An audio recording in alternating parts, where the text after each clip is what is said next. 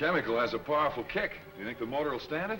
It's the strongest motor ever built, and the fastest. Thanks to your scientific knowledge. I am satisfactory as a valet, too? Perfectly. It was a lucky day for me when I rescued you from that native in Singapore. He tried to kill me because I am a Korean. You shall never be sorry you saved my life. You've repaid me many times by your faithful service, Cato. Thank you, Mr. Britt. Well, have you tried the new horn? Listen. It sounds like the giant Green Hornet we encountered in Africa. Everything about this car is most unusual. You're right. It was all built here in secret. When I spring it on the world... Everybody will be most surprised. Yeah, and it'll prove to that skeptical old dad of mine that I'm not just a playboy. Uh-oh. We've got to leave. Axford will be looking all around for us.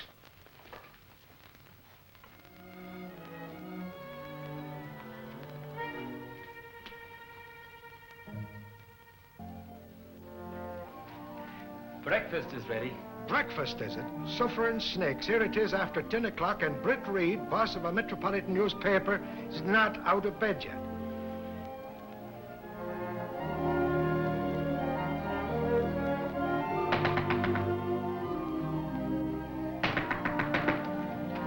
Morning, Michael.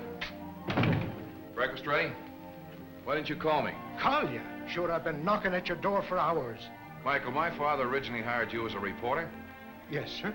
Somehow you became my bodyguard? Yes, sir. And under the circumstances, do you think it's right to try to wreck my father's building by breaking down the doors? Ha ha! Go on, would you? That's no way to treat an old cop like me.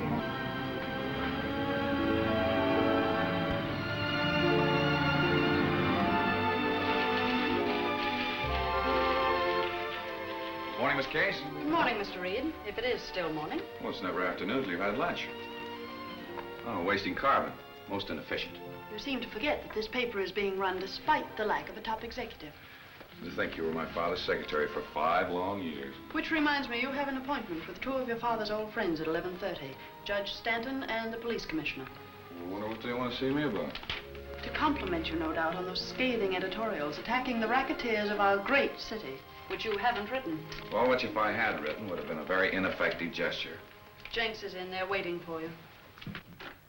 Morning, Jinx. Oh, I got the drop on a great scoop, boss. What is it? The Billings Dam project. Old stuff. No, it isn't. I got it straight. The whole project is being constructed with cheap undergrade material and condemned machinery. Where'd you get your information? From one of the foremen. Disgruntled employee, huh? Oh, no, boss. This is straight stuff. Well, let me take Clicker Benny and go out there and Get I'll... your feet wet. Forget it, Jinx. Okay, but we're missing a bed, I tell you. The men are here for that appointment, Mr. Reed. Show the law in, Casey. All right, gentlemen. It's a great honor. No, Britt. It's cold-blooded business. Yes, Reed, since you've taken over the Sentinel, we missed the editorials your father used to write. Yes, editorials that struck hard at rackets and crime. That slammed at the crooks in politics and kept the police on the run. Gentlemen, it was my father's privilege to run this paper as he saw fit. I think the same applies to me. It is my idea that a paper should reflect public opinion, not mold it. I also believe that law enforcement should be left to the properly constituted authorities. People must be made aware of conditions. Well, if things are so bad, why don't you do something about them? We're doing all we can. Law enforcement is difficult if public opinion isn't behind it. The Sentinel will back you, but it won't take the lead. That's for you to do. What are you waiting for? A modern Robin Hood to lead you out of the woods? Yes, Reed, that's just what this city needs, a Robin Hood. Miss Case, check the want ads and see if there's a modern Robin Hood looking for a job. I can see we're wasting our time. It's evident we can't arouse your fighting spirit as we could your father's. My father wore himself out fighting, and conditions are even worse today. I'm sorry, gentlemen. Good day. Aren't you ever serious? Why, Miss Case, I was never more so. This interview threatens to change the course of my entire career.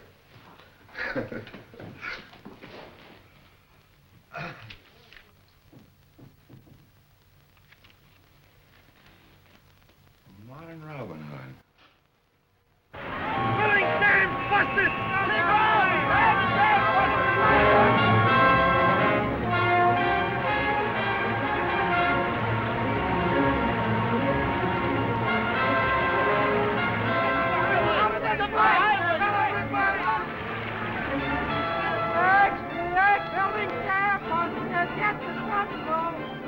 tried to give you the inside story on that the other day. Gunnigan, get some interviews with survivors. Check the permits and specifications of the building department. Yes. Call on the families of the dead and injured and offer every possible aid. Yes, sir. Yeah, I've got an angle on that tunnel they're building under the river. Yeah, what is it? Well, a fellow named Gorman who works there claims it's being built with bad material and faulty equipment. Same as the building's dam was. Why should contractors deliberately build things that will collapse? Well, if I knew that, I'd have a swell story. But you have nothing definite to go on? No, but I'm hoping to get something from Gorman tonight. I doubt if you will. I wonder if there is anything to that tunnel job.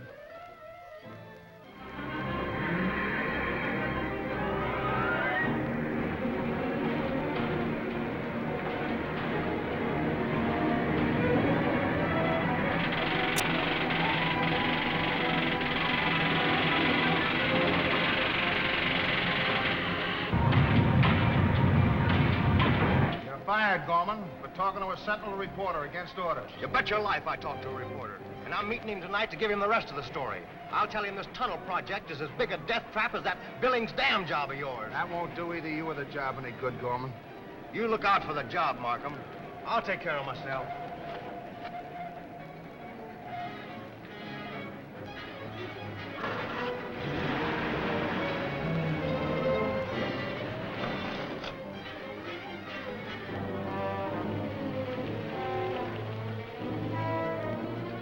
You'll have to take the lower road. This one's closed for a blast.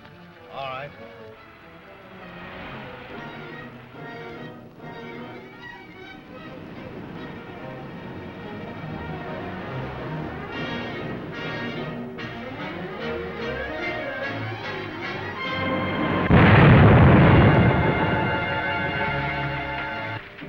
Too bad.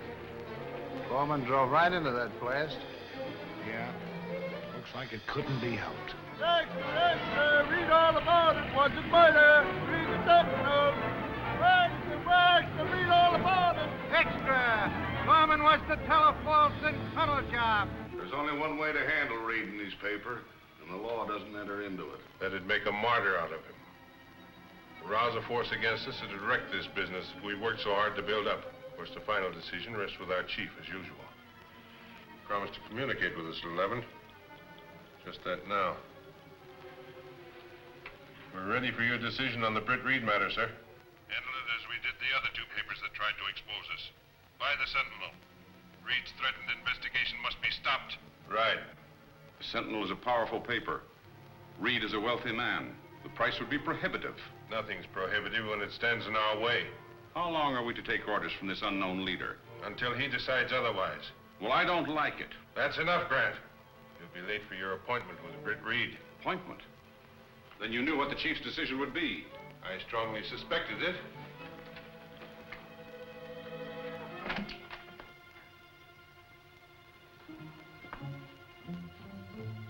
You detailed 2 men to trail him?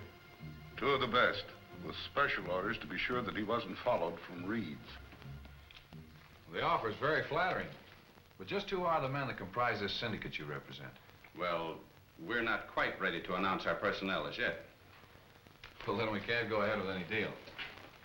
But I can report to my clients that there is a chance to buy? Yes, when I find out who they are. Goodbye, Mr. Grant. Goodbye, Mr. Grant? Look.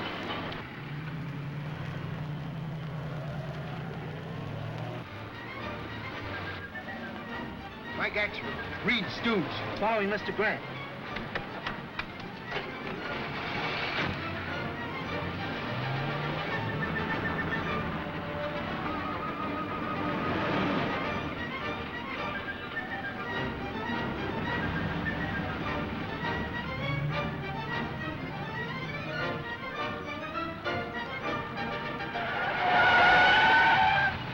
How do you like the city, Rube? Rube yourself. Why don't you look where you're going? Why don't you go where you're looking? Come on, break up the huddle. What do you think you're at, a football game? All right, get it out of there. Come on, move it. Yes, sir.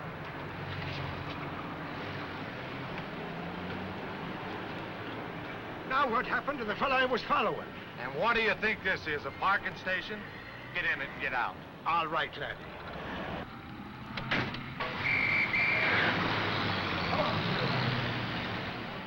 And when I looked around, Grant's car was gone entirely. Well, did you get the license number? I knew there was something I wanted to do. Oh, well, never mind. That confirms my suspicions about Grant, and Jenks has got a line on him. Reed tried to question me, but I was too clever for him. You're not as clever as you think, Grant. Why, what do you mean? You were trailed from Reed's. If it hadn't been for my foresight, you'd have been followed to this office. That proves Reed's suspicions have been aroused. The chief phoned orders for you to get out of town and lay low. I'll go about it at once. Don't leave any dangerous papers in your office. Right.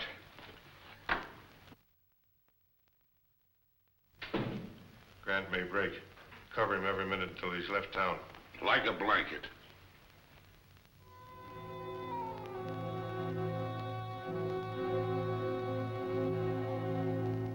This the way you want the mask, Mr. Britt? It's a marvelous job, Cato. Here's the gas gun I made. Well, are you sure the bullets won't kill? They just put people to sleep for a short time. Oh, you're a wizard. And don't forget, when I give you this signal, cut the electric light wires.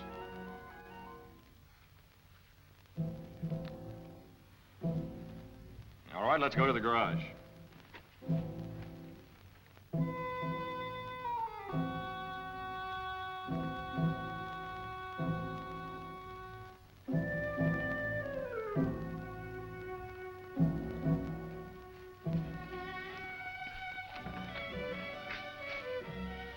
Funny, isn't it, Cato? What, Mr. Britt? When we built this secret garage to construct our super speedster, we never thought it'd become the lair for a modern Robin Hood. Are you sure our photoelectric cells will close the doors after we've driven through? Yes, they did when I tested the car. How fast will she go? Better than 200. All right, Cato, we're going to introduce Mr. Grant and the world to the Green Hornet.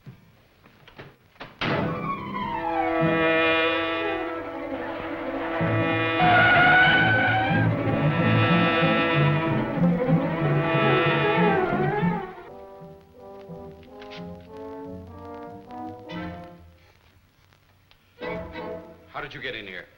Who are you? The Green Hornet. Green Hornet. Yes, Grant. Not very well known as yet, but I have hopes for him. What do you want? The papers you were ordered to destroy. I've just burned them. All of them? What about these? Oh, I see you burned the important ones. What right have you to see them? They contained important evidence that I mean to have. Well? You're going to tell me who ordered you to burn them. I'll tell you nothing. You'll tell me everything now. Why should I deal with a masked bandit? Hello? Hello, Grant. Speaking. This is Lou Markheim at the tunnel job. Yes, Markheim. What do you want? How am I going to handle these reporters that are after the Gorman story? Why ask me? Who else will I ask? You're still attorney for this outfit, aren't you? Why not ask the chief? I stand as much chance of getting to him as you do. All right, Grant. You do the talking now. Who are you working for? No, put that gun away. Tell me. I'm an attorney for a syndicate. I take orders from the...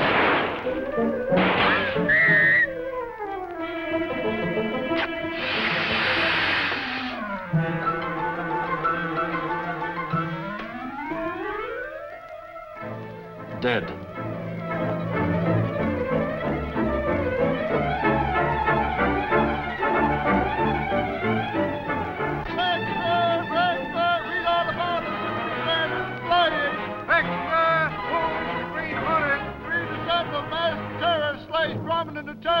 Sure, the Hornet killed Grant. But why, and who is he? Well, I'm betting he didn't kill Grant.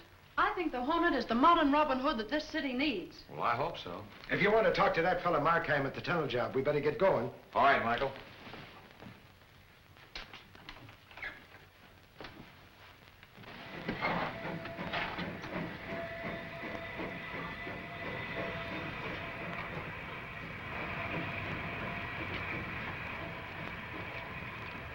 Get those pumps going on number 2. Okay, Markheim.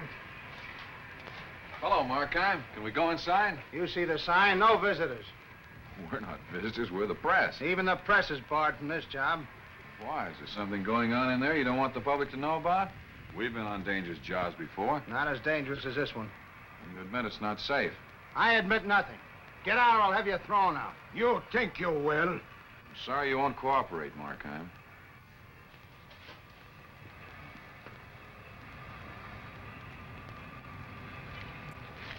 Judging from Markheim's manner, I'd say there was something wrong here. So what'll we be doing about it? That, my pugnacious Michael, remains to be seen.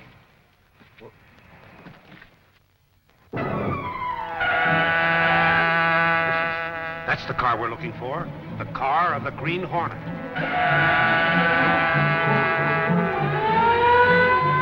Police car following us, Cato. Turn on the Energizer.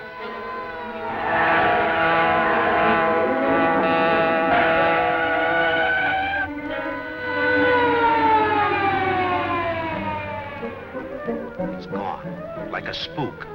I never saw a car move so fast.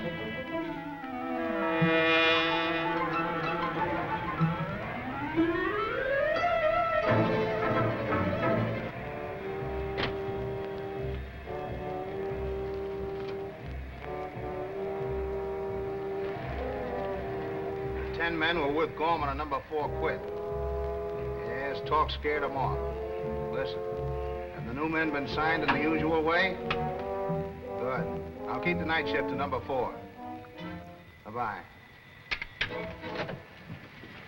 Who are you? The Green Hornet?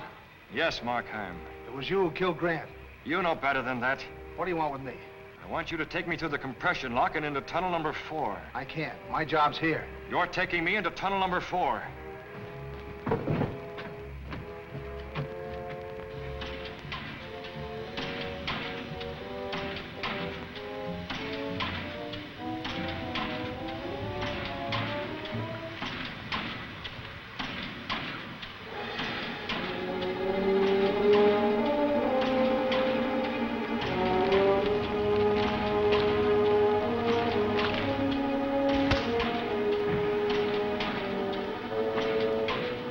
How much air pressure in the tunnel? 30 pounds.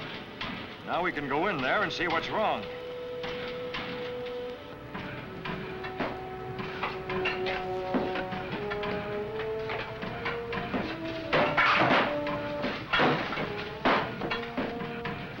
See? There's nothing wrong in here.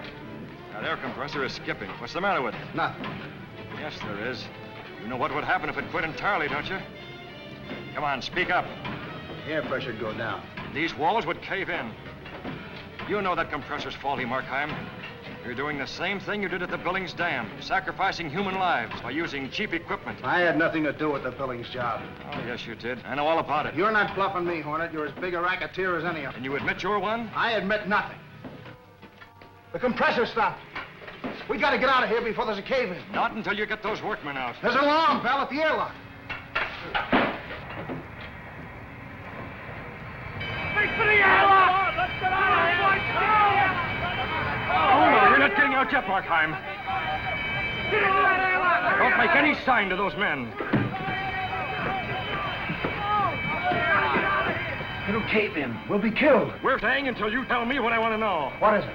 Who are your partners in this construction racket? There's 12 of us. The others are... Yeah, go on. Who are they? I'll tell you outside. Take me out quick. The tunnel. We're staying here.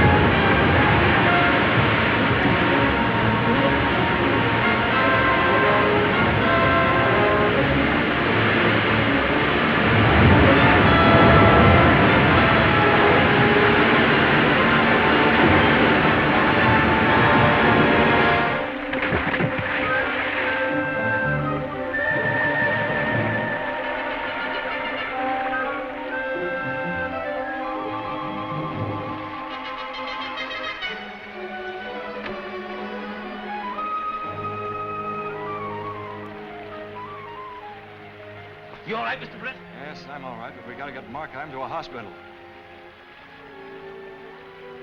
We had better be quick. He is sinking fast. Help me get him to the car.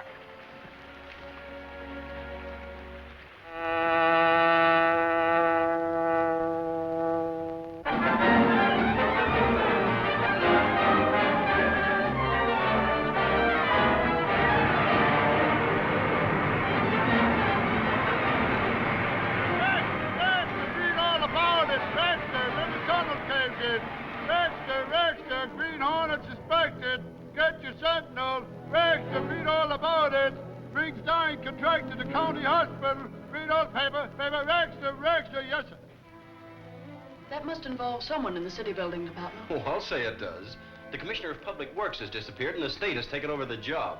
And the Sentinel certainly busted that racket wide open. You might give the Green Hornet some of the credit. You certainly admire that night-riding masked bandit, Miss Case. Morning, Chief. Morning, Jinx. You're late, Mr. Reed. And I do admire the Green Hornet. I like any man who knows what he wants to do and does it. Maybe he's clearing away competition so he can start his own rackets. I don't believe it. The Green Hornet is just what this city needs. Anyway, he's just what the Sentinel needs. Have you seen the circulation figures? Well, that helps. What about those men that escaped from the tunnel? Have you located any of them? Nah, that bunch won't talk. After what happened to Gorman and Grant. I found out one thing, though. Every one of them was covered by a big insurance policy written by a broker named Mortensen and payable to the company that employed them. Do you mean that someone expected to make a profit if those men were killed? So that suggests a good editorial. Shoot. Gunnigan, put this in a box on the front page. And head it, Profit in Death. Well, they haven't accused Mortensen of anything. That doesn't mean they don't suspect him. We've got to stop these Sentinel attacks. What have you done about Britt Reed? I've got two of our best men watching every move he makes. Watching him? With instructions to eliminate him when it can be done safely. Mortensen ought to be here now. I told him to come in at this time. Mortensen, you're late. Late? Of course I'm late, with reporters lying in wait for me every way I turn. Who spilled the story about the insurance on those men? Markheim, maybe. Or the Green Hornet. You suppose Markheim told him the names of the rest of us? No, if he had, we'd have heard about it before this. Chief's waiting to give you your orders. Mortensen's here, sir. All right, Mortensen. Take all papers pertaining to the tunnel job and hide out at your country place until you hear from me. Wait. Get him back. I want to know what protection I'm to have against the Green Hornet. There are 12 of us in this thing together. Only 11 now. Markheim's gone. You better obey orders, Mortensen. The chief's taking steps to identify the Green Hornet.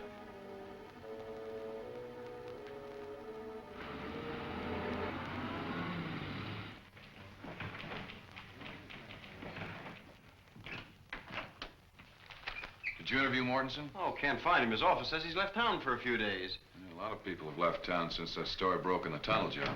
Oh, Mr. Reed. Sure, I found him.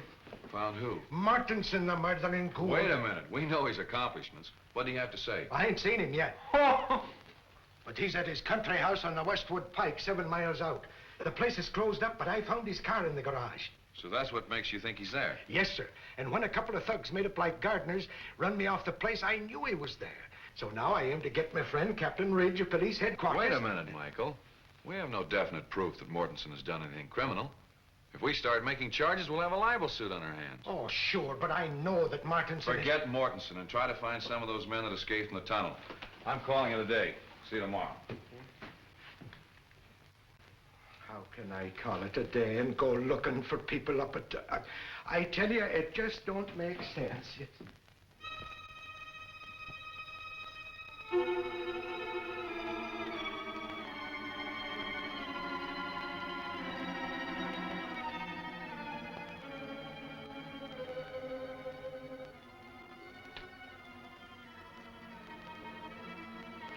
That's all for tonight. Reed's gone to bed. We report to Monroe.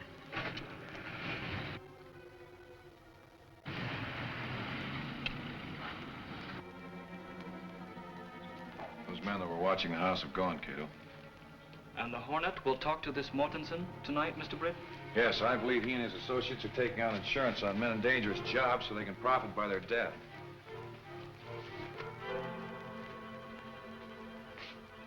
All right, Cato.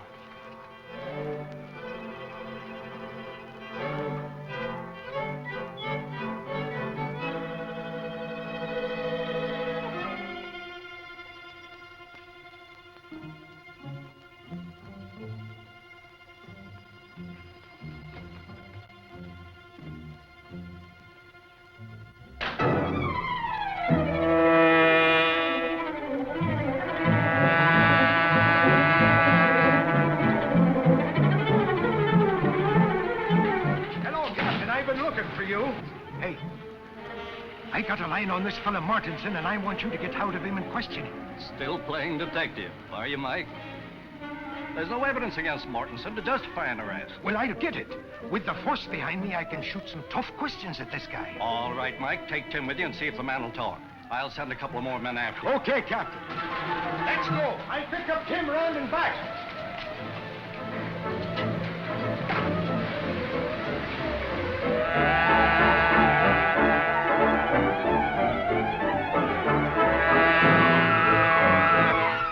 This is far enough, Cato. Throw off your lights and silence the motor.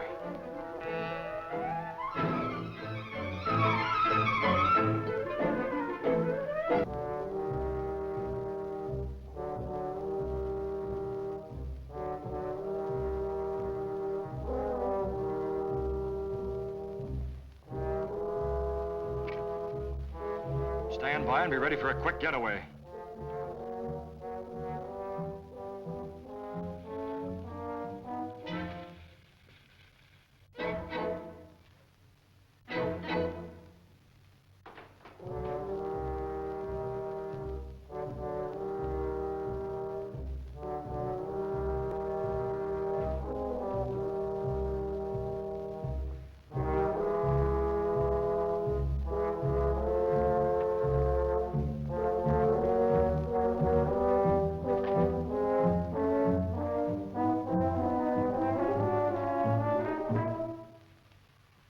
Hold it, Mortensen.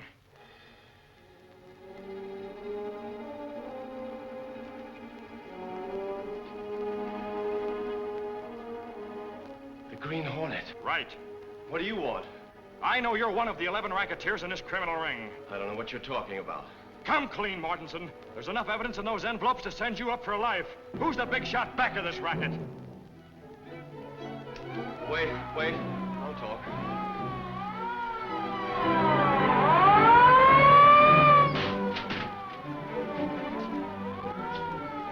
I asked the police to pay me a visit tonight. You don't want to see the police any more than I do.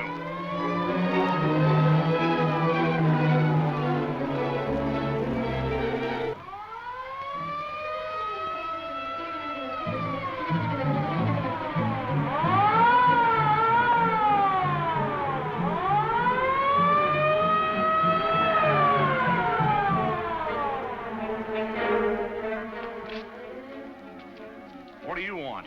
I'm the caretaker here. There's nobody home. Don't give me that line. We know Martinson's here. Go in, Tim. I'll keep this guy here.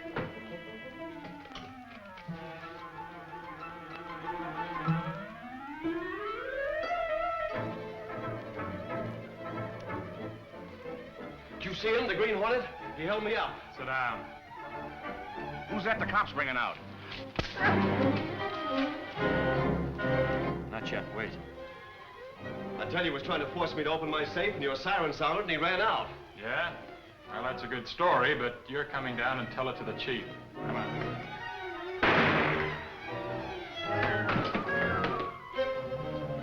Andy. Come on, Mortensen. There's a car in the back lane. I've got to find out who fired that shot.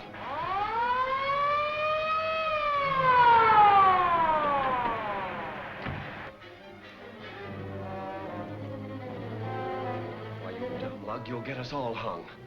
Clear out. I'll handle this.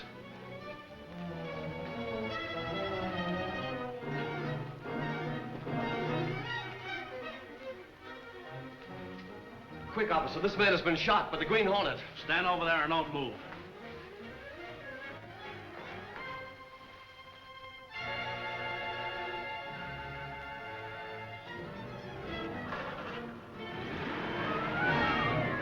Mortensen must be making a getaway.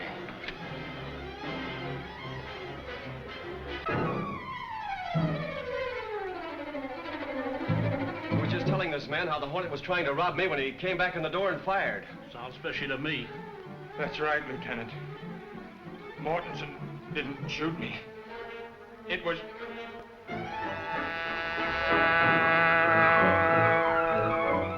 The Green Hornet. Now you know I'm speaking the truth. Rexter! Green Hornet shoots down officer. Mortensen exonerated. Rexter! The police dragnet is out for the Hornet, but so far nothing is known of the identity or whereabouts of the mysterious night-riding bandit. That's a good story, Jenks. Oh, thanks, Chief. Not so good. I don't think the Hornet did the shooting, if he was there at all. Oh, he was there all right. Plenty of witnesses heard that Hornet siren of his when he left. Listen, Chief. I think the Sentinel ought to offer a reward for the Green Hornet. Reward for the capture of the Hornet? Yeah. Well, do you think that'll get him? I don't know about that, but it would certainly boost circulation. You never lose sight of that end of it, do you? Oh, Brick. Look, I took the police out there last night. And I suppose it was the Green Hornet that hit you? It was indeed, and when I wasn't looking. And anyway, I still think Martinson knows all about that racket. Yeah, and thanks to your bringing the police out there, he's been whitewashed. He can refuse to talk to reporters, and the police will vouch for him. Work out that reward idea and let me see it.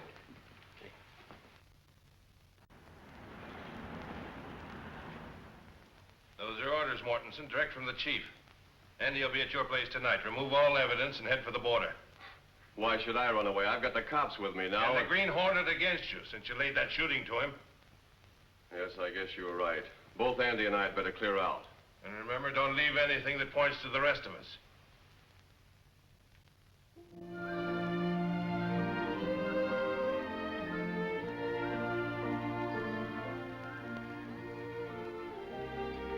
Is Axford asleep? He sleeps like a baby, but louder.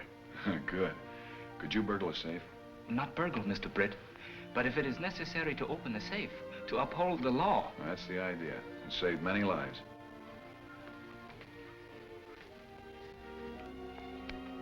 Are you ready? Yes, sir. All right, let's go.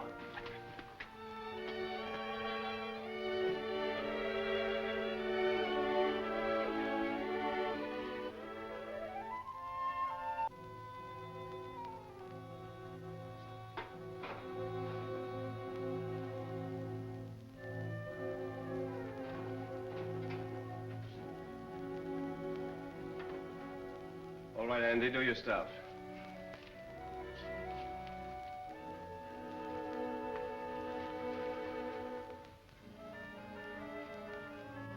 Turn off the motor and cut the lights.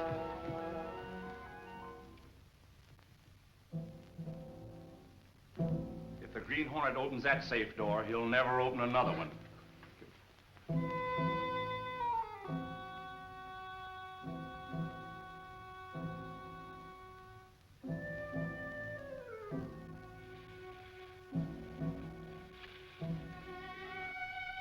That's the car that escaped us last night. He won't escape us tonight. Shall I catch him? Later. He's headed for the state line and he'll stick to this highway. We'll take a look at his safe.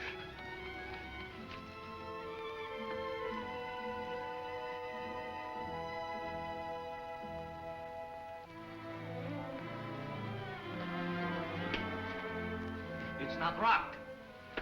Wait. Looks like a trap. Too convenient. Lights on, safe open. Hand me one of those curtain cords.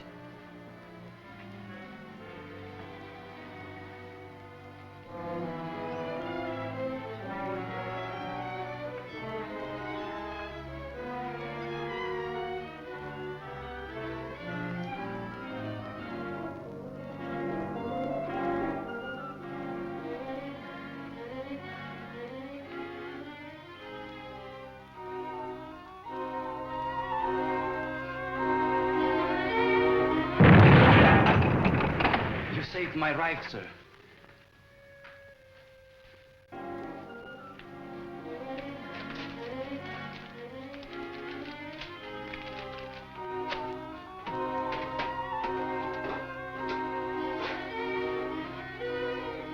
I guess Mortensen must have taken the papers we want. Let's go.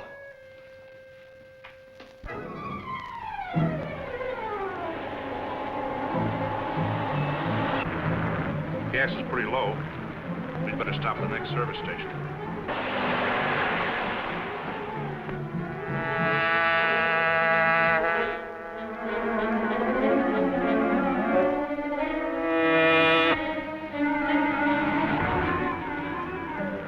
The Hornet, step on it.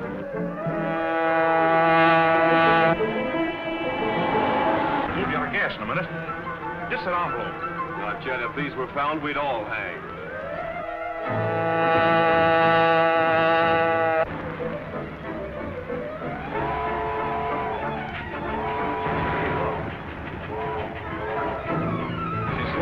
thick on water. Pull up near the tank.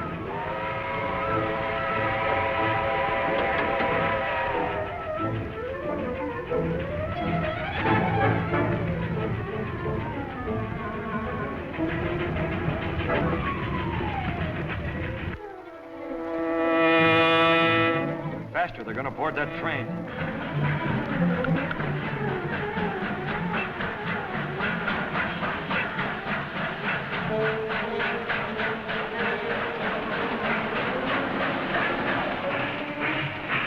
Keep going.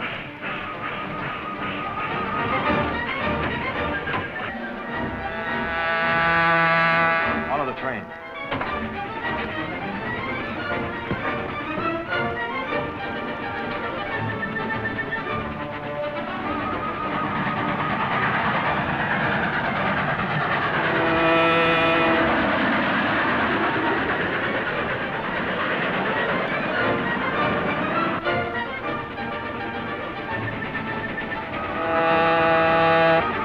The Hornet's still following us. Throw the light open. We want speed.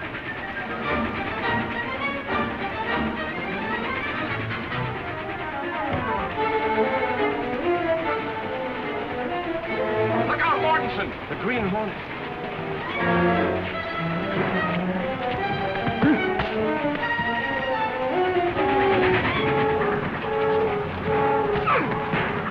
It's no use, Mortensen. You haven't a chance in a million.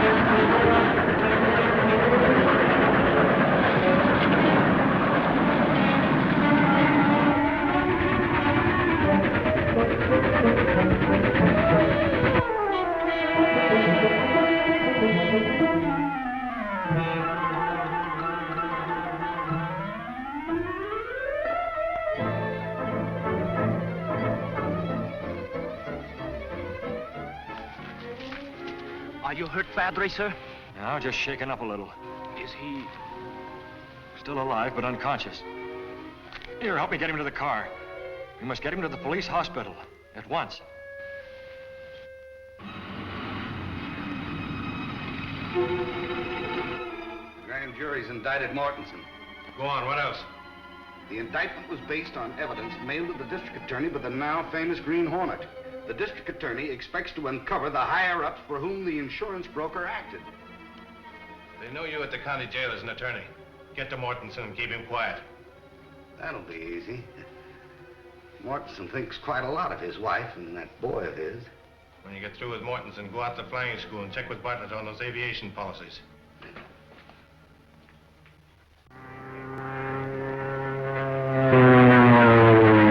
I've seen student flyers do worse, Mr. Jenks, but I can't remember when.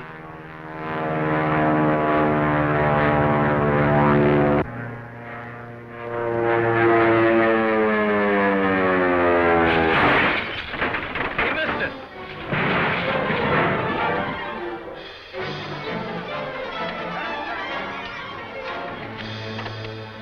You okay, buddy? Sure. Say, what's the matter with you, Gilpin?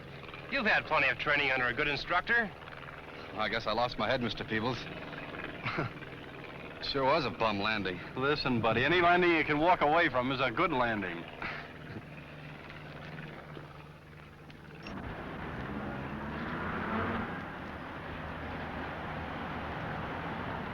Every time you bring in a story, I can feel the circulation going down. Yours or the papers? I can already see the Bartlett Flying School camping on our doorstep to cancel their advertising contracts.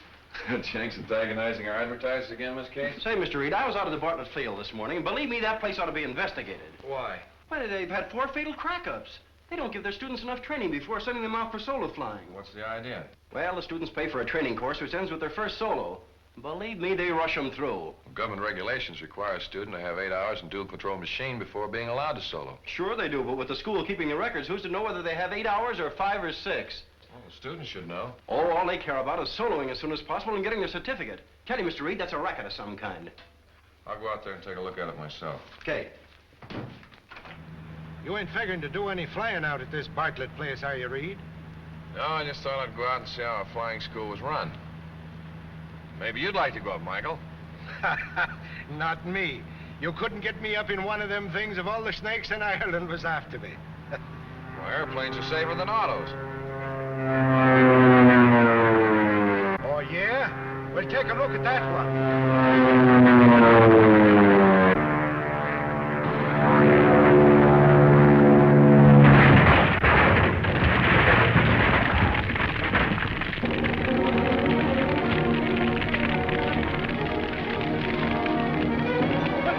The tanks will explode any second.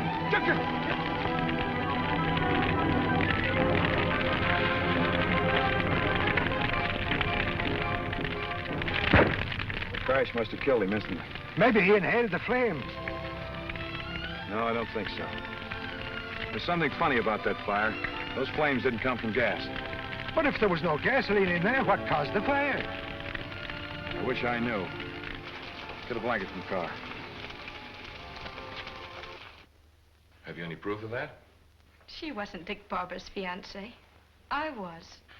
But Miss Weaver, our reporter, was informed by officials of the flying school that Miss Josephine Weaver Allen was his fiancée. They lied. Dick and I were secretly engaged for months. Well, where does this Josephine Weaver Allen come in? I was told at the school that they had named her as Dick's beneficiary. And your name is simply Josephine Weaver? Yes. I think I can help you, Miss Weaver. Only on one condition. What's that? That you stay out of the picture and don't say anything to anybody about this. I won't, Mr. Reed. Thank you.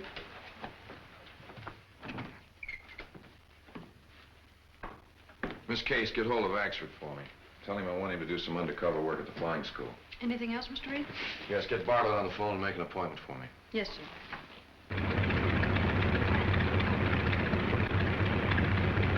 Well, Mr. Bartlett, with reliable instructors, government-inspected equipment, and adequate training periods, how do you account for those 5 fatal accidents? In flying an airplane, you haven't much time to make decisions. And you must be right the first time. Well, it's impossible to tell whether a student has that judgment in an emergency until he's gone up in the plane alone. Exactly. Well, that puts a different light on those crashes. You see, I was interested in one of the boys that crashed. Is that so? Which one? Dick Barber. I was also surprised to learn that his fiancée was this Miss Allen. I understood he was engaged to Josephine Weaver.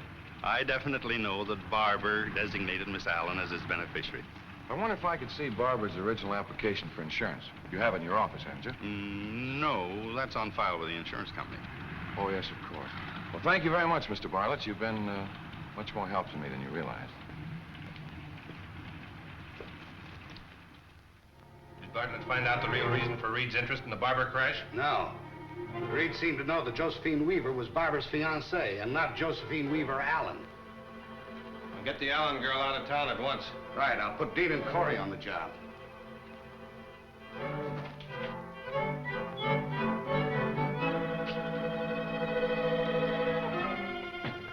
What's our destination tonight, Mr. Britt? We're going to call on a young lady, a Miss Josephine Weaver Allen.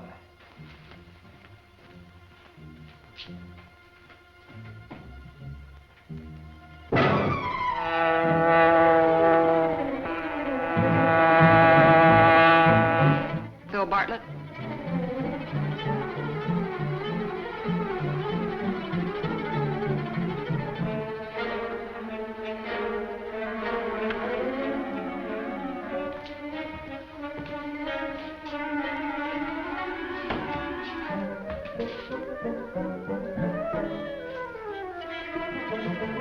Stay right where you are and keep quiet, Miss Allen.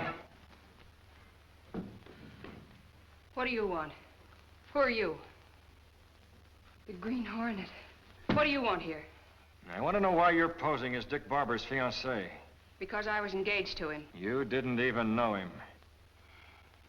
You're going to have a hard time proving that. I'm not going to try. You're going to prove it to the district attorney. That's what you think. All right, listen to this. I've talked to Bartlett. You saw Phil Bartlett? Yes. Dick Barber named Josephine Weaver as his beneficiary. Your name was substituted on the application, and you collected $10,000 from the insurance company.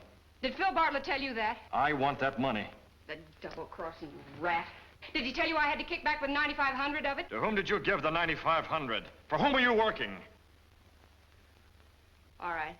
I'll really give you the lowdown. But first, we've got to get out of here. You're telling me here and now. But they're coming for me to take me out of town. We've got to move fast. Are you telling the truth? Well, what do you suppose I'm packing for? You've got to get me away from here so they can't find me.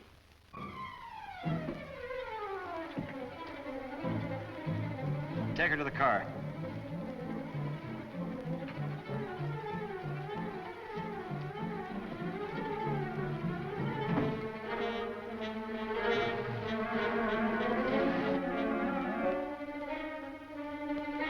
She's trying to make a getaway.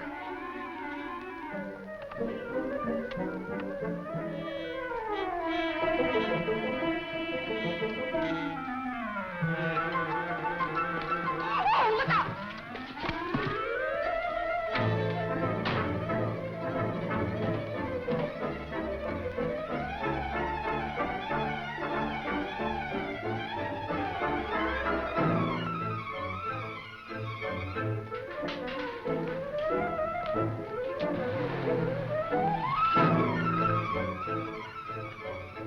Are you able to drive? 2 men grabbed a girl. Yes, I saw them. We've got to catch them.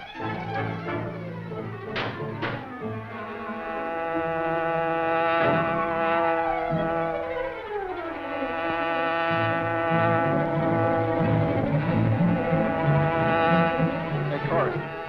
Isn't that the car of the Green Hornet? Isn't after us. We'll soon find out. Swing around the next corner.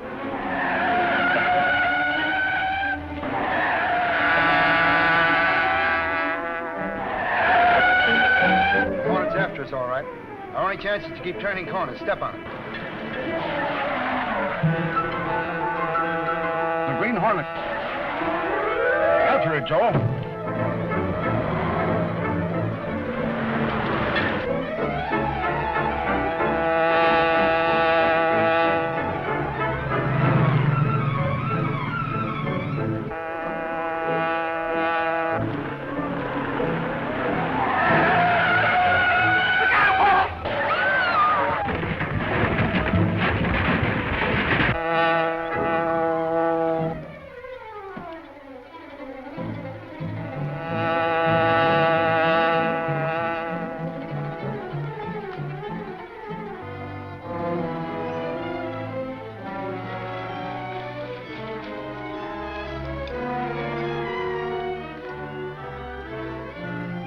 Dead.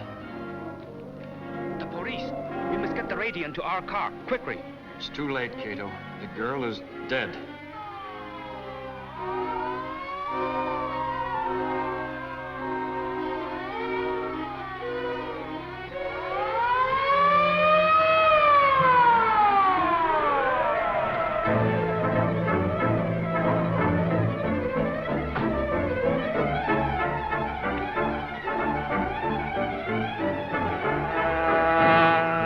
Green Hornet. You go after him. I'll stay here.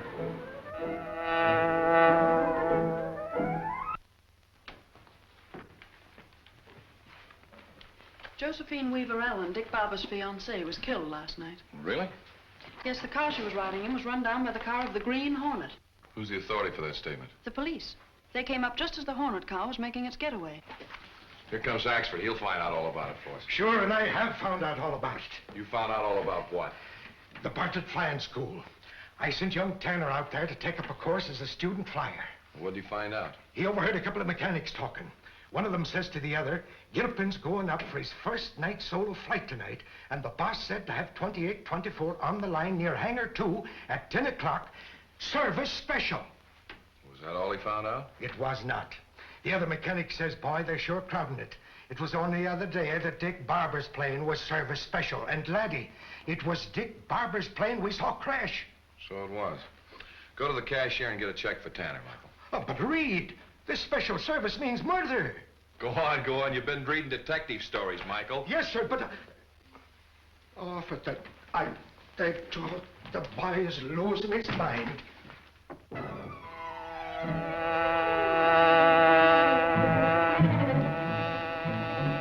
we get to the field, Cato, silence the motor and pull in behind hangar number 2. I want to take a look at plane 2824.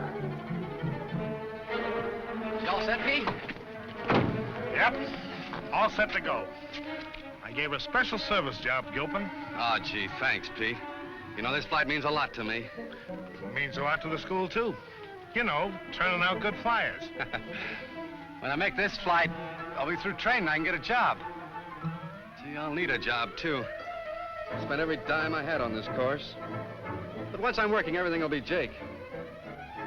Say, I can even get married, Pete. I suppose I'm wasting my time giving you advice. A flyer ain't got no business fooling with women. Oh, but this one's different, Pete. She's... Yeah, I know. Warm up your motor about 5 minutes before you take off.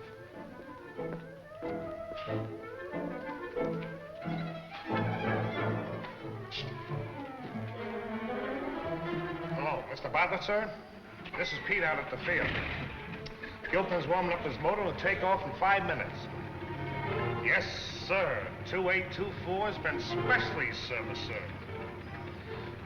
Don't worry, Mr. Boteler, sir.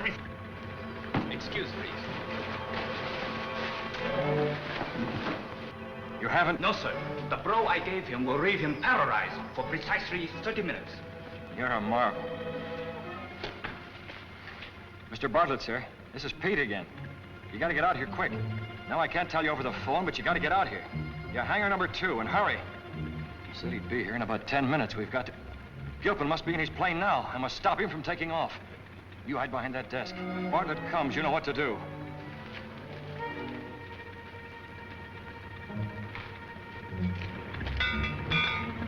Hey, Gilpin, you're not going up in that ship. Who says I'm not? Green Hornet, huh? What do you want? I want you to stay out of that plane. Like fun, I will. I got a night's solo to do, and I'm gonna make it.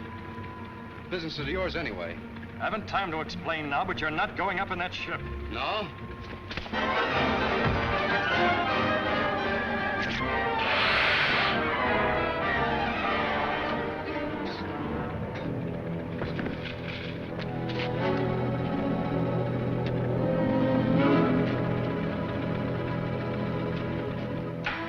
That young Gilpin has nerve. First one that hasn't been afraid of the Green Hornet. Only those with a guilty conscience fear the Green Hornet, sir. I hated to gas him, but it was the only way I could save him. I left him alongside the hangar. He'll be as good as new in an hour. Bartlett.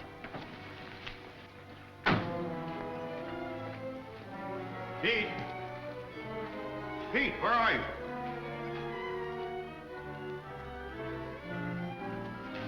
Hold it, Bartlett.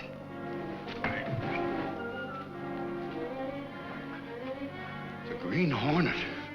What are you doing here? I want to have a little talk with you. That's why I phoned you. So it was you tricked me out here.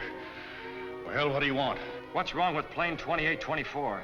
Answer me. What's wrong with plane 2824? There's nothing wrong with it. You're lying, Bartlett. You know there's something wrong with it. What is it? Nothing's wrong with it, I tell you. What is this all about, anyway? Tie him up. Excuse, please. Bring him on out.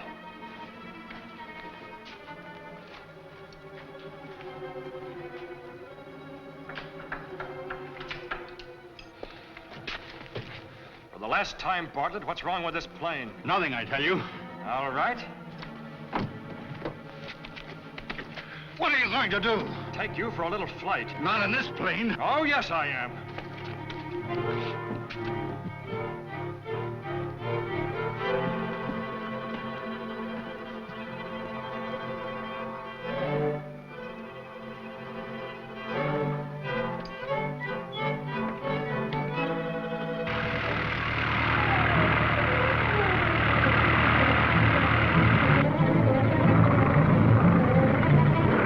See how 2824 flies with its special service. Get this plane back on the ground. Why? It's in perfect flying order. No, it's not. It's suicide to fly this ship. Listen, if you'll set this ship down, I'll tell you what's wrong with it. You tell me before I set it down. We're staying up here until I find out. Put it into a glide and land. The gas is gone. So that's the special service. Insufficient gas. Get it down. Get it down. There's an incendiary bomb hidden somewhere in the plane and set it afire. That's your racket, huh? Well, you can collect insurance on both the plane and pilot. I'm forced to. I'm just one of the syndicate. Who's the head of it? Listen, you think you're going to get some information and then bail out. But it won't work. If you'll untie me and let me bail out with you, I'll tell you what you want to know. All right. There. Now tell me who's the head of this. Wouldn't you like to?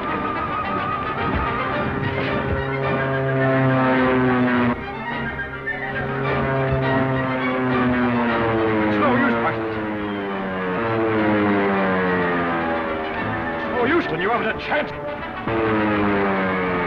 Now tell me who's the head of this.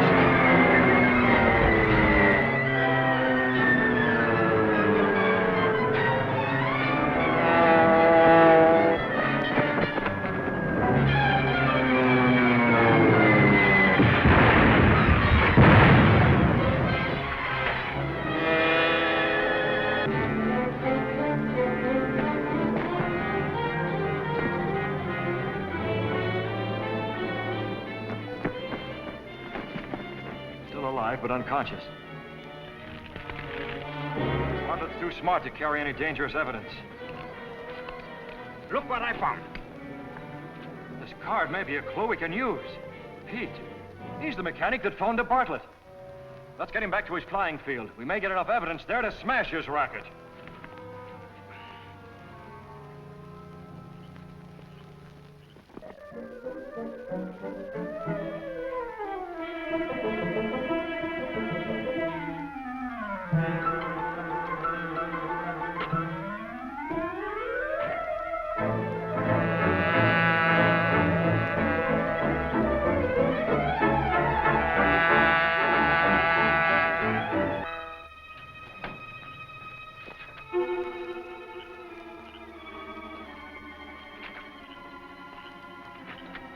Tie him up. I want to take a look at that flyer I had to knock out with a gas gun.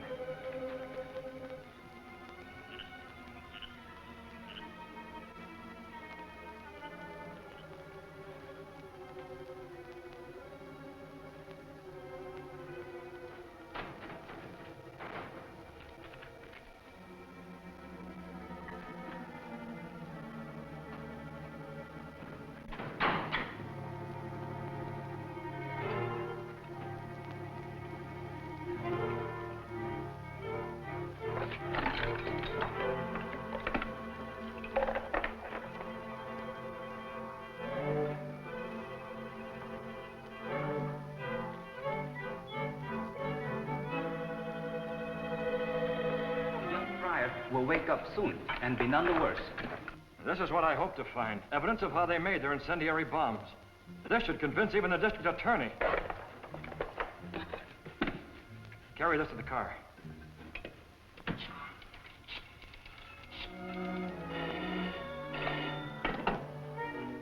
Hello? Hello. Is the district attorney home? No, we'll be back in a half an hour. Any message? No, no message. I'm bringing someone to see him. Who is it? Oh, well, if you don't wish to give the name.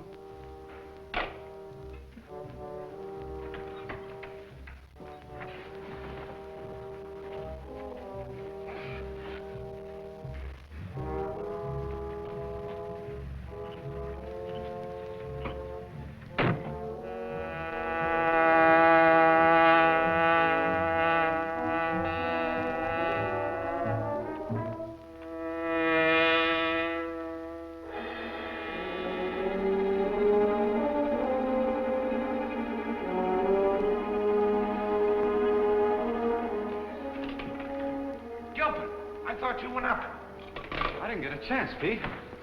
The Green Hornet knocked me out. He must have stolen the plane. No, he's still around. It's too tough for me. I'm getting out. You better do the same. Yeah, I know, but he said Never mind what he said. Beat it while you got the chance. And keep under cover.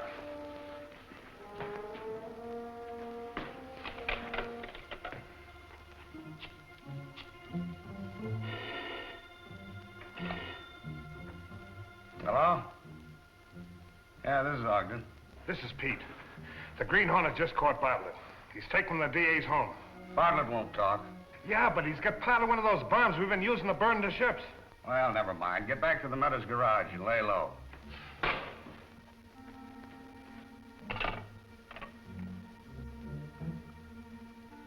Dean, get a hold of Corey and a couple of boys and take them down to the car right away. Yeah.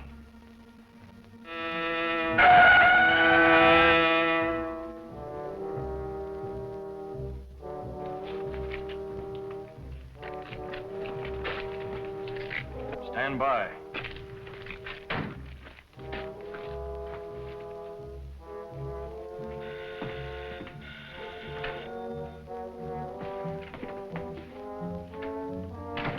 I want to see the district attorney. He's not in. Stop lying and take me to him.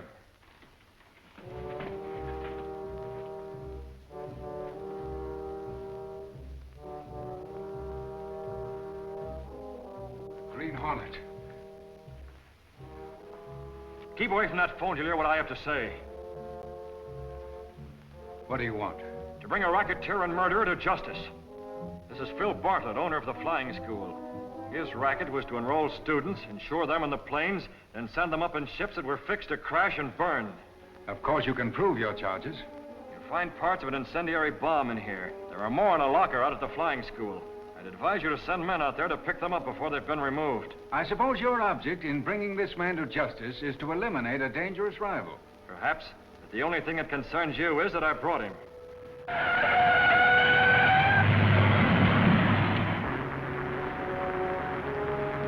What have you to say about this, Bartlett? Nothing, except I'm not going to take the rap alone. Who's in this with you? I'll talk at the right time. Mr. District Attorney, in lining up your case, I wish you'd see that Miss Josephine Weaver receives the insurance money she's been cheated out of by Bartlett and his associates. And don't forget to send men to the flying field to pick up those bombs. You can also find a man tied up out there who's just as guilty as Bartlett. This is the district attorney speaking. Send a squad car to the Bartlett flying field immediately. Close the field and hold anybody you find there until I arrive. And send a radio car to my house. I've got the Green Hornet here. I admire a public official with courage. Calling car 92, calling car 92. Go to the district attorney's home. The Green Hornet is there. Hurry, that is all. Well, good luck with your case. I'm sure that breaking up another racket will greatly benefit your future political career. Oh, don't go. There are 2 or 3 things I'd like to ask you.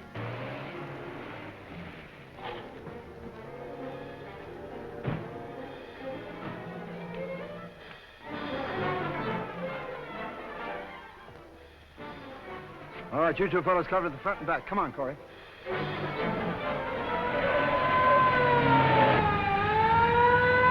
Sorry, but you'll have to get the rest of the information from Bartlett, since you insisted on calling the police. Not a sound out of you. Hold it, everyone. Now we're going to see who you really are, Mr. Green Hornet. Scram, the police!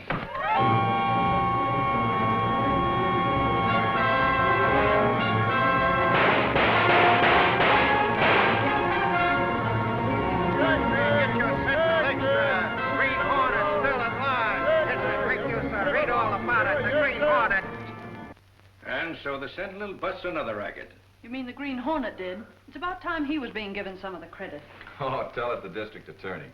The Sentinel busted this racket and it's going to bust others. Well, since the Sentinel started his campaign, people have written in by the hundreds telling of rackets and abuses. Look at those letters. Take this one, for instance. Why not look into the parking lot racket? Cars are damaged, even stolen. Gas is drained from tanks. Packages and equipment are taken. That's something for you to look into, Jenks. Oh, that's small-time stuff. The police can handle that. Well, the police would if they could. But the parking lot owners avoid responsibility of any kind by posting signs, legal or not. Oh, we're after bigger game. Most of the complaints concern one particular lot, the Meadow Park lot, especially in regards to cars disappearing. Perhaps I'll take a look at that one myself. I feel like I've been missing a lot of fun. Go get your nose punched, boss. Well, it hasn't been punched for some time. Might do it some good. Say, find Axford for me and tell me to bring around on my old car and his car, too. Okay. Why not let Jenks handle this? Oh, his heart isn't in it. Besides, I want to play some. I'm going to take Michael with me. Now I know you'll be heading into trouble. Well, I hope you're right. Too bad about Bartlett. But at least he didn't get a chance to talk and involve us. Have you heard anything from the chief about it? No, not yet, but I'm expecting to. There he is. Yes? Who's there? Monroe and Ogden. The Hornet is crippling our syndicate. I want the take in all lines stepped up. I'm offering $5,000 to the man who puts the Hornet out of business. Pass the word along. $5,000? The boys will sure get busy when they hear about that.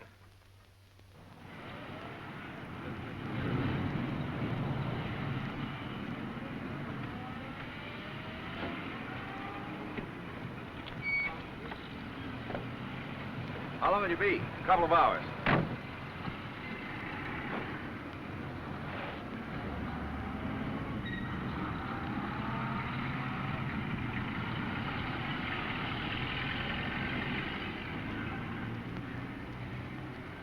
All right, Corey, I got a hot one for you.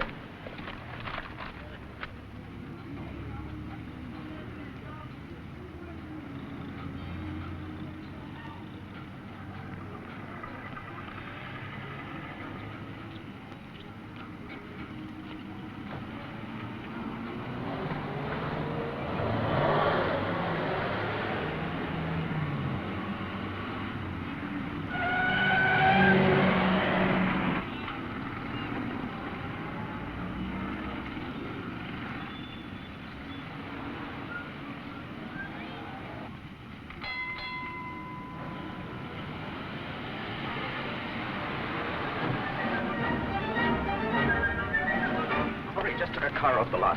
The owner spotted him and is trailing him. Here's the license number. All right, I'll pick up break at the corner and go after him.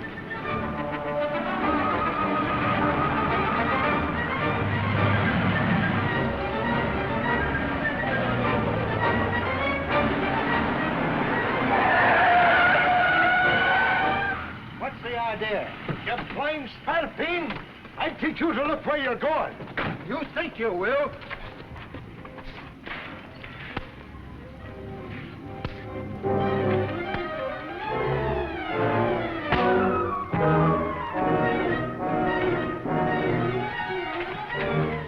I can handle this, lad.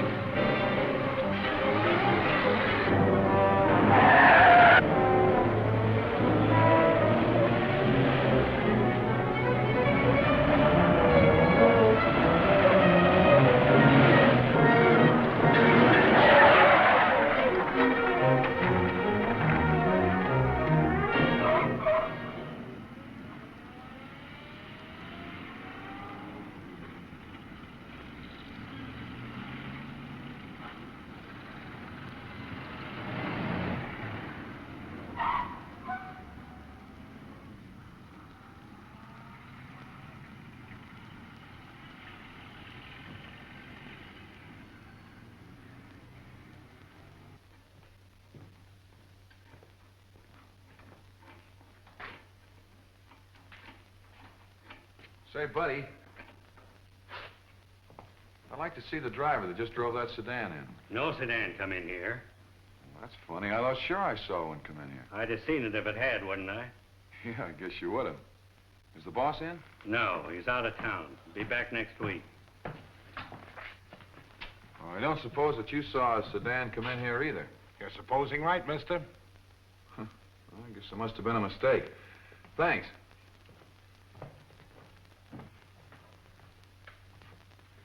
Who is that guy? I've heard his voice before.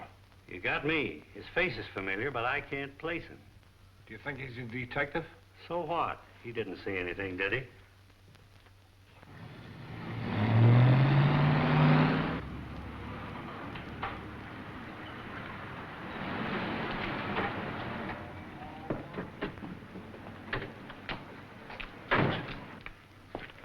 Well, what happened to your friends? They run off. One of them yelled to the other that you was Britt Reed. And about that time, I tripped over the curb. Did you get their license number? By golly, I did not. Well, never mind. I did, but I don't think it'll do us much good. Come on, get in. Oh, did you find your car? No. What do we do? We'll report it to police as stolen. What do you usually do?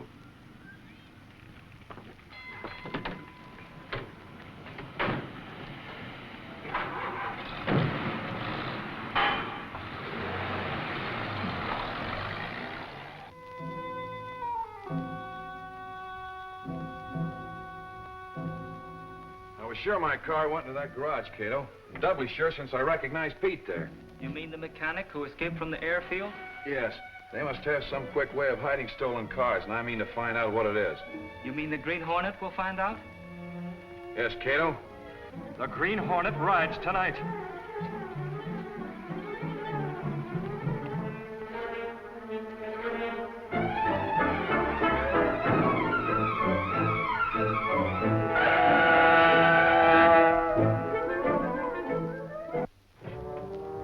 Going inside, Cato. You stand by.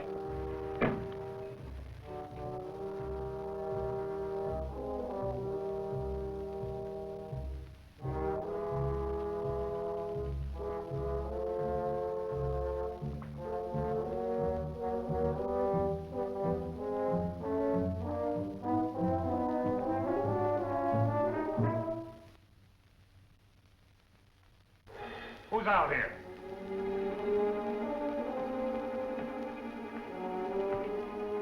Take your hand off that light switch and come over here. Green Hornet. Right. What do you want? Information. About what? Where do you hide your stolen cars? I don't know nothing about stolen cars. You're lying. Oh, no. Green Hornet. I'm gonna beat it. It's too tough for me.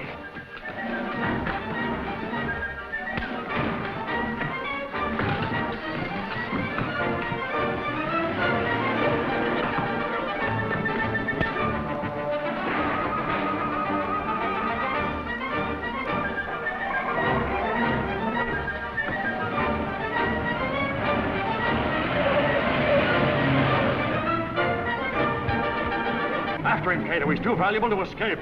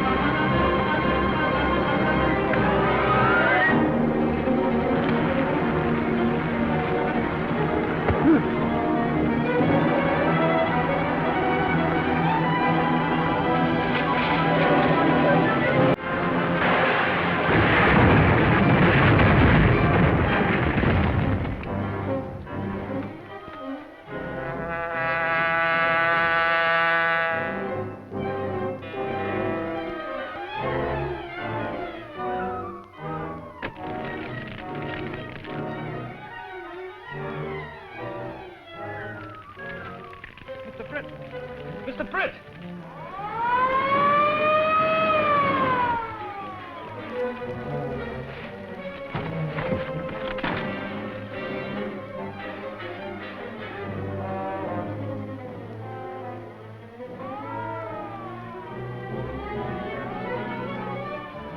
Finishing the Hornet.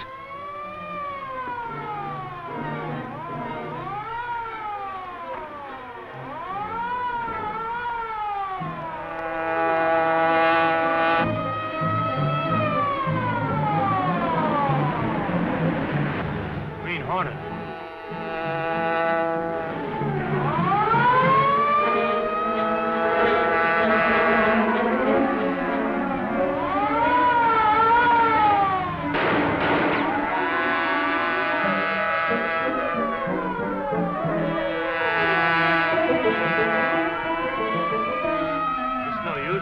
I can't catch that thunderbolt. Catch him?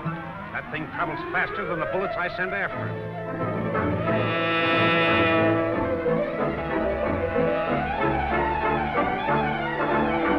You all right, Mr. Britt? All right, Cato. What happened to Pete? There was no time to find out. The police came. Head for home.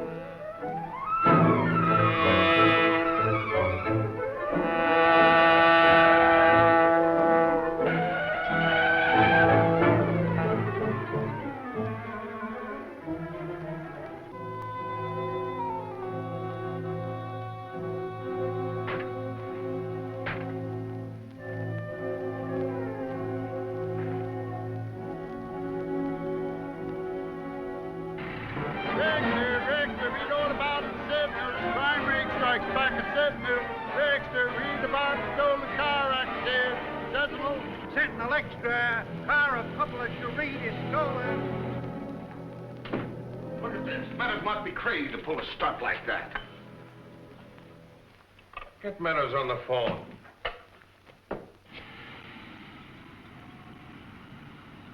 I conked the Hornet, but saw that crash coming, and I had to jump. What makes you think he was killed? That car of his come roaring up, and the goggle chauffeur jumped out and dragged him out of the wreck. As limp as a wet rag. Yes, Meadows speaking. Say, which one of your men was fool enough to steal Britt Reed's car? What's that? Well, it's on the front page of the Sentinel. Weren't you in enough trouble letting the Green Hornet find your place without stealing that car? I didn't know it was Reed's car. I'll get it out of here before it can be traced. And you needn't worry about the Hornet. He's dead. Dead? What do you mean? Good. Get Reed's car off your hands and we're setting pretty. Right. The job that Corey brought in yesterday belonged to Britt Reed. Yeah, I know, but... What's been done to it? Nothing. It's still in the shop.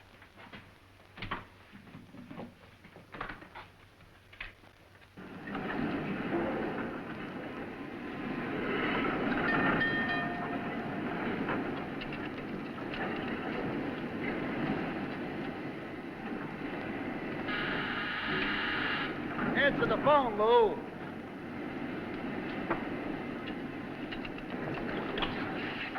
Hello. Hello. Meadows speaking. Yes, Mr. Meadows, this is Lou. Don't alter that black sedan that just came in. It's Britt Reed's. She's so hot it smokes. Run it over to the junkyard tonight and have them break it up.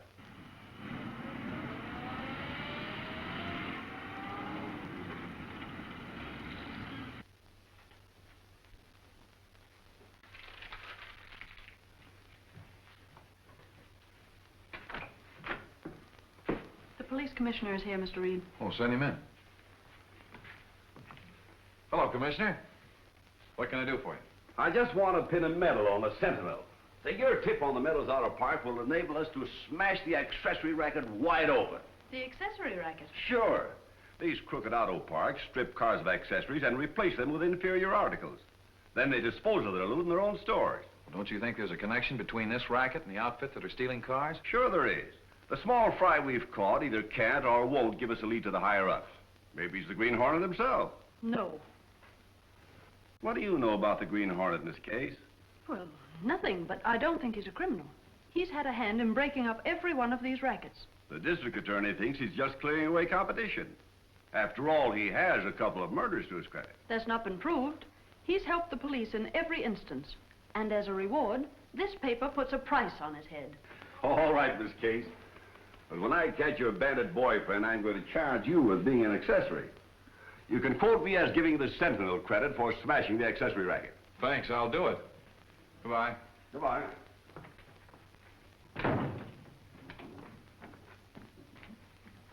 Reed, I got a line on some of the men that stole your car. All right, Michael, let's have it. I was checking the junkyards like you told me, and at a place over on the east side, what do you think I saw? Well, come on. This is no guessing game. It was one of the fellas that lifted your bus off the lot. Are you sure? Sure, I'm sure. Of course, he's not there now. He was just driving away when I spotted him. Well, let's go take a look at that junkyard. Sure.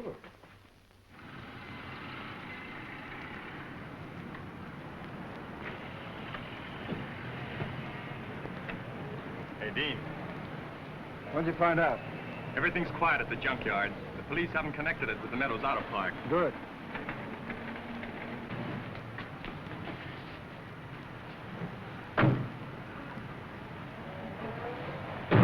Hey, Reed's leaving.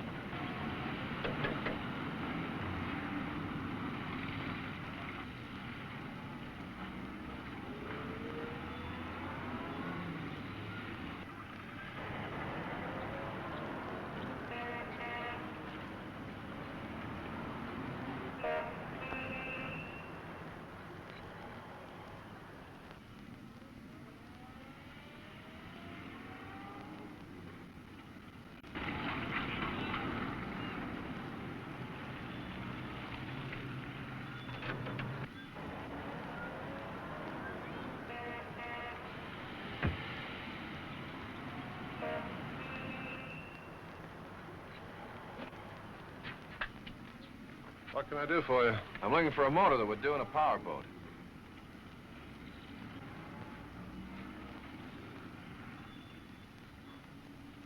I guess I can fix you up. Jake. Yeah? These gents are looking for a motor. Show them what we've got. All right over here. So they didn't connect this yard with the parking lot, eh? Well, anyway, Reed's given us a chance with that job the chief ordered. What are you guys doing here? Pipe down, Slim. Those two birds that just came in are newspaper men. The young fellow's Britt Reed, editor of the Sentinel. Well, there they are. Look them over. Maybe they'll find something there you can use. Thanks.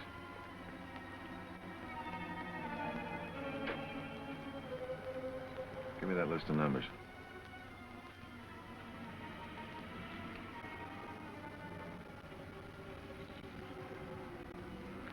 Why pick my place for your dirty work?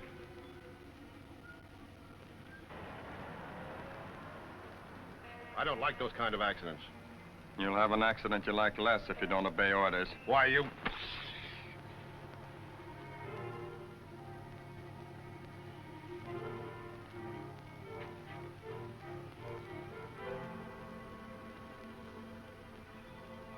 Suffering snakes. Wait a minute, Michael. All right.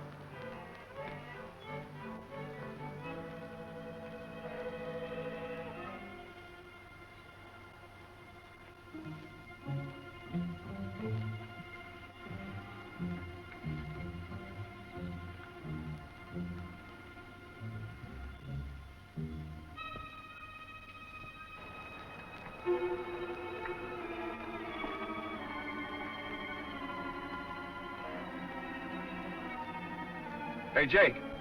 Come here a minute.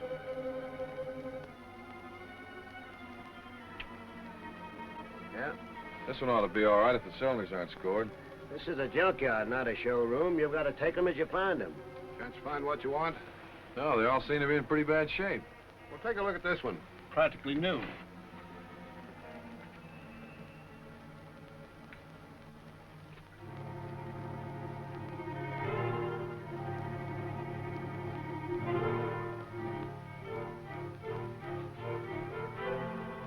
I think we're spotted.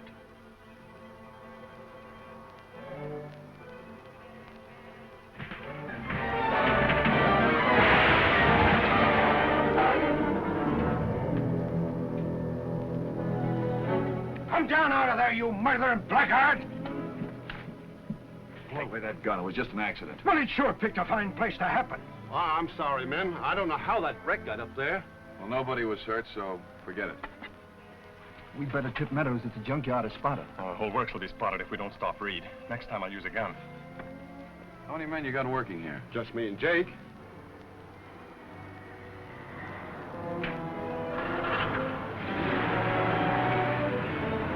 Well, I guess you haven't got anything here we can use.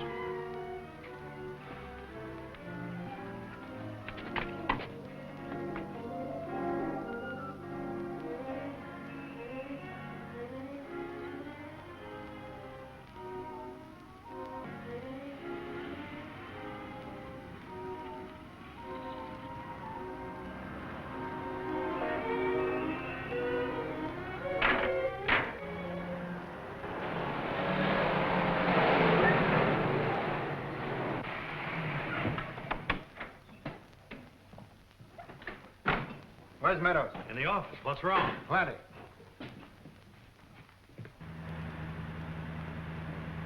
I tell you, Reed, that was no accident. It was attempted murder. You're right, Axford. So only you didn't get a bullet in your back when you lugged out that gun of yours.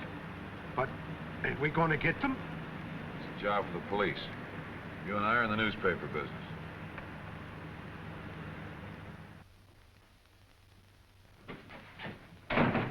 Britt Reed has spotted the junkyard. He was out there looking for his car. He wouldn't find anything. It's still here. But we tried to get him and missed. What do you mean, missed? We trailed Reed to the junkyard. No, my car wasn't there, Commissioner. But there's no doubt the yard is connected with the other rackets in some way. Tell him 'twas me that spotted the place. I'll send Axford along to identify the men in case you catch them. The big reporter was suspicious, but Reed just took it as an accident. It's no fault of yours the whole thing wasn't bungled. We can't send Reed's car out there now. Drop it in the river. We can't drive that far through the streets with every prowl car in town on the lookout for it. It's got to be destroyed. Put a time bomb in it.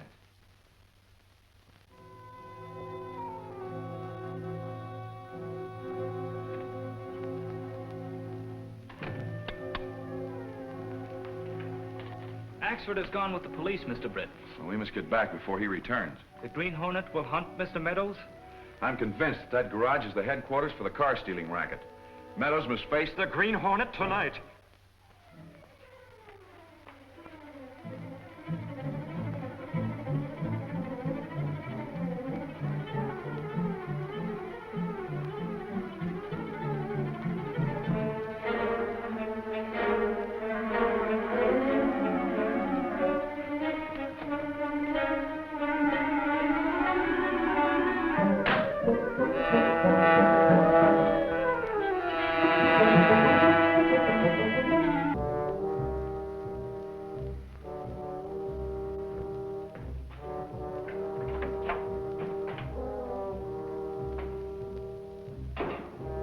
Bomb's ready, boss. What time is she set for?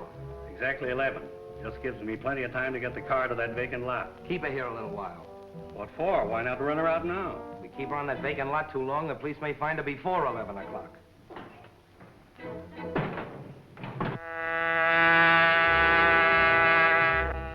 Silence your motor.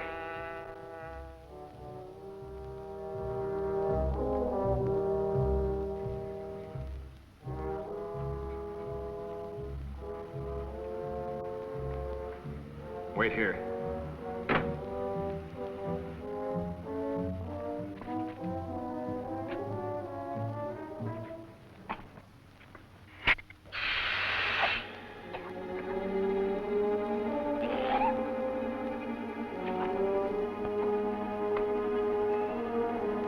Sorry, but you asked for it.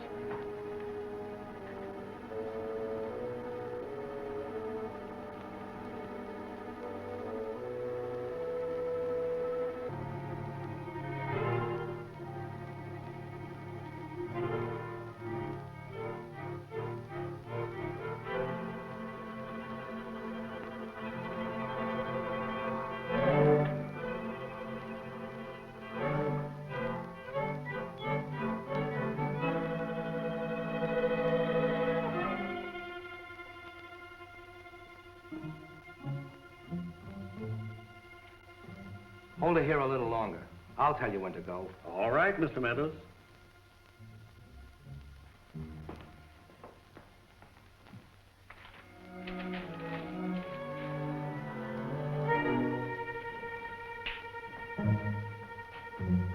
Turned off that light. I did. The Green Hornet! Lower your voice. I want some information concerning the car-stealing racket. Car stealing? Yes. I happen to know you're a member of the crime syndicate in this town. That you're a director of the crooked accessory stores. And you're the real owner of Slim's Junkyard. You even have a shop here in this building to alter stolen cars. I can give the police enough information to send you to the pen for 20 years. What do you want? The name of the big boss, back of this crime ring. I'll give you 1 minute to talk, Meadows. 6 minutes till that bomb cracks off. That's cutting it pretty fine. Run her out now. Meadows says to wait. Not me. I'm taking her out. All right, time's up. I don't know his name. I can show you how you can reach him. Come this way. All right, but no tricks.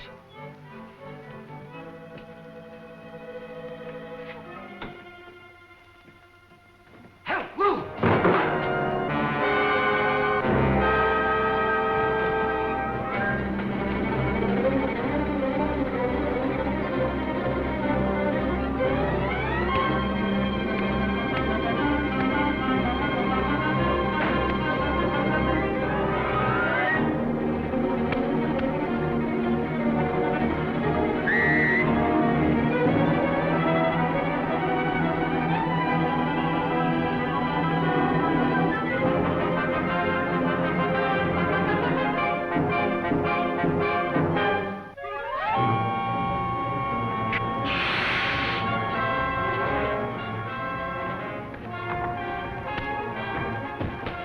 That's Meadows.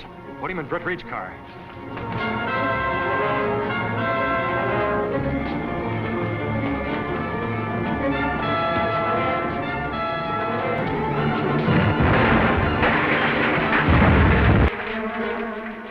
that direction.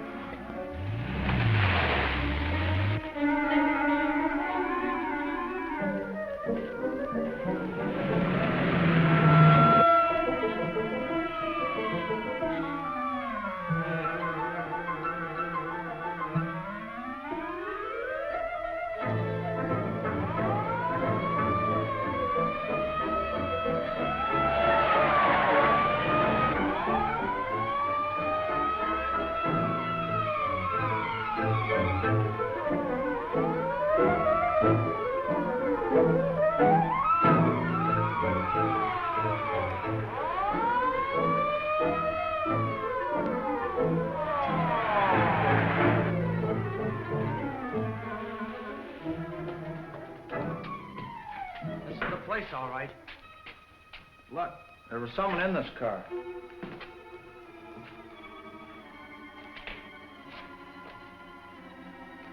Say, this is Britt Reed's car that was reported stolen. That's right. A stolen car and a homicide. Say, we've stumbled onto something big. I wonder if there's a phone in this place. There must be one in that office over there. You call headquarters.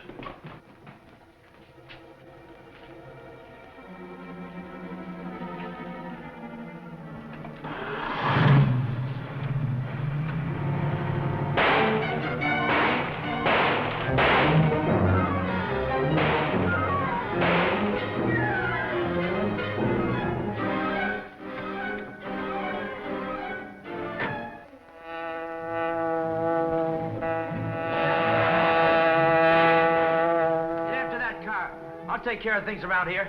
Right.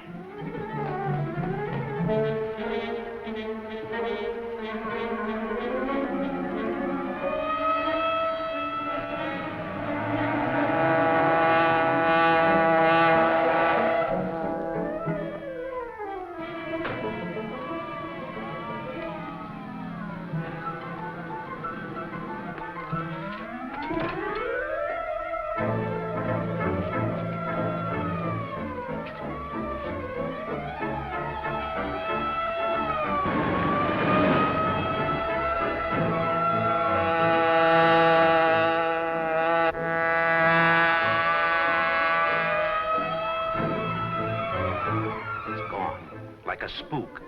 I never saw a car move so fast.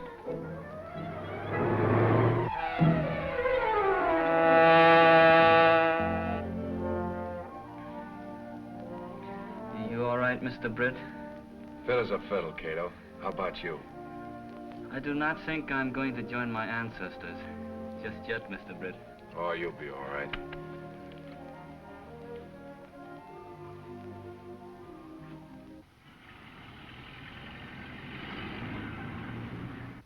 You've been called here to receive a message of special importance from the chief himself. We're ready to hear you, sir. As a result of the Green Hornet's operations, our stolen car organization is smashed. Fortunately for us, Meadows won't ever talk. The toll taken by the Green Hornet is mounting. His interference in our affairs has cost us hundreds of thousands. He must be removed without delay. As an incentive toward this end, I've authorized Monroe to pay $100,000 to the man who puts an end to the Green Hornet's career.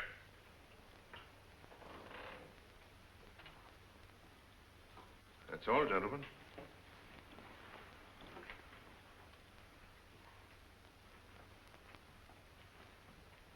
Why wasn't Rockford at this meeting?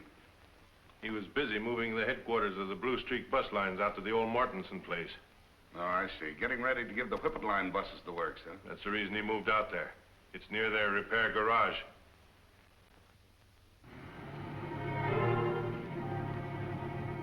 Now, the Whippet Bus Lines franchise is up for renewal at the end of the month. And if it shouldn't be renewed? The Blue Streak Bus Lines would have no competition, Dean. I get you, Rocky.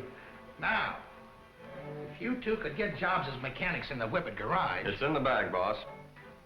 Something tells me that from now on, the Whippet service is going to be terrible. Mm-hmm.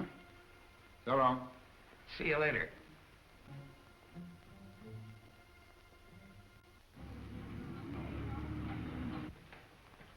Morning, Miss Case. Just a minute, Mr. Reed.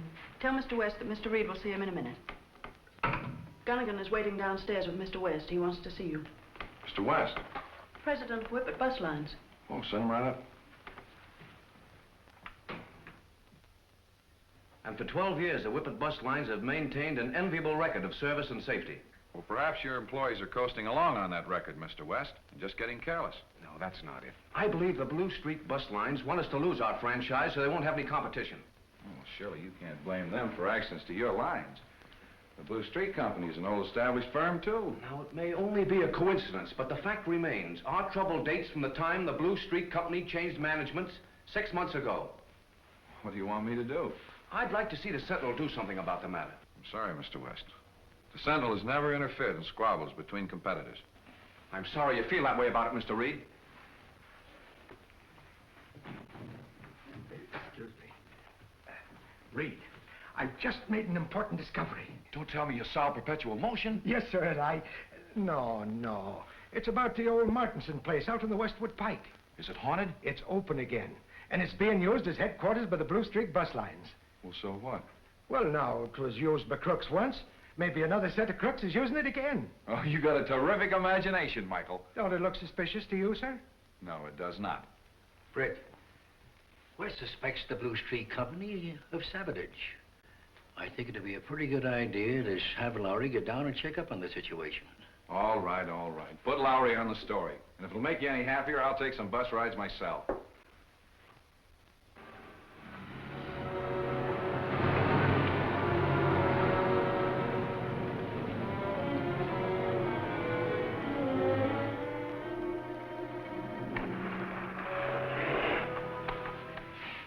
There. That ought to fix it. When she gets rolling down grade.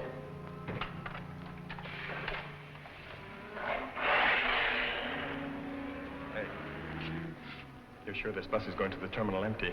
The boss said there was to be no accidents to people. Don't worry, it'll be empty. I checked with the dispatcher. Okay, 16's ready to roll. Where are you going? Suburban terminal empty.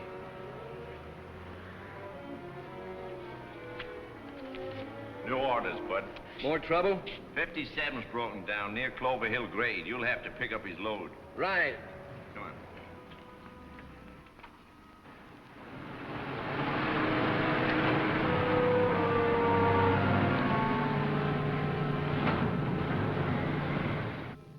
Discovered what's wrong?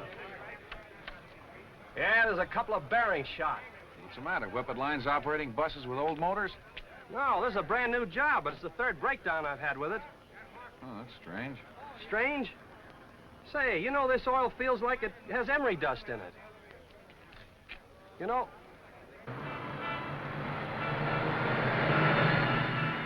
Say, here comes number 16 now to pick up my load.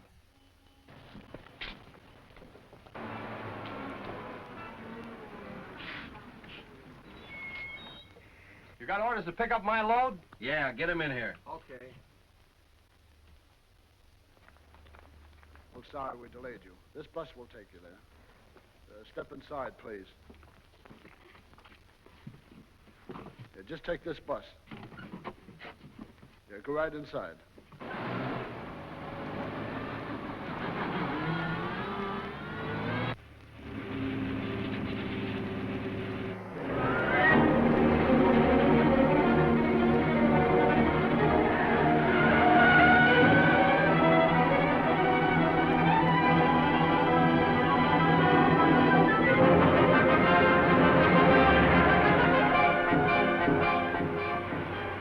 Fast down the grade. Don't tell the passengers, Mr. Reed, that my brakes are gone.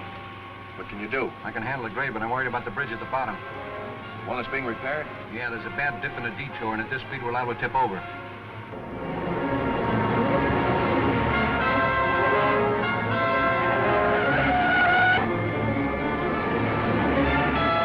There's the bridge.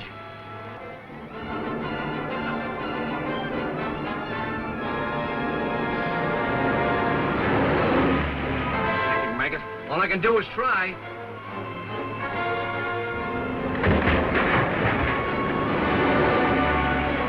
You'll never make that detour.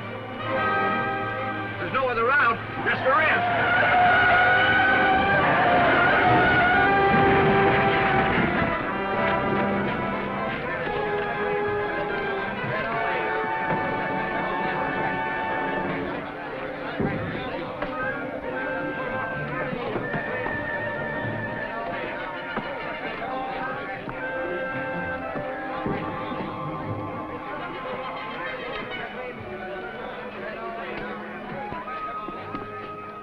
first feel your brakes starting to go? Well, I started to slow down on the downgrade. How long has it been since they've been inspected? This bus just came out of the shop less than an hour ago. Well, let's take a look at the brake rods. Well, this rod has been almost cut in two by a hacksaw. The failure of your brakes was not accidental. That's right, there's no mistake about that. How do you like that? Well, I don't get it. Every time a Whippet bus breaks down, there's always a blue streak on a job to take over our passengers. Mr. Reed just came in, Mr. West. I'm sorry you had to wait. That's quite all right, Miss Case. I guess he was delayed getting into town. Thank you. Hello, West. Hello, Reed. The last time we talked, you hinted that the Blue Street people were trying to cripple the Whippet lines. I'm convinced of it. Well, have you any proof? No, I haven't. All I know is our buses have experienced a large number of breakdowns lately, which look like sabotage. But you have no tangible evidence. And that's what worries me. This is a case that even the police can't touch. I see. What do you figure these breakdowns have cost you? I can't estimate what it's cost our reputation, but I should say our repairs have run about $12,000 over normal. Well, thank you very much. I think the Sentinel will look into the bus transportation business thoroughly. Good. Miss Case, will you tell Axford I'm ready to go home? He went out just about the time you came in. Where'd he go? I don't know. He just said he had a hunch and he was going to follow it. Well, two to one would lead him into trouble.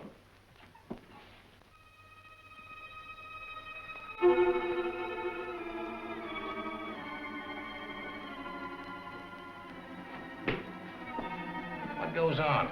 This bird was trying to get in the window downstairs, Rocky. Burglar, huh? Nah, he's Mike Axford, a reporter for the Sentinel. Oh, a reporter, huh? Well, in that case, take off his gag, boys. You didn't have to break in here, Mr. Axford. We're always willing to talk to the press. What was it you wanted to find out? I wanted to see with my own eyes what kind of deviltry was being cooked up in this crooked house. Deviltry? Well, I don't know what you mean. Oh, yes, you do. Me and the Sentinel's got enough on you to send you to the pen for life. Oh, you have? That's different. Here, time up. Is anybody else with him? Wouldn't you like to know? Yes, I would, and I'm going to find out. Let's go downstairs and take a look around.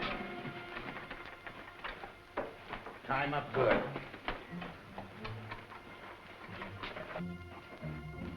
That'll hold him. We'll take care of this snooper a little later. I don't know where to start with this Blue Streak outfit, Cato. It's definitely a case for the Hornet, but where can I get evidence? Why not call the officers of the Blue Streak line, Mr. Britt? If no one is there, you might pay them a visit. That's a good idea.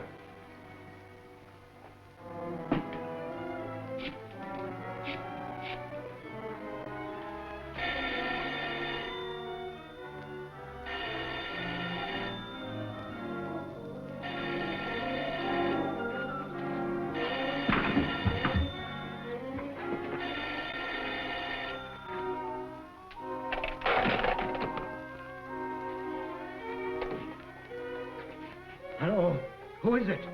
This is Brett Reed of the Sentinel. Glory be, this is Michael Axford. Who? Michael Axford. I'm at the Martinson place. They've got me tied up. A prisoner. Hello? Hello? Hi there. Who's calling? Is this Westlake 4915? No, this is Westwood 4915. I'm sorry, I guess I have the wrong number. They're holding Axford at the old Mortensen place. That is not good, but it gives the Hornet an objective. Get my mask and gun. We've got to move fast. So you thought you'd pull a fast one. What was you saying on that phone? Nothing but hello. You heard me. I don't know whether that was a phony call or not. We better not take any chances. Better get rid of this mug. We'll get on the garage and speed Joe up. He's fixing a tire. Make it snappy. I'll see if I can start this bird to singing. Are you going to talk or not?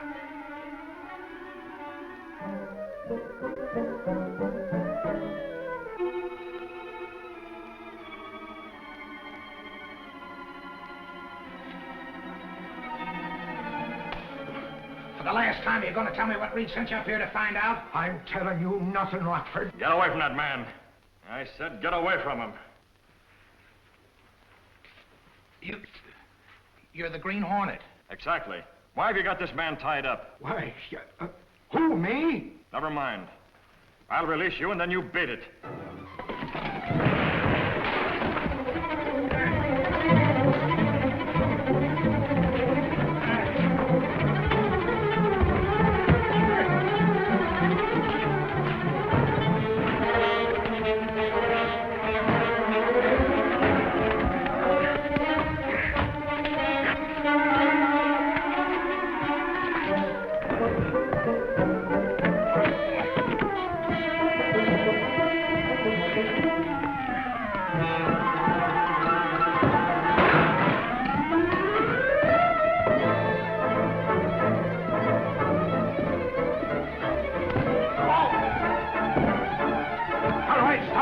You two and get up from there.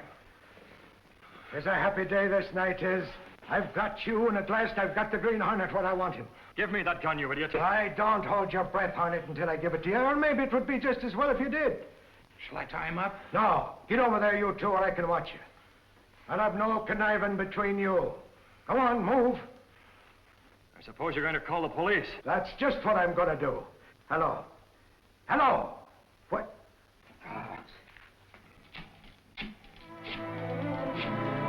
Drop that receiver. Now get out of here. Yes, sir. Now I'll deal with you and your racketeering bus line. I'm running a legitimate business. You're the one that's a racketeer. I know all about the sabotage you've had done on the Whippet buses. You're crazy. The Blue Streak is an old established company. Don't lie to me. I know your men cut the brake rods on a Whippet bus today and nearly cost the lives of half a dozen people. That was an empty bus that... Uh-huh. It was supposed to be empty, but it wasn't. Rockford, your methods are old-fashioned. I'll show you a much better way to really put a bus line out of business. I get it. You want to cut in with us. What do you think? All right, what's your price? $12,000 on the line and a signed agreement for 25% of your take. Okay, it's a deal. I'll write you out a check while you draw up the agreement. No check, Rockford. Cash. But I haven't got that much money here. If we're going to be partners, let's not start out by lying. I happen to know you keep plenty of cash here.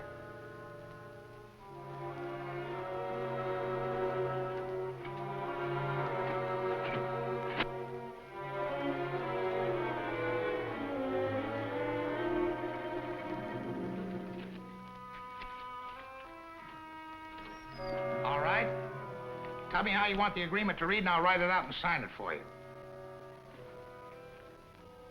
I'm telling you, Tim, the Green Hornet's there, at the old Martinson place on the Westwood Pike. No, you better send 3 squads.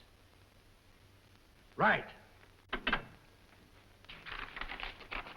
There's your agreement, Hornet. Now let's have a few of your ideas. Thanks, Rockford. That's just the evidence I needed to smash your racket. Now I'm turning you over to the police.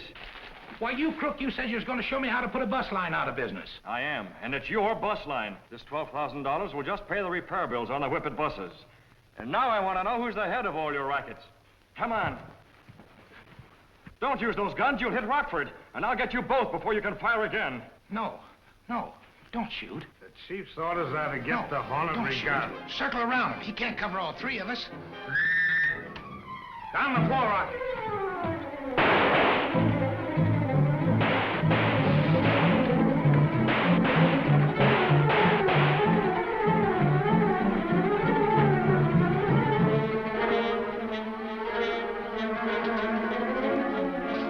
The police are coming.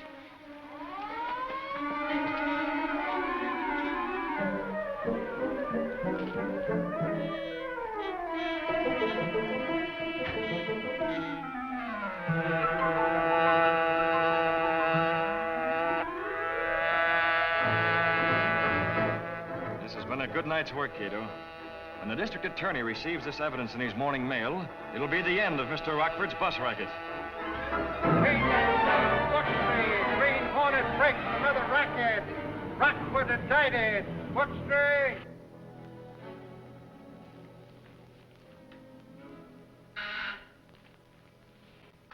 Yes? Mr. Roberts is calling. Put him right on. Hello, Charles. How are you? I'm fine. Listen, Britt, I have to see you right away. Well, it sounds like you've really got something. I have, and it's big. So big that I'm going to the district attorney right after I... Hello? Hello? Charles? Hello? Operator, I've been cut off. There's no one on the line now, sir. Thank you.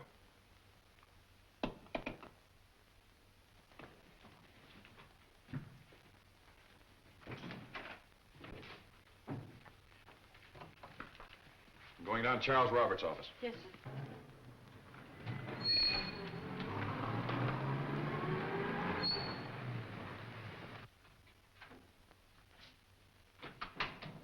Is Mr. Roberts in? Well, hello, Johnny. What are you doing here? Hello, Mr. Reed. Oh, I just got out of school. Charlie's teaching me the trucking business. Won't be long before it's Roberts Brothers Incorporated. Oh, that's swell, John. Is Charles in? Sure. I'll give him a bite. I guess it's out of order. Is there anybody with him? No, I'll take you right in.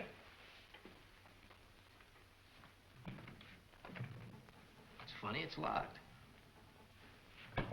Charlie! Hey, Charlie! Have you got a key? Yeah, I've got one.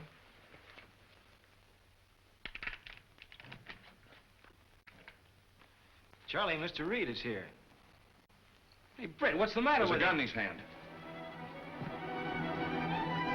Charlie! He's dead, Britt. Don't, you? But Britt, he's dead.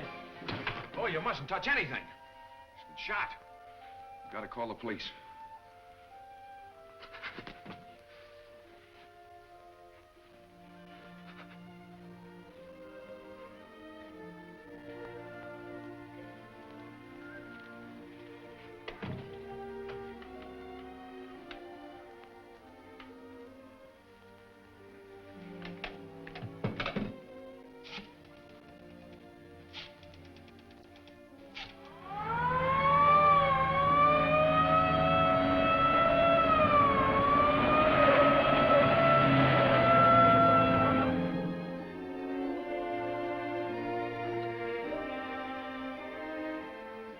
Just a plain case of suicide, Reed.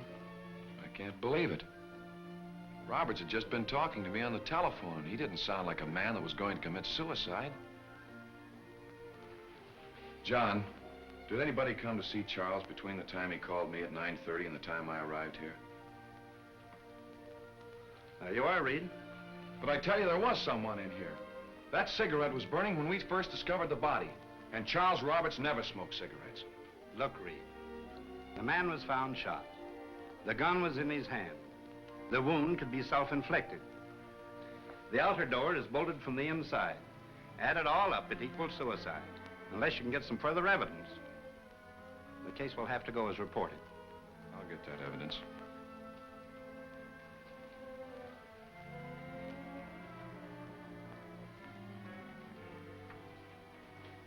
John, are you sure you can think of nothing that would have made Charles do a thing? No, I can't, Mr. Reed. And you didn't leave your office at any time? No, I didn't. Well, then why didn't you hear the shot? Well, I was probably in the stockroom. Then you did leave your office. But I was only gone for a few minutes. It'd been long enough.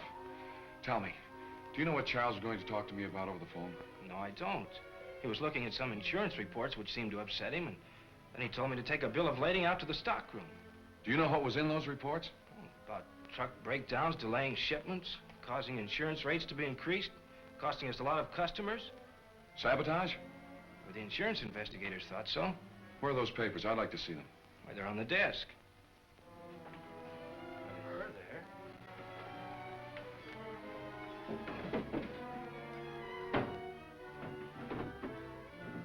That's funny, they're gone. That's enough for me. Charles was murdered, and the man that did it took those papers.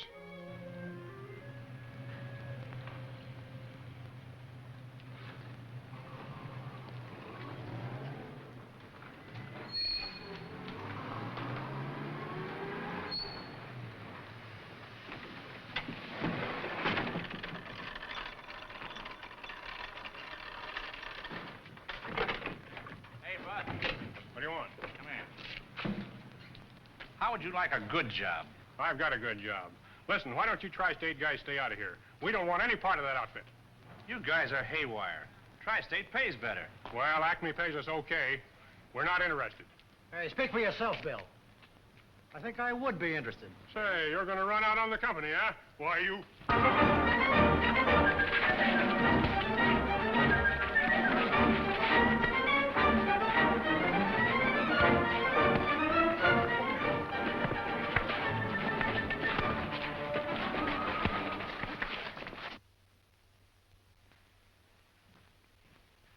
Michael, I want you to get me all the information you can concerning the recent accidents to the Acme Transportation Company.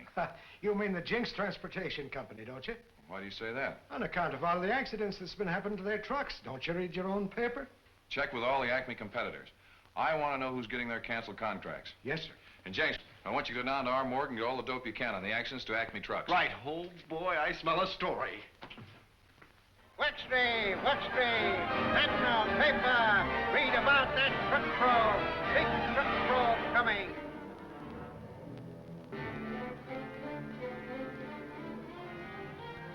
Chief wanted you here at 10 o'clock.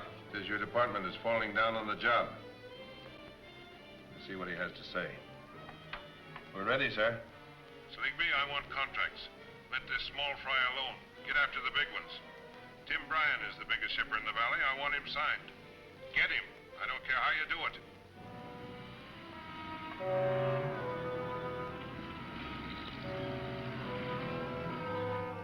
Mr. Bryan, Tri-State would like to handle your transportation. We can save you a lot of money. Acme has been handling our stuff for a good many years, Mr. Dean. Yes, I know. But we not only can beat their prices, but guarantee delivery and on time. Acme does that, and I'm willing to pay their charges. If I left them now, they'd close down completely. If you don't, you might close down. That sounds like a threat, Mr. Dean. No, not at all. Only Acme's been having a lot of mishaps lately. Delays are costly, and in the case of perishables, ruinous. You have my decision. Very well, Mr. Bryan. See you again. Good day.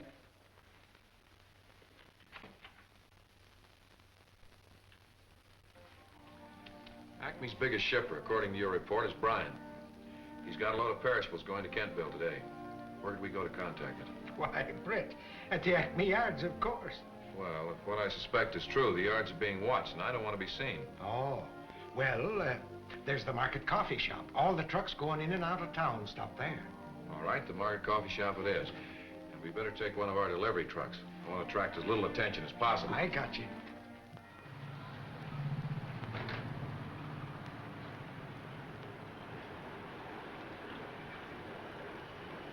All right, give us anything that's cold, sister.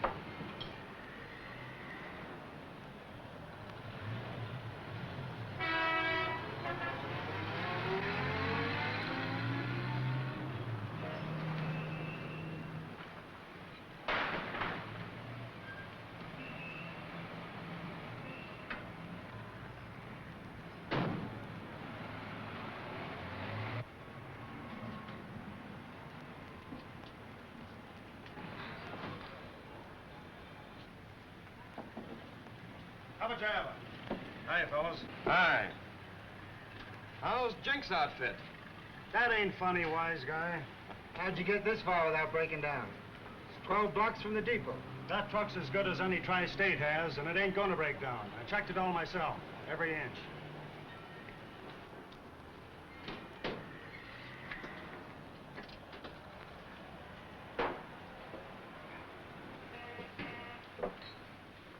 Go on, sir. Why don't you look where you're going? What's the hurry, buddy? You're not going any place with that Acme truck.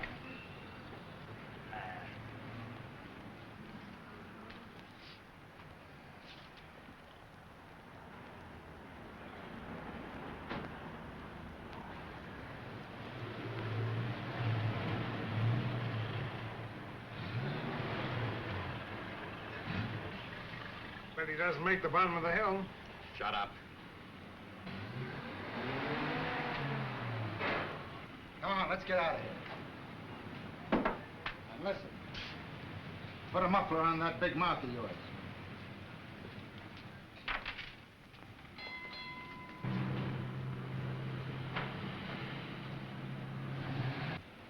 Sound like kidding to me.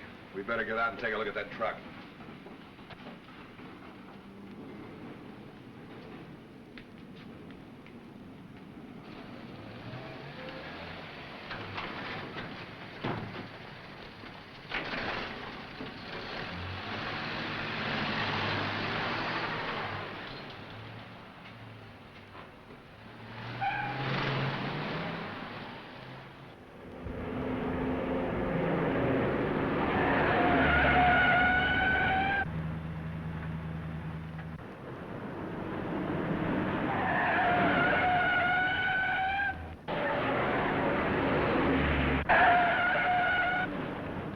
Hope he makes it.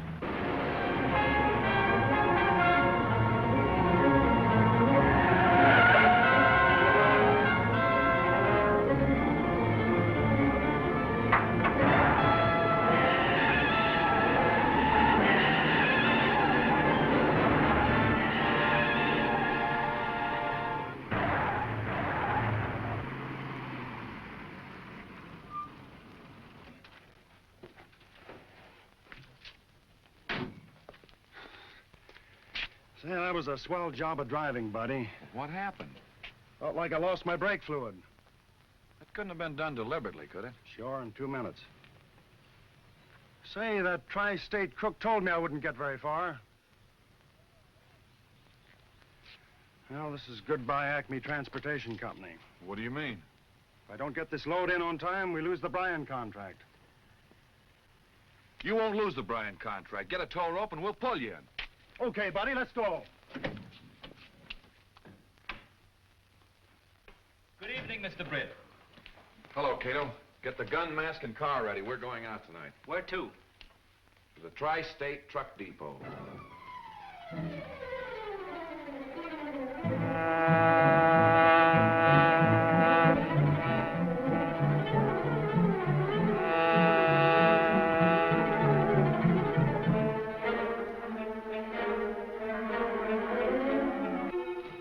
Wait for me.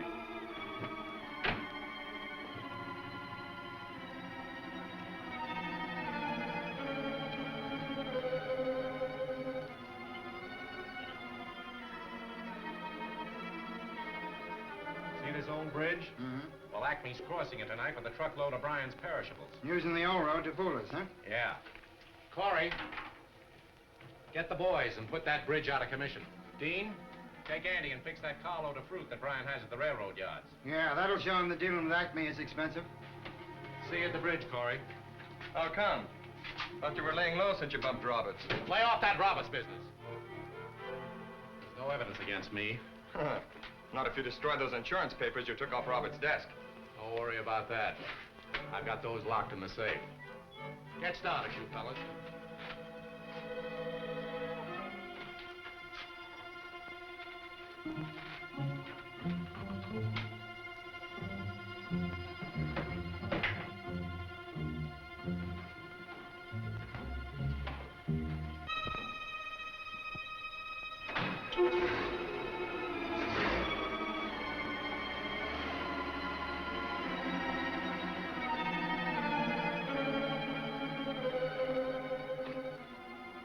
Don't move, Slickby.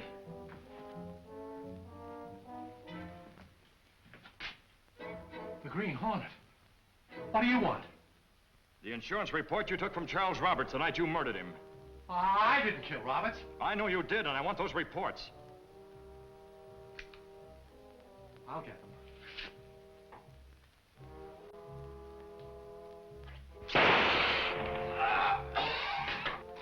Tie him up, Cato.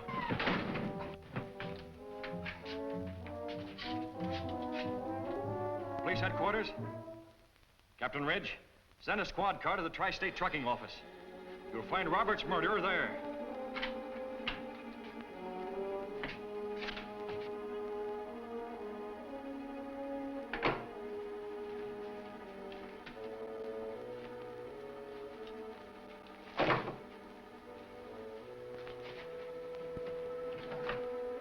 Where will we go now? Down to the freight yard to get Sligby's partners.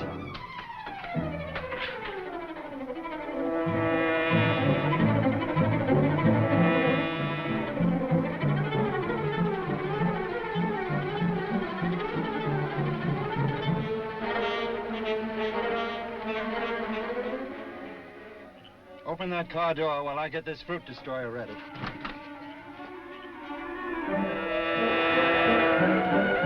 This is far enough, Cato. Throw off your lights and silence the motor.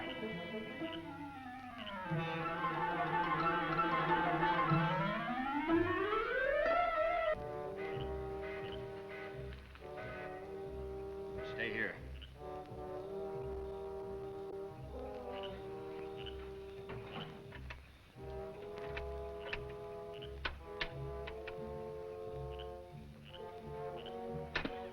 Get away from that lock. The Green Hornet. And keep your hands away from that gun. I want to ask you a few questions. Where's your partner? Right behind you.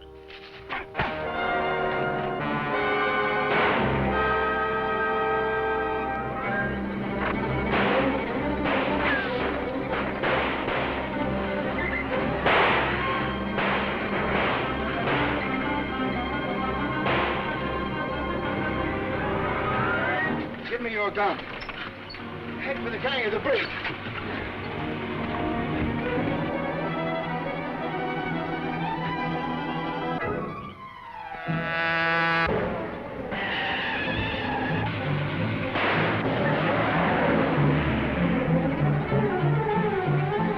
It's no use, then you haven't a chance.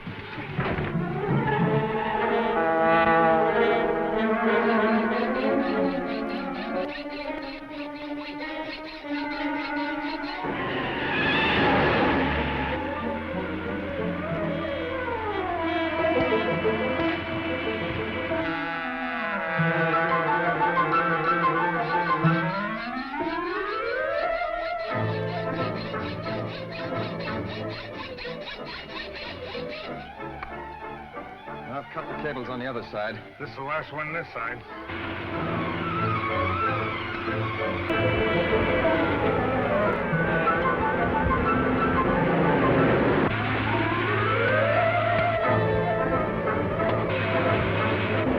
Let's get out of here.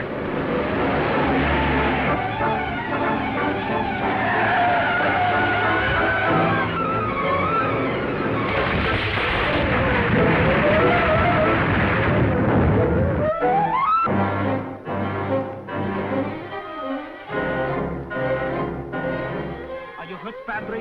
No, but I think the man I was fighting with is. I saw some men on the other side, signaling to stop the truck before it went onto the bridge. They were the men Sligby sent to wreck the bridge.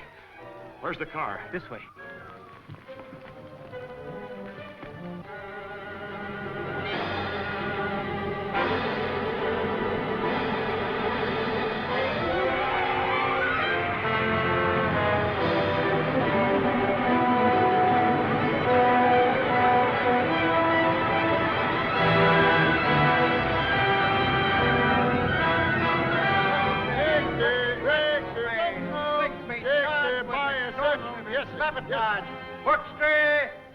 Found hand and foot with the seal of the Green Hornet in his hand.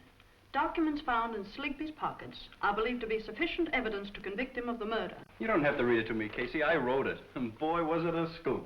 If you wrote it, why do you keep calling the Hornet a crook? Why not find out what the man is after instead of classing him with hoodlums and racketeers?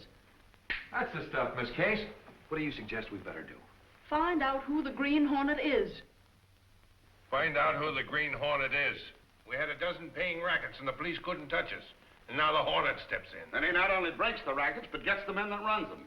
Markheim and Grant dead. Morrison and Rockford in jail. And now they got a murder charge against Sligby with enough evidence to hang him. Sligby won't squeal on the syndicate. But unless you men track down the Hornet, there won't be any syndicate. Dean and I have tracked him down more than once. And been lucky to live to tell about it. Look, Monroe, every time the Hornet strikes, the Sentinel has the information first. Think there's any connection? And the Sentinel offering $1,000 reward for the Hornet, dead or alive? Don't be a fool. Look, Reed, I got something. Well, there must be a date in the way you're dolled up. Dolled up, is it? Sure, that's what I want to talk to you about. $1.25 it cost me to have this suit pressed. 6 months ago, the price was 75 cents. The price of labor has gone up. You mean the price of protection's gone up? Look at this. I found that in my coat pocket when I brought the suit home.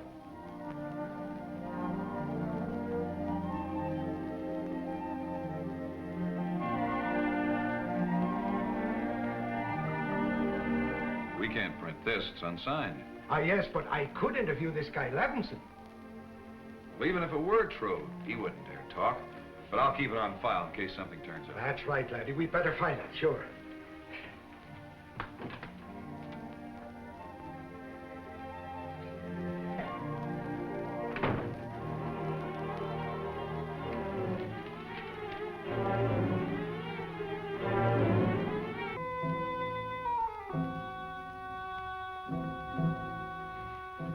The gun, Mr. Britt.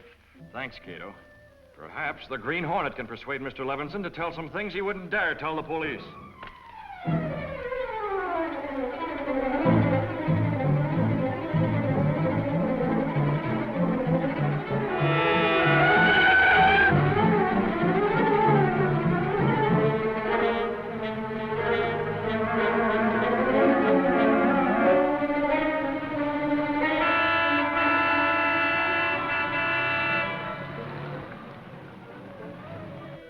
I've been waiting 20 minutes, man of action. What's on your so-called mind? Sure, I'm giving you a chance for a front-page picture. A man named Levinson. Is he important? After I've interviewed him, he'd be the most important man in town.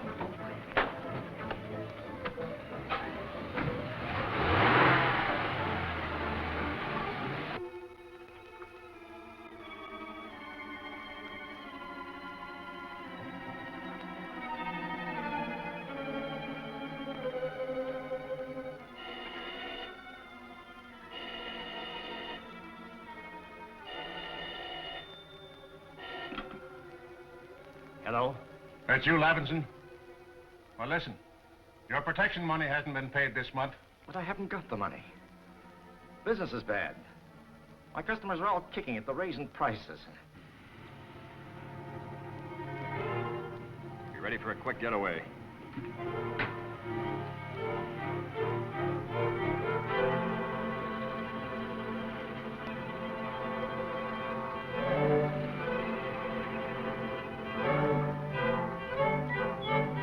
Never mind the excuses. You'll remember what happened to the others that didn't pay. Give me another day. I'll raise the money, Lynch. Somehow. Give me that phone. Hello? Hello? Who was on that phone? Who are you? Green Hornet. Yes. Who are you talking to? No, someone had the wrong number. Don't lie, Levinson. I know you and others are paying for protection. This is the place. Wait here till I see where the fella talk a talk. You'll probably scare him off before I get a lens on him.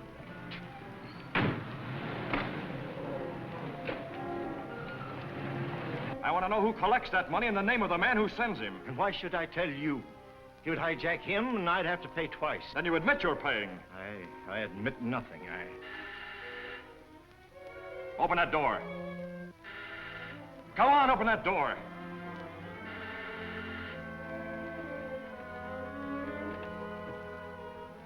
Good evening, Mr. Levinson. I'm Michael Axford, representing the Daily Sentinel. I'm here for a little interview. Now then, $1.25 you charged me for pressing the last suit I sent. I've nothing to say to reporters. Oh, come on now, Mr. Levinson. Sure, the Sentinel wants to help you. And you know, there's nobody here but the two of us. By the ghost of St. Patrick, the Green Hornet. So it was you that was collecting the blood money for the racket, you murdering pirate. Here you are. Now I want that information. Come on, get it.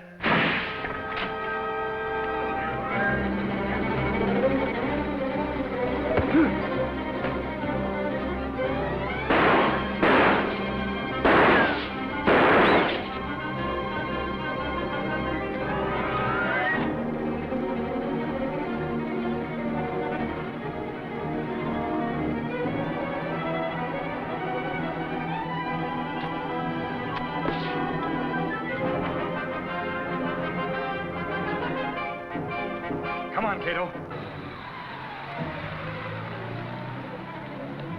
The Hornet! 'Twas himself in there. Did you see him? Did I see him? I'll tell the world I did. And took his picture. His picture? Well, which way?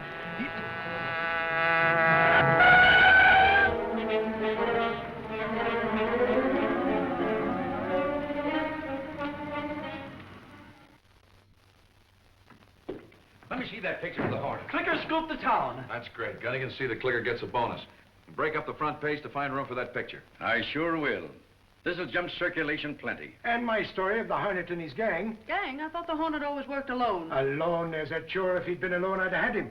But he had 3 lobby gals with him as big as gorillas and twice as ugly.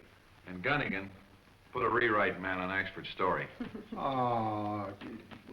This photograph of the Hornet gives us a chance to pile the whole thing right in his lap. All ready, Chief. The men are waiting for your orders. It's necessary to take care of Levinson at once before police force him to talk. Andy and Pete will attend to this. Dean will convey these instructions to Lynch. If he's interviewed, he's to admit the existence of a protective association and intimate that the Hornet is behind it. If you act at once, we can clear ourselves and start a manhunt for the Hornet from which he can't escape. That's all. You all understand what you're to do? Leave Levinson to us. Dean, you know what you're to tell Lynch.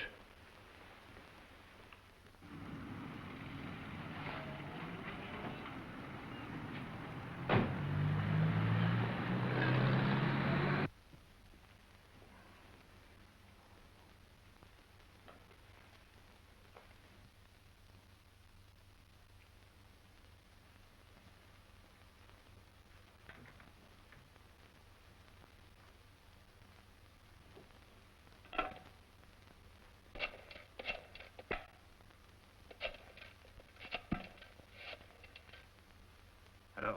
Police Department? Well, this is Jay Levinson.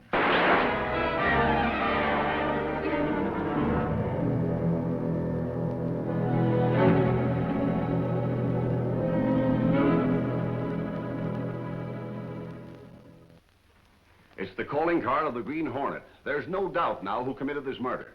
Well, it certainly looks conclusive. I still don't believe it. Since when has the Hornet been working by daylight? I'll ask him that when he's brought in. We're going to get him if I have to make a house-to-house search. Did you interview the cleaners and dyers on the list I gave you? Well, most of them, but they all deny any knowledge of a protection racket. I've left Lynch's place until the last. Lynch, huh? I'll have a little talk with Mr. Lynch myself.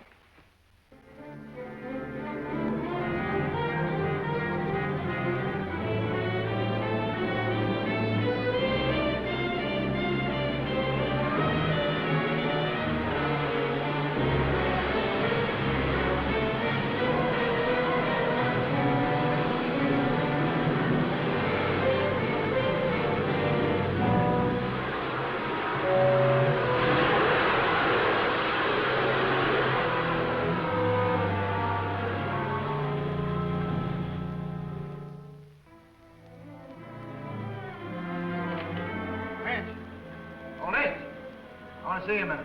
All right, I'm coming.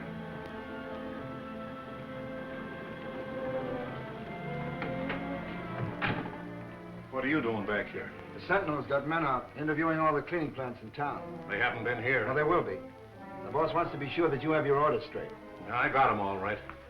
And I don't like them. It'll leave me wide open to an attack from the Hornet. Oh, you're safe enough. With the dragnet out for the Hornet, he won't dare come out of cover.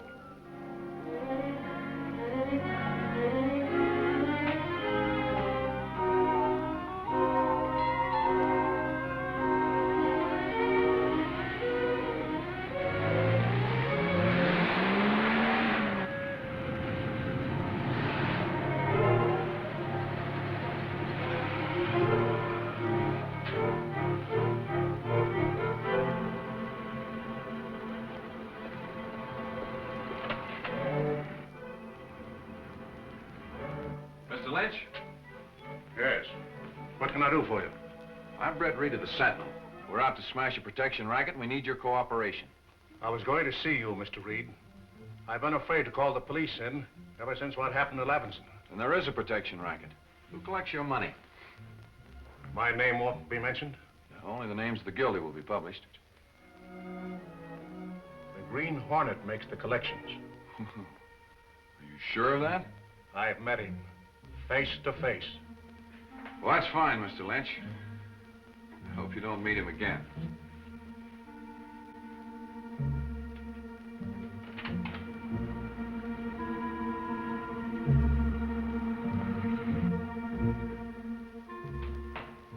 Lynch didn't like his orders.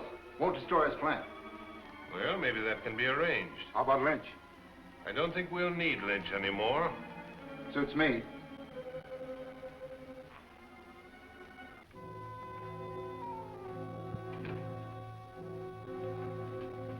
Did you phone Lynch? Yes, Mr. Britt, as you ordered. I informed him anonymously that the police would raid his place tonight. Did he believe you? He seemed frightened. I believe he is on his way to destroy his papers. We'd better be going.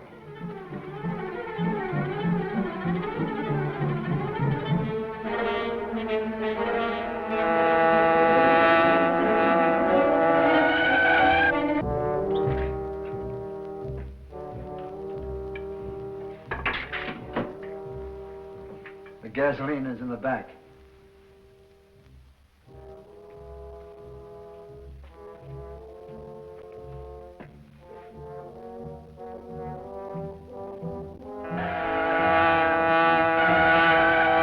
Faster, Cato, faster.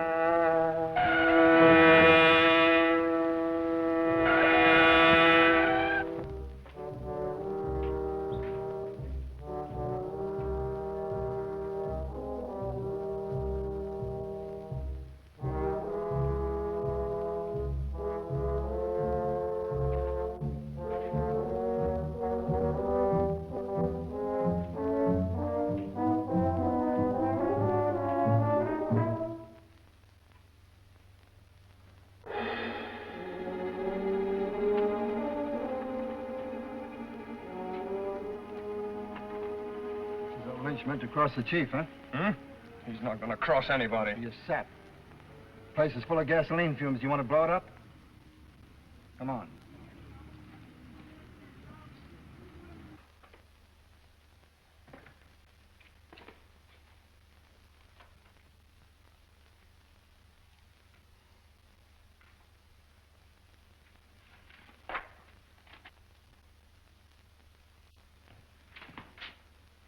What do you want? Who are you?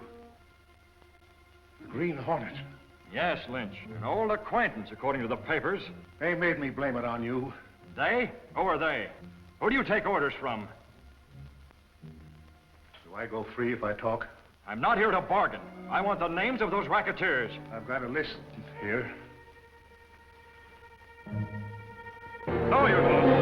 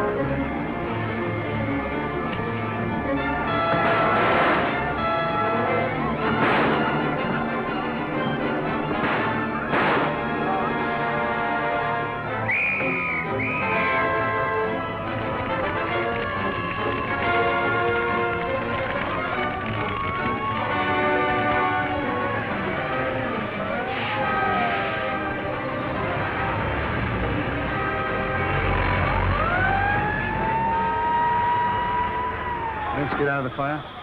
I don't know. We gotta make sure. Chief wants his mouth shut. It'll be a pleasure. Quick, Cato, they've spotted us.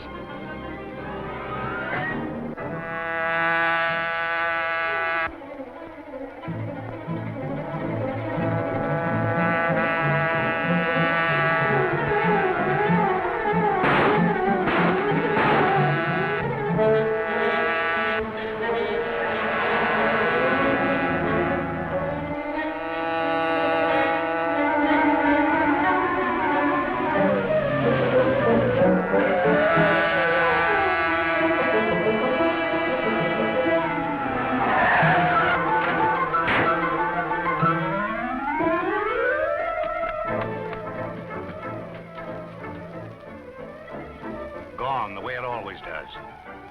There's something spooky the way that car disappears.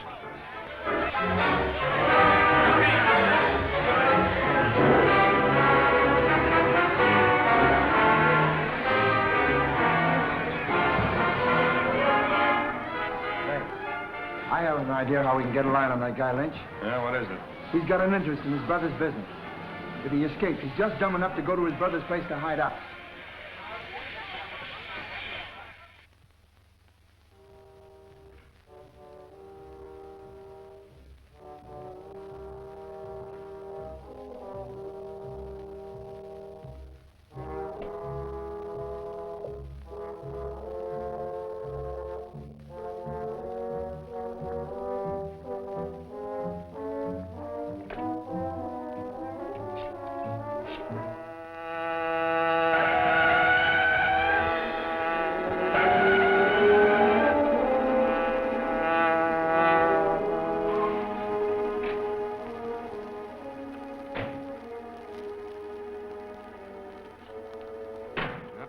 Stroke of luck losing Lynch like that. Yes, Mr. Britt. We've got to find him again if we hope to end this cleaning and dyeing racket. Well, let's get some sleep.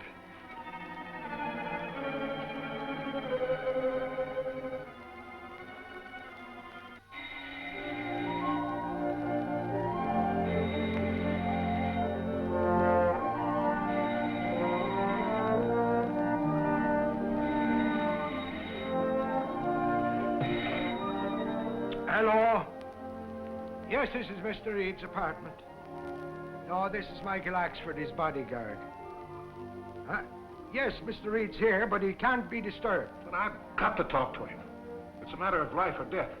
Now, look, I can't understand you. Will you calm down? Tell him it's about the Green Hornet. The Green Hornet? Well, why didn't you say so? Reed! Reed, wake up, will you? Reed! What is it, Michael? You're wanted on the phone. It's the Green Hornet. The Green Hornet? I mean, it's about the Green Hornet. There's life or death, he says.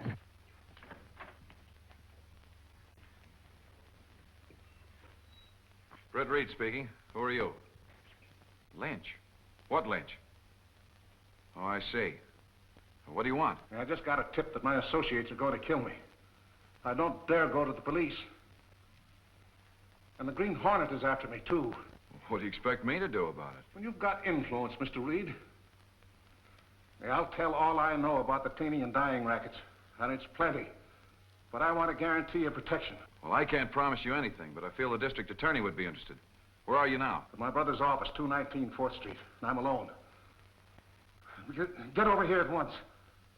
And my associates are hot on my trail. I'll be right down. Michael, we've got to move fast. Where's your car? It's in front. I was going to put it away, but I dozed off. Cato, my hat and coat.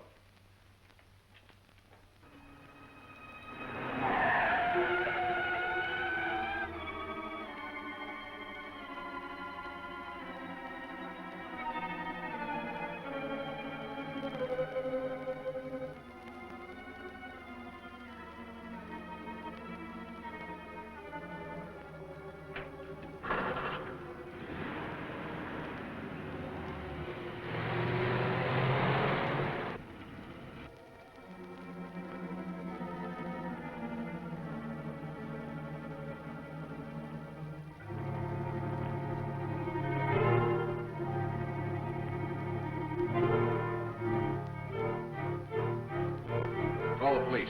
Send it to 219 4th Street. Tell them there may be a murder.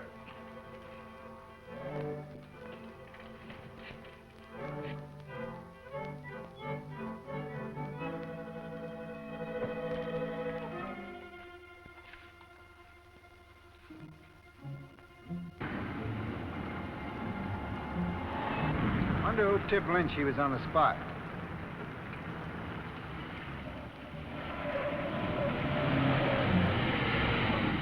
Step on it, Michael. We've got to get to him before his gang does. Calling car 37. Calling car 37. Go to 219 4th Street. 219 4th Street. And investigate the trouble. Be careful. It may be a shooting. That is all.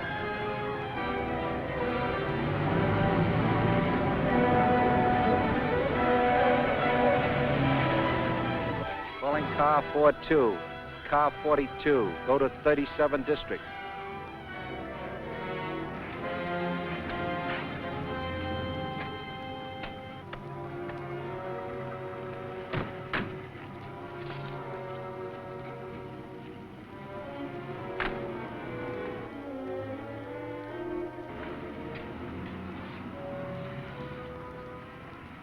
Locked.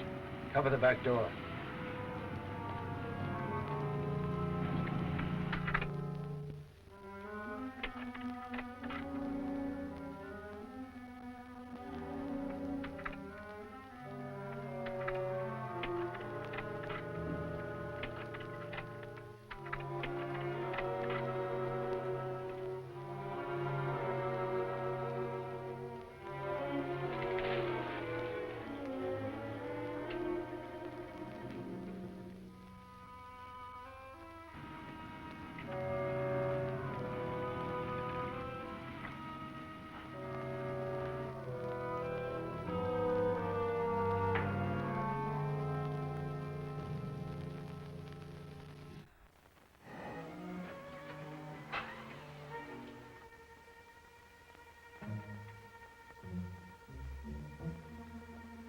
No. No, Dean. Don't shoot.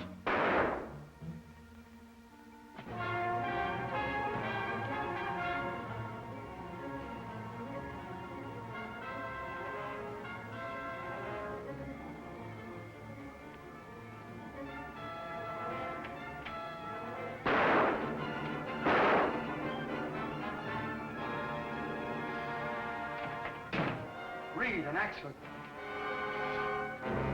Kill Lynch. Let's get after him.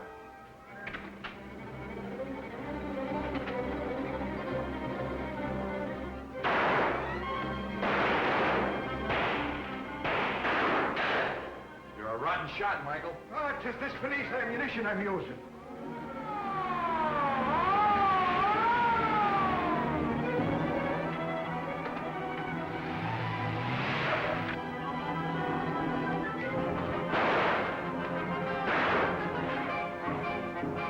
Let's get after them in my car. Oh, it's too late. They've got too big a lead.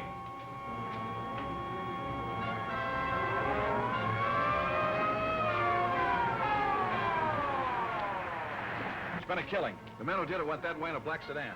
Okay, Mr. Reed, we'll go after him. I'll report to headquarters for you. Come on, Mike.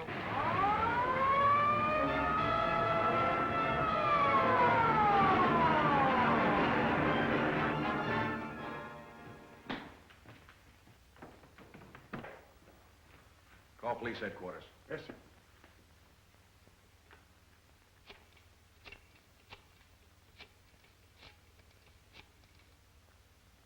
This is Michael Axford. There's been a murder at where is this place?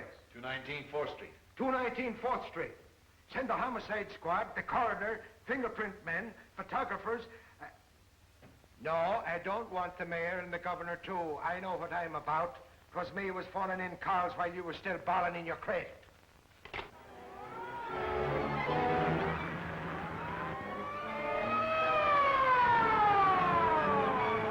Police car trailing us.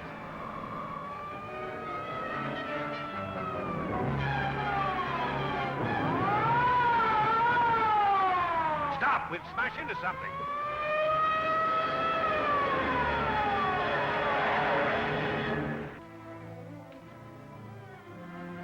Hey, what do you make of that? Oh, sure, Lynch was drawing pictures while he was talking to you on the phone. Men don't do that when they're excited. That's a picture of a wastebasket. Now, why would he be drawing that? To call our attention to it.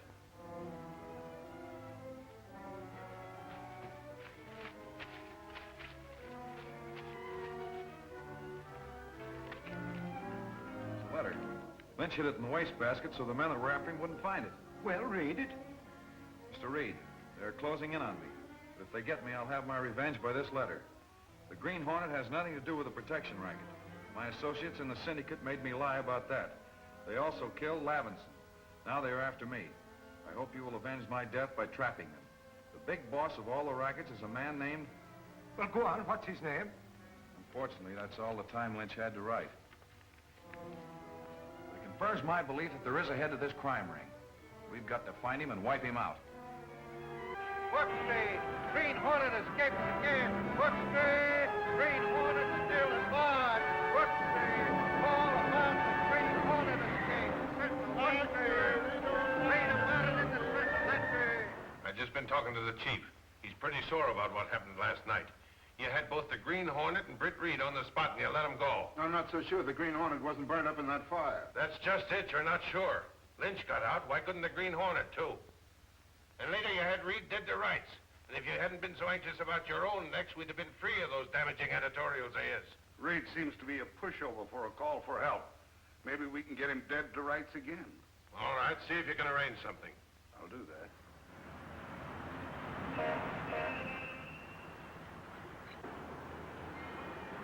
Lynch's letter proves conclusively, Mr. Commissioner, that the rackets are under one head. The thing to do is to find him. The police department is doing everything it can. We follow every lead, but they all fade out. The organization is too well protected. Well, the Green Hornet's doing his best to knock him over so he can be the big boss himself. By the way, have you increased the reward for him? Not officially. But I'll personally double it to anybody who can get the Green Hornet dead or alive. Put it aside for me. Sure, I'm getting closer to Mr. Hornet every minute. Seriously now, I'd like all this cleared up before the elections. Otherwise, conditions would be bad for an honest vote. I've got to see the boss. What's the rush, Jenks? I've got the Hornet. Where, in your pocket? Oh, no kidding, Casey. This is the real McCoy. Mr. Reed is busy. You can count on the Sentinel in every way. I'm sure of that, Reed. Thanks. Goodbye. Goodbye. Boss, I tracked the Hornet to his lair. I know where that big black car of his goes every night. How did you learn all this? From this anonymous letter that came this morning. If you want the Hornet, you can trap him at his hideout. It is a two-story house 4 miles from the city limits on State Highway number 7. Don't tell the police or there may be a tip-off. Say, I know that place. It's the old Martinson house. It always was a crook hangout. So it is. Let's get out there, Reed. And find nothing? Well, then you're not going? Yes, Michael, I am. Tonight.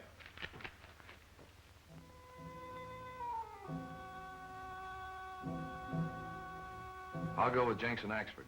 You wait behind the Mortensen house with Black Beauty in the Hornet's disguise. But why do you take this risk, Mr. Britt? Because I feel that that letter was a trap, meant for me as Britt Reed. We'll let the Hornets bring it on and see if we can't catch somebody. Understand? No, sir. But if you say it is all right, it must be.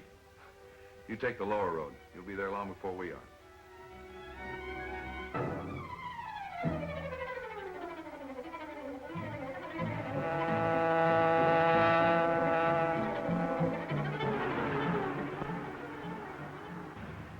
Place over there. Turn off the door and cut your lights. Coast in the shadow of those trees.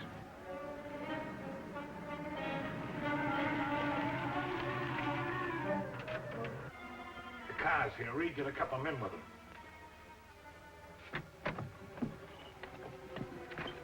You cover the front and I'll take the back. Let's rush him.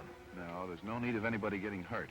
And besides, I want to catch whoever's in there alive. Okay, you scare him out and we'll grab him. Well, give me a couple of minutes to get set. Now, Reed, go easy, boy, will you? I'd never forgive myself if anything happened to you, and me not with you.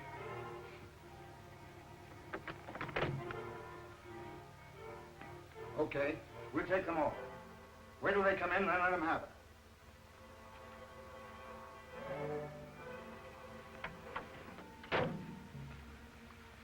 I'll try to guess whoever's in there, and then rejoin Jenks and Axford when they found them. Be careful, Mr. Britt. I will. You wait for me at that corner of the house. I may have to get out of this disguise in a hurry. Yes, sir.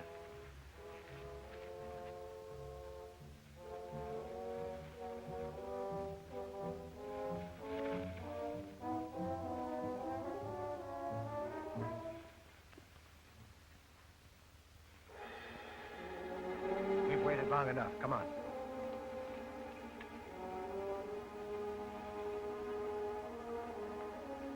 Hold it. Drop those guns. Green Hornet. Right.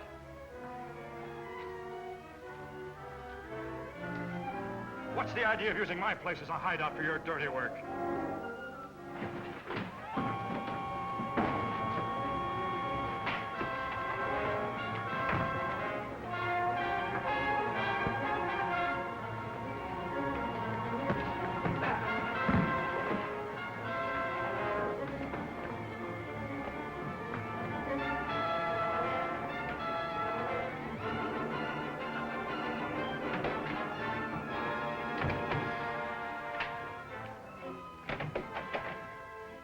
I've got you, Hornet. You better give up and come out. Dead or alive, they said. It makes no difference to me.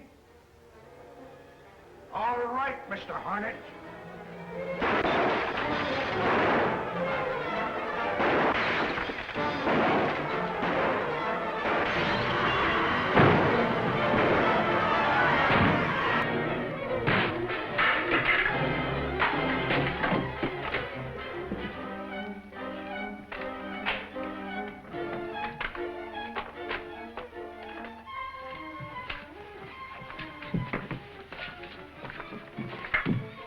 Reed, what are you...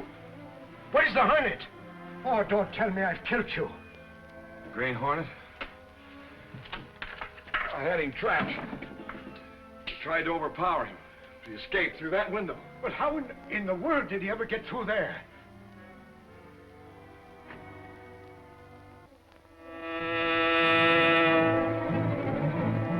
And there he goes. Sure, he must be the devil himself.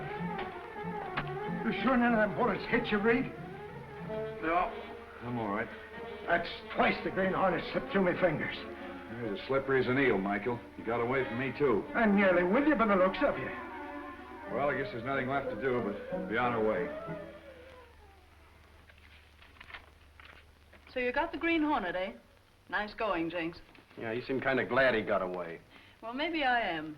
And if you ask me, I think he's giving the crooks a run for their money. Yeah, well, wait until after the election and watch the Canby administration give the Green Hornet a run for his money. You talk as if John Canby were already elected. It's in the bag, Casey, because that boy has promised to really clean up the town. Oh, Casey. Reed's in his office, isn't he? He's with Judge Stanton, head of the Non-Partisan Voters League. Suffering mackerel, now the little many fish.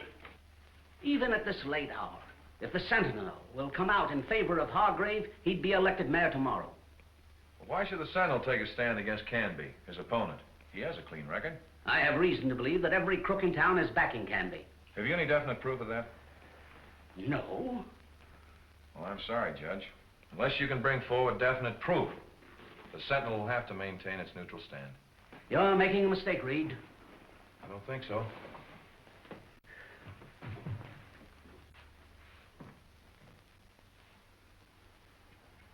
Ogden, these figures gathered from Canby's precinct captains indicate his election. Then it's in the bag? We've got to make sure. Sit down. In these wards here, we've got to muster more sure votes for Canby. Oh, that'll be a cinch. The boys have made enough false registrations to elect an alley cat mayor. Well, if we can make Canby mayor, our syndicate will clean up millions. Yeah. It'll be easier to get rid of Britt Reed than the Green Hornet.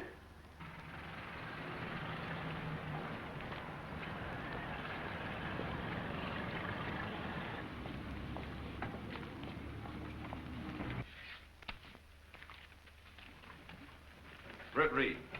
Good morning, Mr. Reed. Morning. The vote's coming in heavy. That's fine. I'm always glad to see people take an interest in civic affairs. Michael Expert.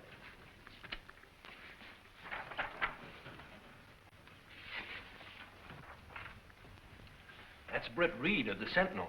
He's done more for this town than any man I know of. That's a true word for you. He's done just that. Names, gentlemen? Scanlon's the name. George Scanlon. Here, you can't do that. Oh, no?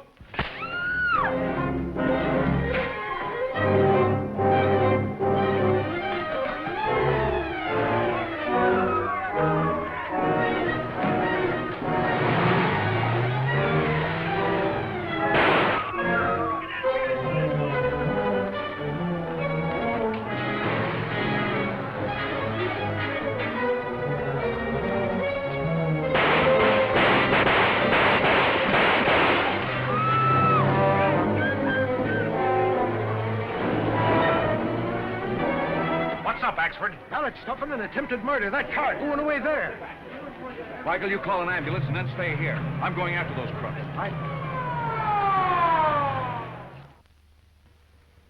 Evidence of intimidation and corruption in all precincts. 4 men have been killed and a dozen others sent to hospitals. That's all, Miss Case. Transcribe it and get a rewrite man on it. Yes, sir. I want an extra on the street as quickly as possible. Judge Stanton was right. The criminal element of this city is lined up solidly behind Canby. No casualties among the Candy people, eh? Not one. That's not all. The Canby crowd are voting ghosts. Are you sure of that? Dead sure. The registration lists have names of people that have been dead for years. I want an extra on the streets quickly. On the way. Axford, get my car on in front, on the double. Yes, sir. Pick up a camera and meet me downstairs in 5 minutes. Okay.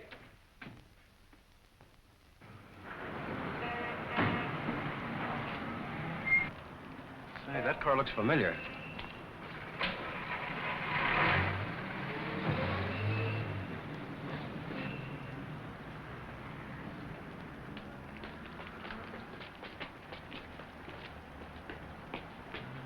Thought so. Those birds are repeaters. That's the third polling place I've seen them go in today.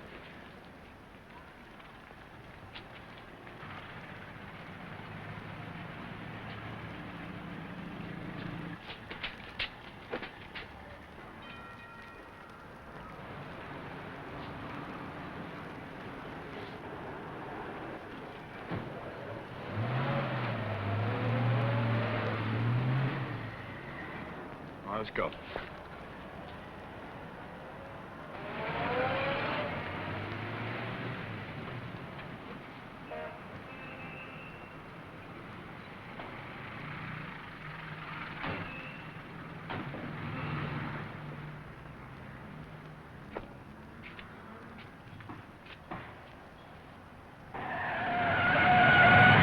Here comes that same car. Look, man of action, don't point. It isn't good manners, and you're liable to get our blocks knocked off. Do you think that car contains the same men we saw voting at the last polling place? Absolutely. Oh, you're wrong, Jenks. That's the same car, but they're not the same men. They're not repeaters. Keep your shirt on, boss. Get to the car and be ready for a quick getaway.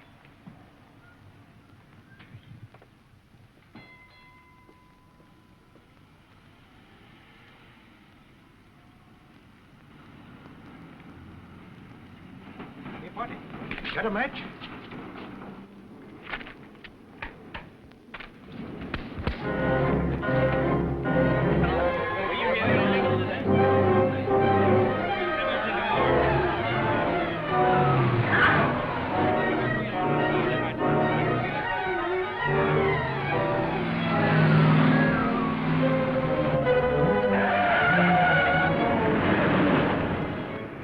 Jenks. They are repeaters. Voting twice in the same place by disguising themselves with masks.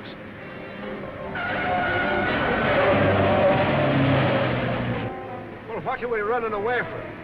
We've got to save these pictures. They're valuable evidence. Pull over at that car.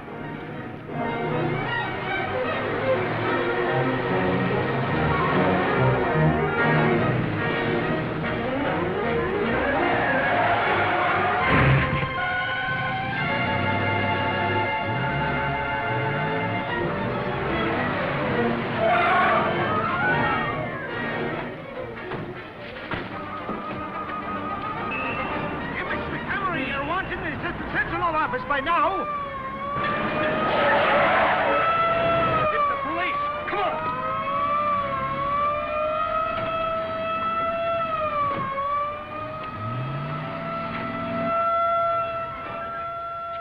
It's all right, Jakes. I run them hoodlums away. Extra, all about that election scandal. Extra. Get that Sentinel extra. Ballot boxes stuffed with illegal votes. Extra. Read about those stuffed ballot boxes. Extra. John can be elected mayor. Extra. Read about the new mayor. Extra. That John can be elected mayor. Extra. Congratulations, Mayor Canby. Come over in the morning and I'll give you a list of appointments I want you to make. You're the district attorney, and there's plenty of evidence to prove wholesale fraud in this election. What do you want me to do? Subpoena the ballots and put them in a safe place. Why? So we can fingerprint them and prove illegal handling. That's a great idea, but it'll take 2 days to obtain possession of those ballots through a court order. Well, that won't do. The minute the gang and back of Canby find out they're going to be subpoenaed, they'll destroy them. I'm afraid that's the best I can do. All right. Extra, read the Sentinel report. We'll order ballots impounded tomorrow. Extra. Got this paper here. Ogden, those ballots have got to be destroyed tonight. Where are they now? Stored in the tri-state warehouse. The warehouse might burn down. No, the fire might be put out before the ballots were destroyed. You better have the boys hijack them out of the warehouse and burn them on the road somewhere. Okay. Dean will know how to handle it.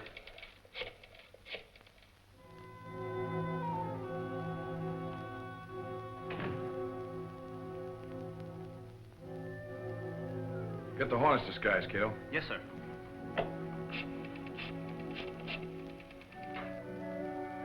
Hello, Banks Incorporated? Yes, sir. This is the Daily Sentinel speaking. We've had some heavy collections come in since the banks have closed. Want an armored car? Yes, that's right. An armored car at the loading platform as soon as possible. Yes, thanks. Goodbye. What you do now, Mr. Britt? I'm afraid, Cato, the Green Hornet is going to have to do what the law has been unable to do. Prevent those ballots from falling into the hands of crooks.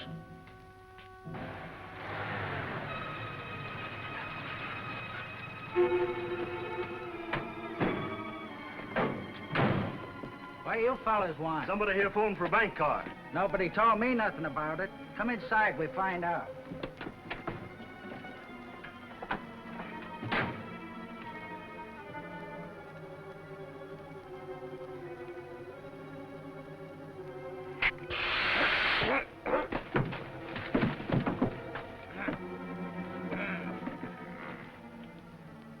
Sorry, old man, but you'll be all right in a few minutes.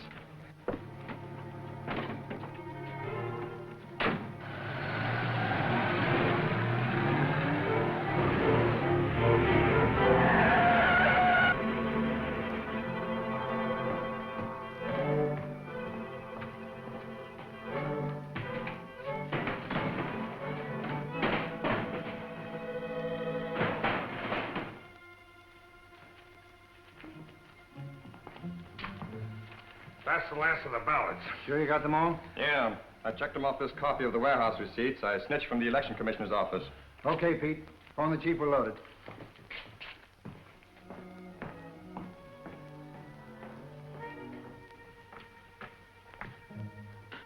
Hold it.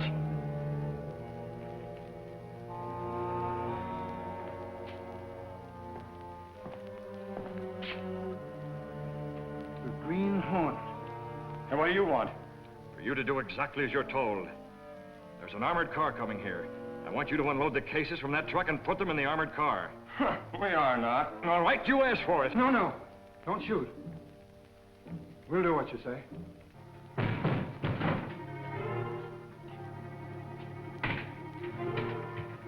Yeah, that's the last one. Keep them covered. I'll take a look.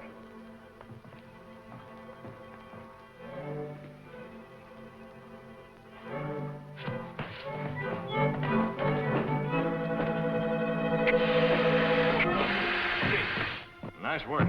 We'll be back for them later. I'll take the Westwood Pike to Valley Spring Road. Then use the cutoff. You follow me.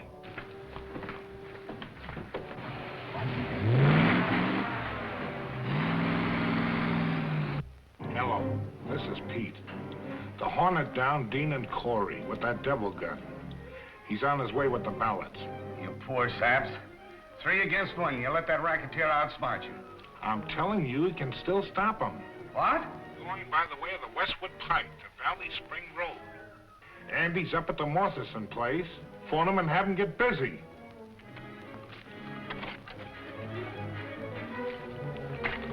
But this'll stop the armored car, Andy.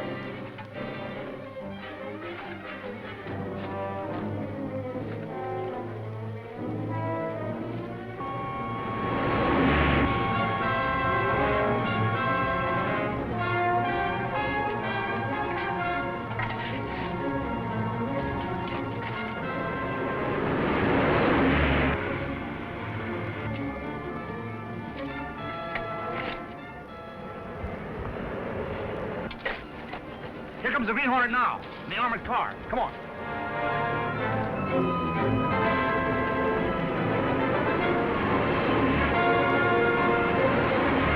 That takes care of the Hornet.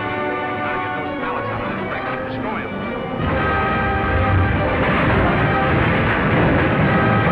Get him out of here, quick.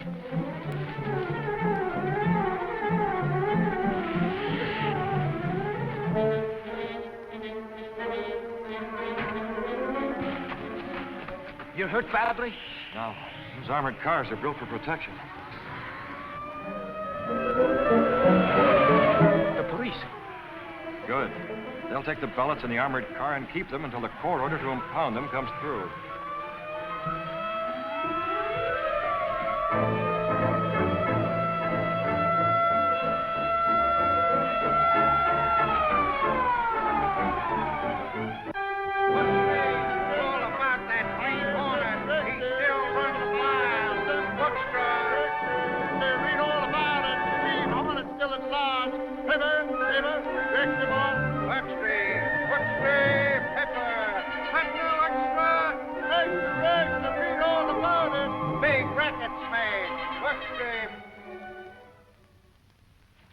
Closing in on us, Ogden. Every move we make is blocked by the Green Hornet. Better get in touch with Max Gregory and tell him to take it easy. If the Hornet discovers he's sending munitions out of the country, we'll have the G-men on us, as well as the police and the Hornet. Better get Max on the phone.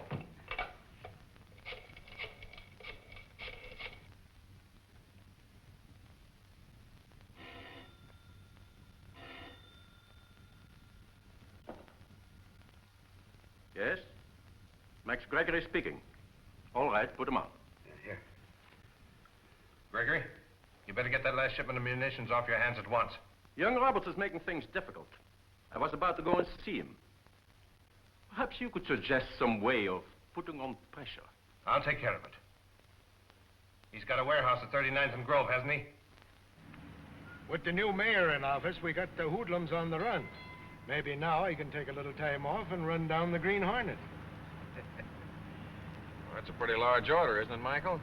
What do you want me to do? Give you 6 months vacation with pay or something? 6 months, is it? Give me 6 days and I'll run the Spalpeen to earth.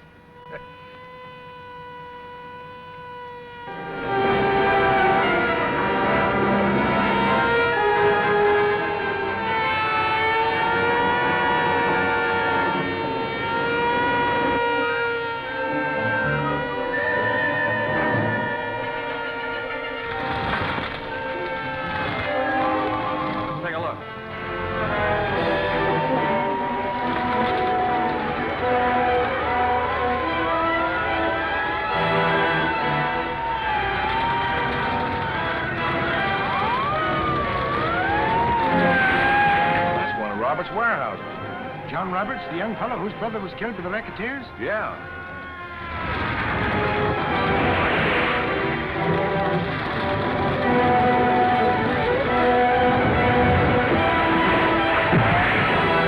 Well, do you think the same gang maybe started this fire? Very likely.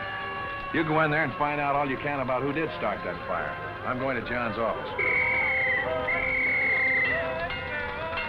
Yes? This is John Roberts. You say you've got the fire under control? You don't know how it started. All right. I'll have the insurance people come down. Thanks. Britt Reed. Gosh, am I glad to see you. Hello, John. I overheard your phone conversation. So that fire did cause you considerable damage. Yes. Of course, my insurance will cover the actual loss. But I'll lose a lot of important customers and, well... Spell it. That fire wasn't accidental. Someone's trying to drive me into line, same as they did Charles. What's the racket?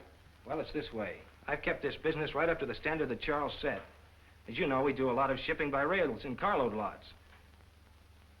Well, the other day, a fellow came in and demanded that I allow him to ship under my bill of lading. Wanted to commandeer my space. What do you mean? Well, if I was sending 2 cars, he'd take over 1. Wouldn't tell me who he was or what he was shipping, but he made it clear that I'd have trouble if I refused. So that fire was the result of your refusal? I'm sure of it.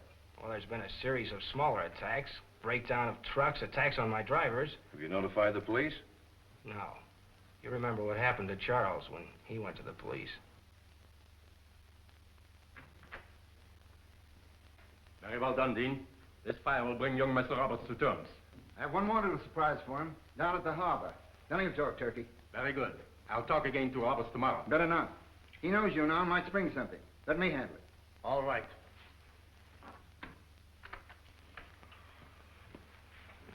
All right, John, you talk to him out here. And put Jenks in the other room so he can hear what he has to say. I sure appreciate this, Britt. Well, we've got to rid this city of those crooks. See you later. So long, Britt. He's on his way up now. Better get inside.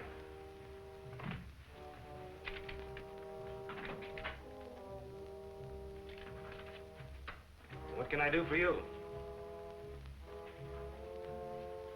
You're Roberts, huh? That's right. What do you want? Listen, buddy. You can save yourself a lot of trouble. We made your proposition which you refused, but in view of what happened since, maybe you've changed your mind. You mean that you and your crowd are responsible for that warehouse fire? Never mind that. I'm giving you one last chance to come in with us unconditionally. Yes, but I've got to know what your name is and what you propose to ship. You want to know too much. Look out for trouble.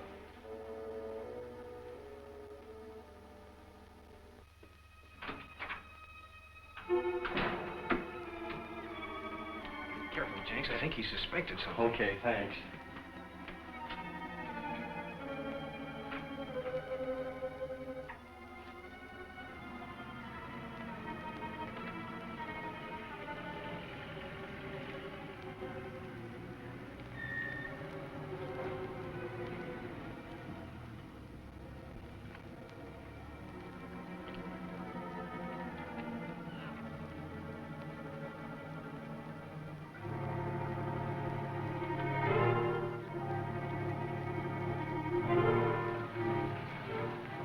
Sentinel reporter following me.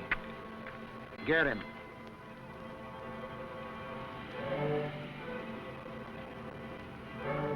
Follow him, Cato.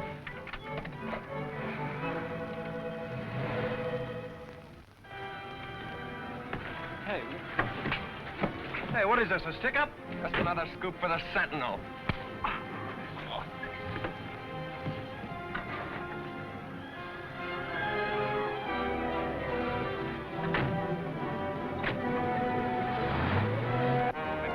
Step on it. Step on it. We're being followed.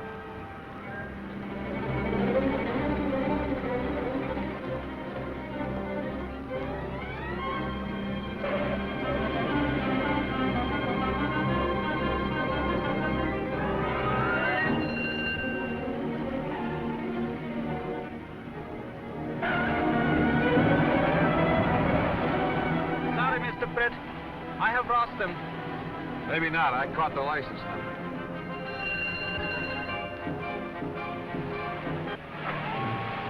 Nice driving, Pete. You ditched him. Where to now? Max Gregory's office. Take him up by the freight elevator in the rear. And final negotiations with Roberts are now underway. If all goes well, shipment of arms will go forward at once. That's all. Put it in code and get it off immediately. The private door, sir. That'll be Dean with the report on Roberts. Let them in.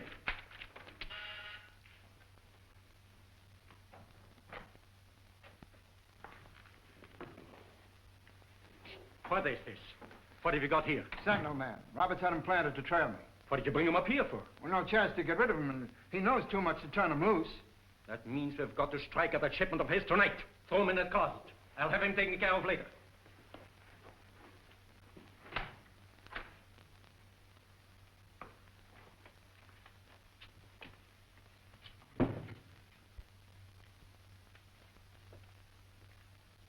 At Clearwater Junction, you board the train. You'll get your final instructions from Monroe.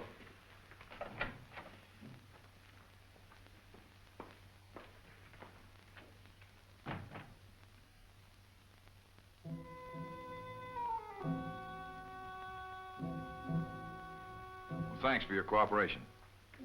The traffic bureau gave you the name of the owner of the car that carried off Mr. Jenks? Yes, it's registered to a Max Gregory. Here it is, 311 Gardner Building. Mr. Gregory's going to be asked some questions tonight by the Green Hornet.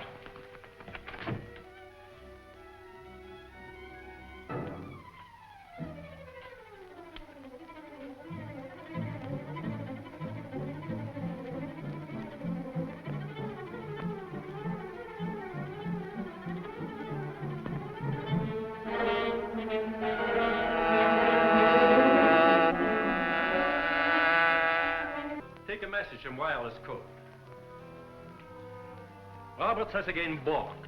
The train carrying Robert's shipment will be boarded at Clearwater Junction at midnight tonight. Robert's cars and everything behind them will be uncoupled on the long grade west of Summit. That's all. Put it into code. Never mind the code. I'll take it as it is. The Green Hornet. Give it to me.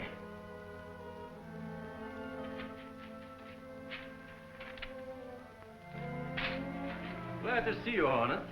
We decided we could make good use of you in our organization if we can come to terms. I'll dictate the terms, and I'm taking over your organization.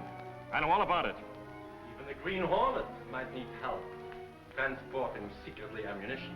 Not from you, Gregory. All I want from you is the names of your associates. All right, you have the upper hand. I guess I have no other choice. Here's the list. Wait, you asked for it.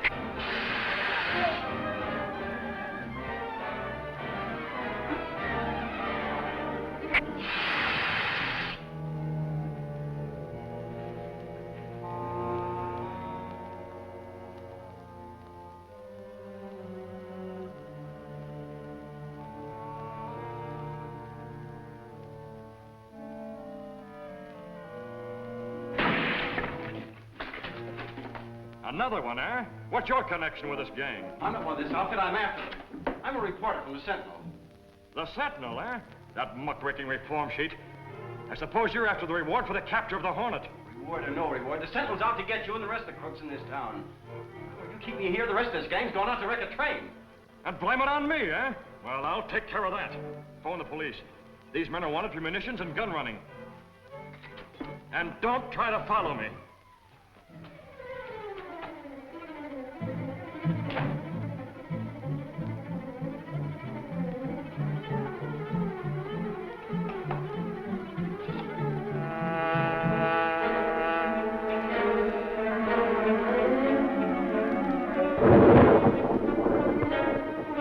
That storm is getting close.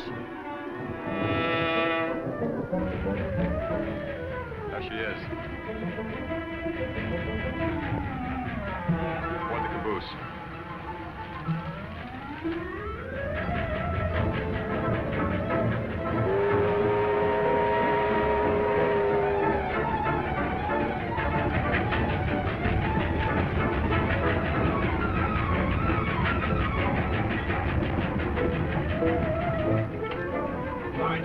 Get out of here and jump. Come on, get out of here.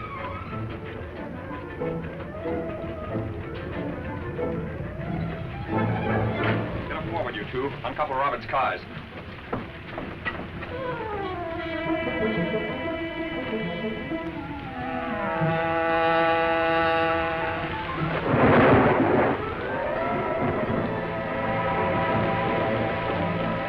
It's going up the Summit grade. Catch her.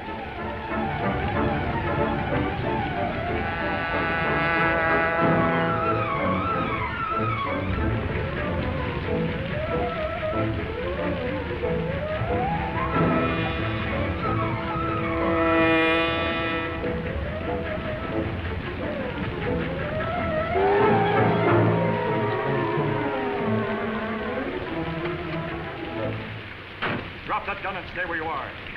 Green Hornet. Talk fast. Who's on this job with you and where are they? What job? You got me wrong. I'm just bumming a ride.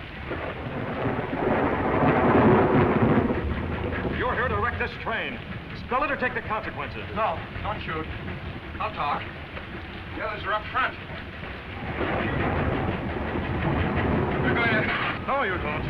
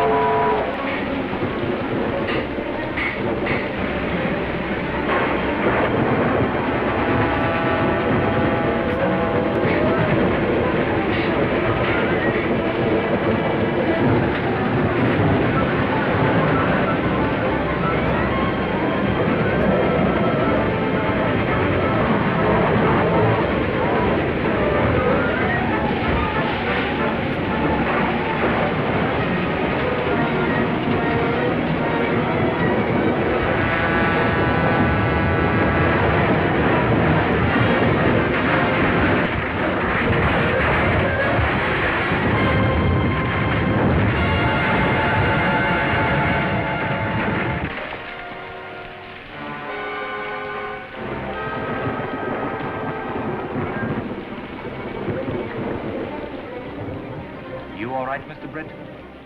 Yes. No one was hurt. There were only two of us on the platform. Look around here. I had one of the crooks, but lost him when we fell.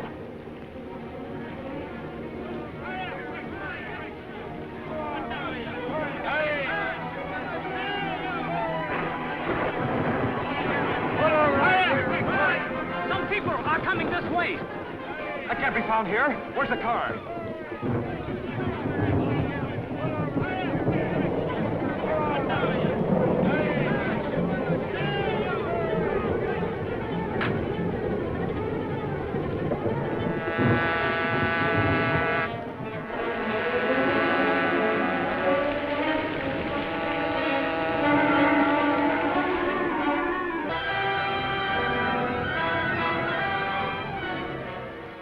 Attacked me before we could uncouple Robert's cars. Then the train broke in two on the grade. But Robert's stuff in the front section went through safely. Then we can thank the Green Hornet for breaking our hold on young Roberts. And that isn't all. Max Gregory was taken by the G-men last night. Look at that. The Sentinel was the only paper that had the story. There's some connection there. What do you mean? Just this. The Green Hornet uses the Sentinel as a mouthpiece. Makes a hero of himself through publicity. We've got to stop that by silencing the Sentinel.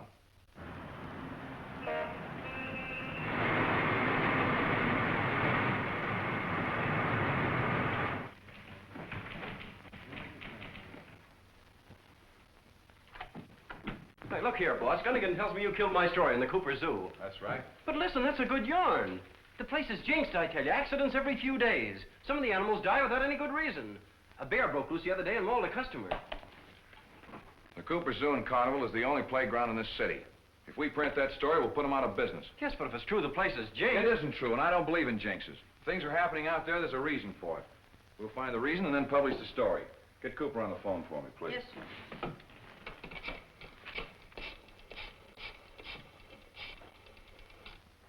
Mr. Cooper, please. Mr. Reed of the Daily Sentinel. Oh, he has. Thank you. Mr. Cooper has gone down to the docks to receive a shipment of animals. Maybe we can catch him there. My car's right outside. Come on, Jenks.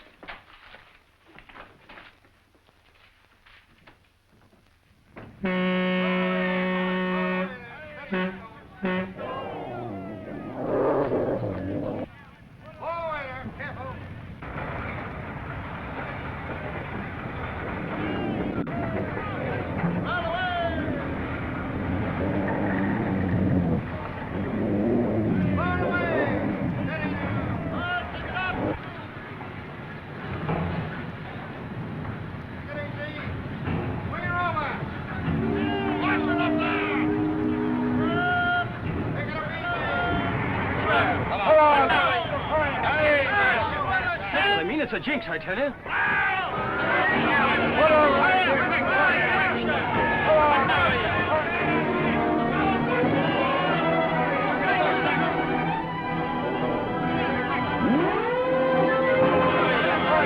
Somebody's got to stop that beast. He's gone in.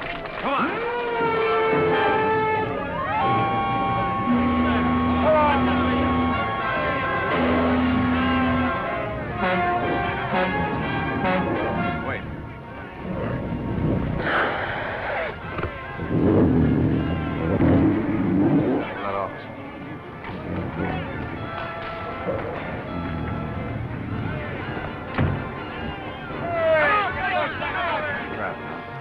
but something else will happen. I don't think this is the right time to talk to Cooper. I'll make an appointment so you can see him at the zoo.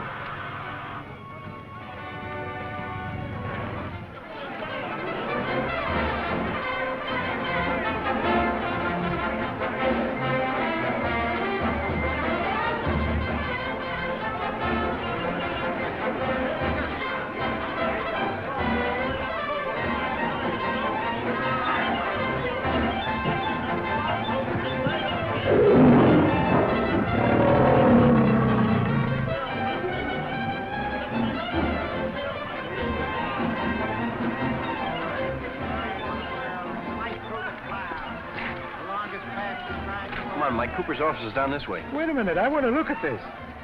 Got no business to see it. You came in on a press pass.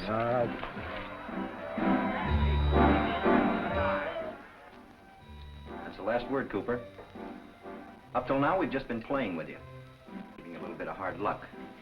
But unless you come across with $5 grand by tomorrow night, the Cooper Zoo is going out of business. But I can't raise the money. The shows haven't made a cent since those accidents started. I'm not interested in your hard luck stories. Unless you come across with $5 grand by tomorrow night. Yes? Oh, the boys from the Sentinel. All right, I'll see them. Nix. Wait a minute, I got an appointment with those fellas. Forget it. Tell them you can't see him. Okay. Tell Jenks I'm sorry, I can't see him. That's better. Talking to those reporters from the Sentinel is as dangerous as talking to the police.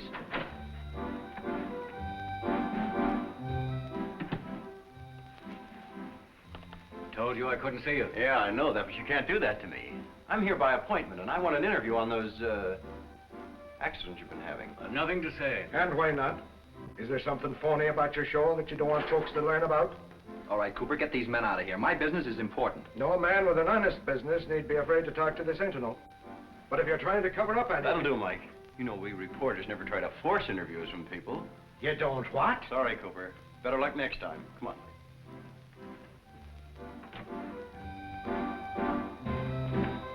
Forget those guys. The Sentinel's going to be taken care of shortly. Unless you have that money here by tomorrow night.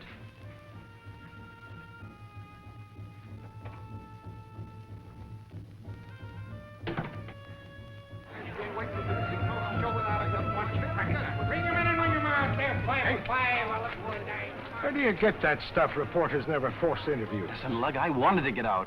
Unless I miss my guess, that other guy in there was Lefty Bates, who did a stretch for extortion and blackmail 3 years ago. You...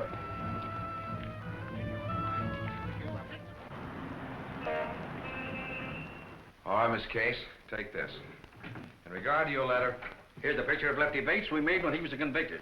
What about the one Jenks took down at the He's zoo? haven't developed. Here he is now. There you are, boss. If that isn't a picture of Lefty Bates, then I'm losing my memory. There's nothing wrong with your memory, Jenks. That's the man, all right. That's fine. I'll give the police a tip and... Easy there. Sure, he's an ex-con, but that doesn't mean that he's doing anything illegal now. But the guy's working some sort of a protection racket at the zoo.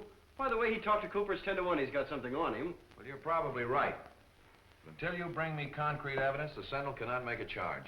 Oh, I'll get you evidence, all right. And a story that'll bust his racket wide open.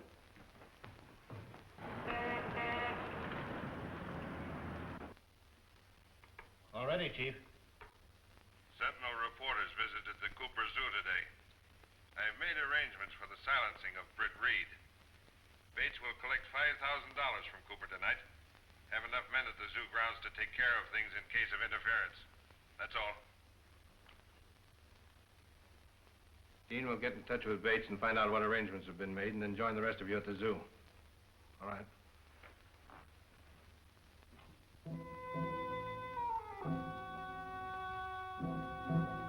There is danger in the Hornet visiting the zoo, Mr. Britt. There are too many people. Too much right. You forget there's a carnival there, Cato. A lot of the performers will be wearing masks. So it's the one spot in the city where the Green Hornet might go among others, unnoticed.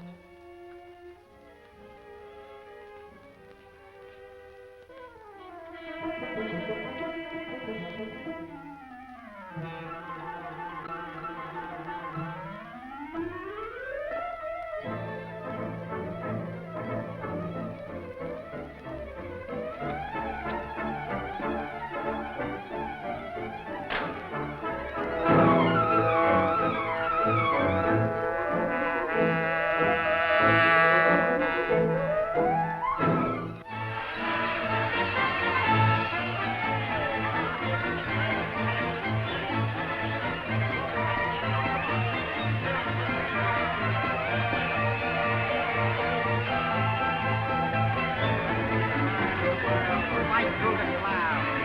You're the fastest flag in the world. That boat's taking you for a flight through the clouds. Get up there and look down on us, boys. A thrill on every turn. A thrill on every turn. Right up, folks! Farewell to the folks, Tiny. Stick right up. Don't be bashful, boys. I want you to meet 640 pounds of Tiny. Right this way, folks. The most sensational dancing and singing troupe direct from the island. Step right up, folks. What do you expect to do here? We'll find out who's causing all the accidents and nab them.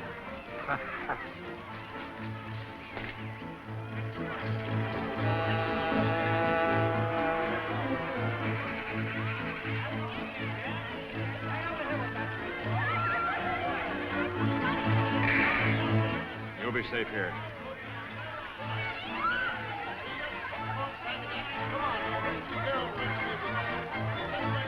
Oh, we're not doing any good here. This is a job for the cops. Sure, but the boss won't let us call them in without more evidence.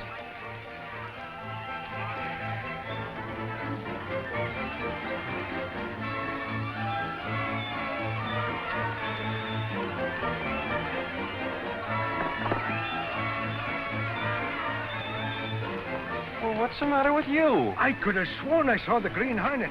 It's just one of those chumps running around in a mask.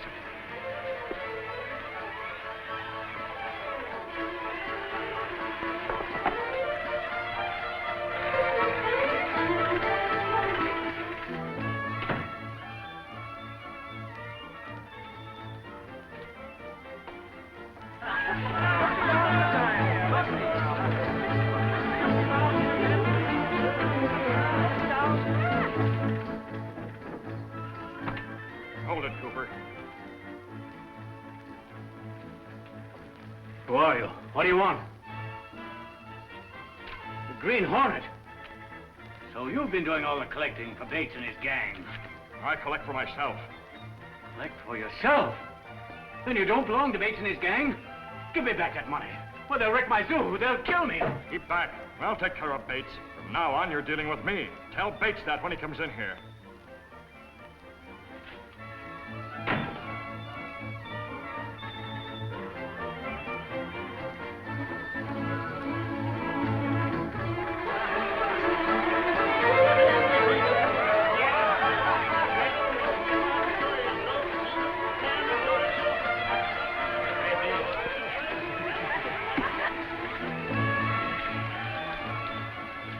Where's Bates? Going to collect from Cooper. Yeah, and suppose Cooper don't come across. I'm to meet Bates by the cat cages in 5 minutes. If he isn't there, we'll go to the office and find out why.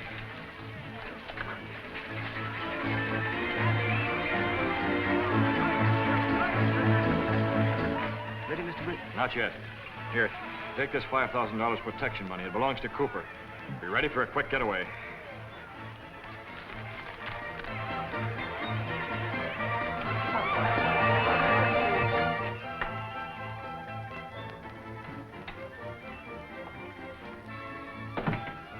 Cooper, let's have the dough. Come on, make it snappy. The boys are waiting. But I haven't got it. You're lying to me, Cooper. I've had you trailed ever since you left here today. My boys were in the bank with you when you cashed the check. That's true. But I gave the money to the Green Hornet. The Green Hornet? Yes, he was here ahead of you. I thought he came from you. You're lying. No. You can't stall me with that cock and bull story. Come across or I'll tip off the boys and they'll wreck your show. I don't think you will, Bates. The Green Hornet. Take your hand away from that gun. What do you want? A signed statement concerning your protection racket. I'll sign nothing. I don't even know what you're talking about. Oh, yes, you do. I just heard what you told Cooper. I want it on paper, and I'll give you 10 seconds to put it there.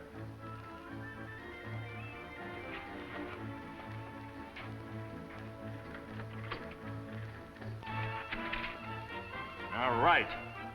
I, Lefty Bates, ex-convict. No, I won't do it. Right.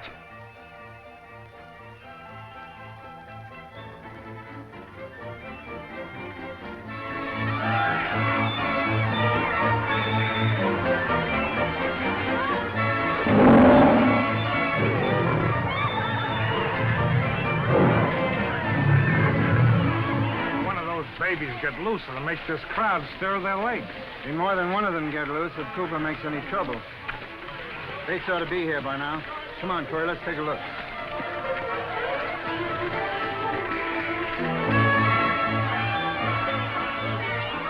Oh, we might as well go home. Yeah, I think we had.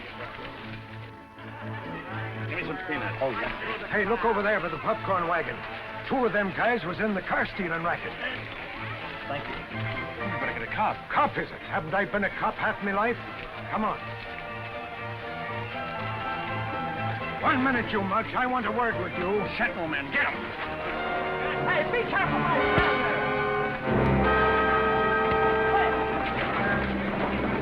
Hey, be careful now!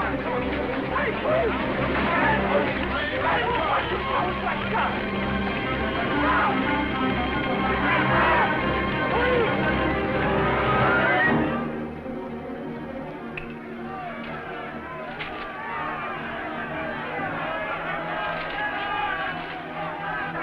What's that?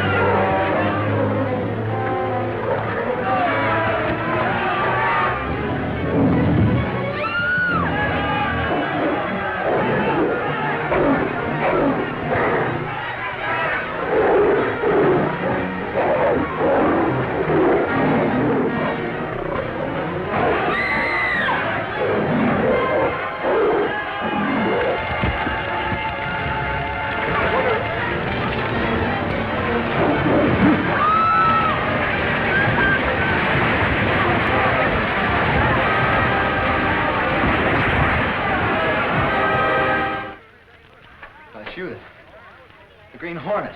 Yes, Bates. You started this fire and stampede so he could collect more blackmail from Cooper. No. No, I haven't been doing any blackmailing. Perhaps this'll persuade you to talk. No, wait, don't. Don't use it. It's true.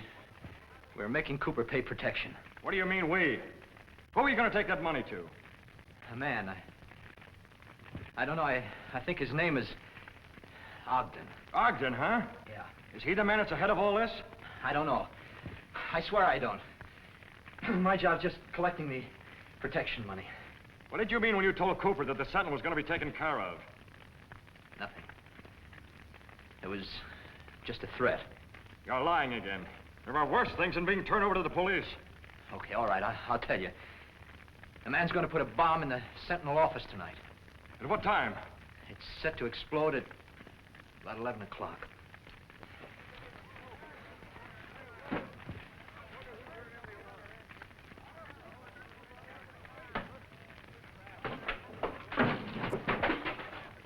All right, that'll hold you.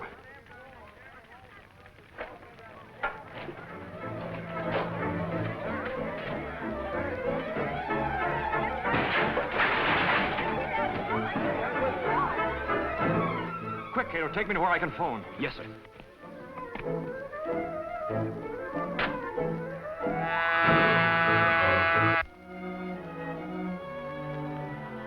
This is evidence that Mr. Reed wants in one of those racket cases he's investigating.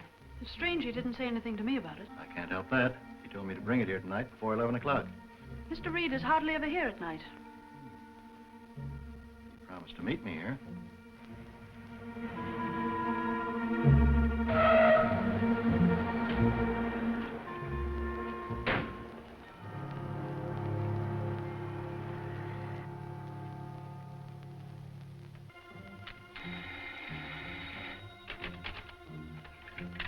Jenks speaking.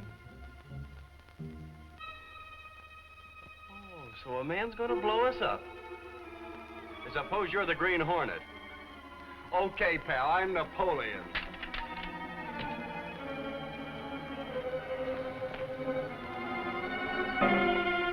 The Sentinel office, quick. This package contains very valuable evidence. Do you mind putting it in Mr. Reed's safe? Very well.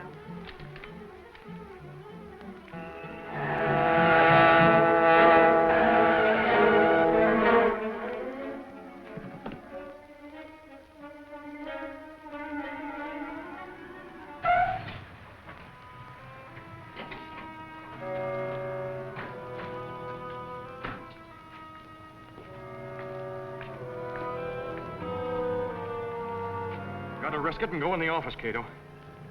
Why not remove your disguise and go as Britt Reed? I've got to do something that Britt Reed wouldn't do. There's no other way. Keep me covered at all times in case I get trapped.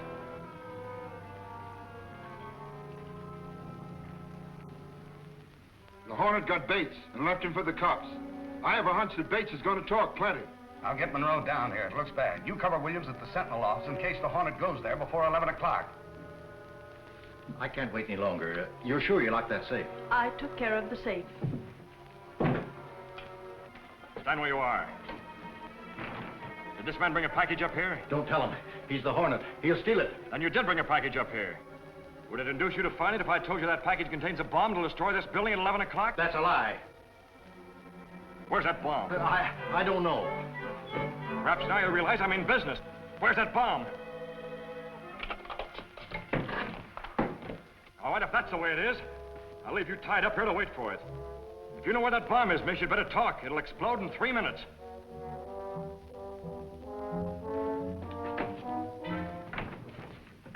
Hey, what do you want? We're after a man in there. We're from Central. No, you are not. I know you.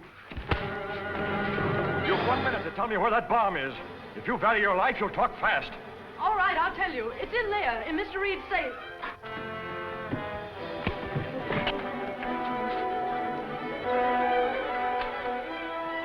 Open that window.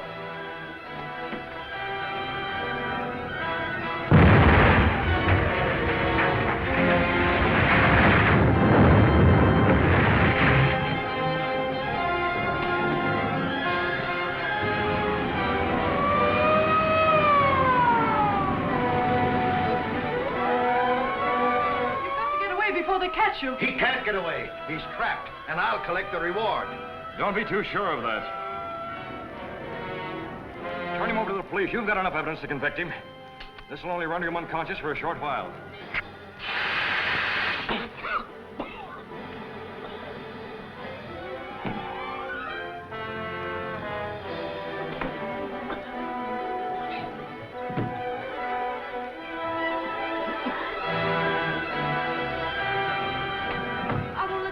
Until you get safely away. Thank you. I should thank you, and I do.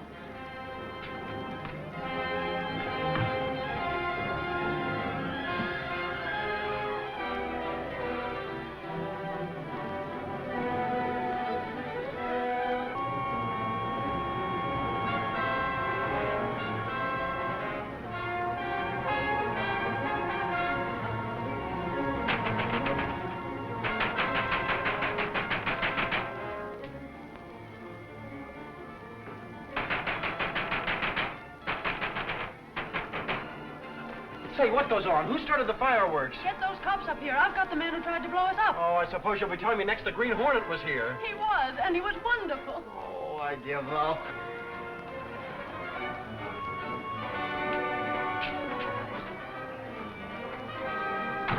Before those men went in, I heard them say they'd have to help Williams. Got to trail them, Cato. They'll lead us to the man. The big shot we've been looking for. Come on, Cato.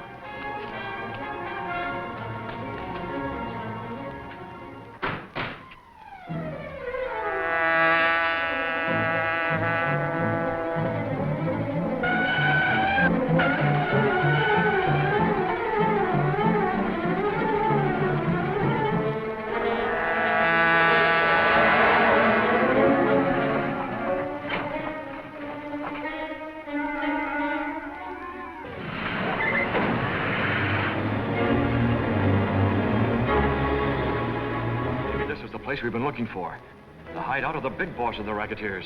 You are going in there tonight? Now we have other things to do first.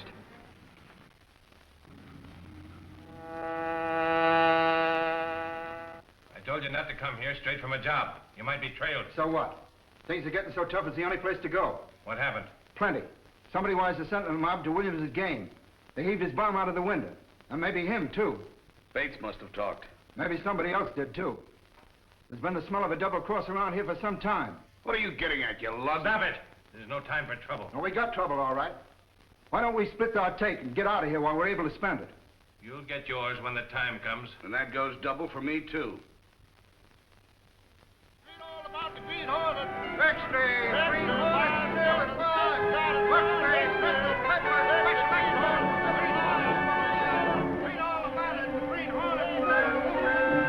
Can you imagine the Hornet gallivanting around and me not here to catch him and collect that reward? And of course, Miss Case is so wealthy that she didn't need the reward. So she let the Hornet escape. Yes, and I'd do it again. Listen, I even heard it rumored around that you helped the Hornet escape. You know, that makes you an accomplice and just as guilty as he is. Guilty of what? Of cleaning up this city? They ought to pin a medal on him instead of trying to catch him and put him in jail. Treason! By golly, I'm beginning to believe she was in cahoots with him. Say, Ashford, bring my car out, will you? I've got to go home and pack. I'm going out of town for the weekend. Yes, sir. You sure Axford didn't see us come back? Yes, Mr. Britt. Good. We're going to investigate that place we discovered last night. You mean where those men went, in the car? Yes, Bates mentioned a man, Ogden, to whom he paid protection money. And there's a firm, a brokerage firm, Monroe and Ogden, occupying offices in that building. We will go there? Yes. I'm pretty sure that we'll find that Monroe and Ogden are the big shots we've been looking for.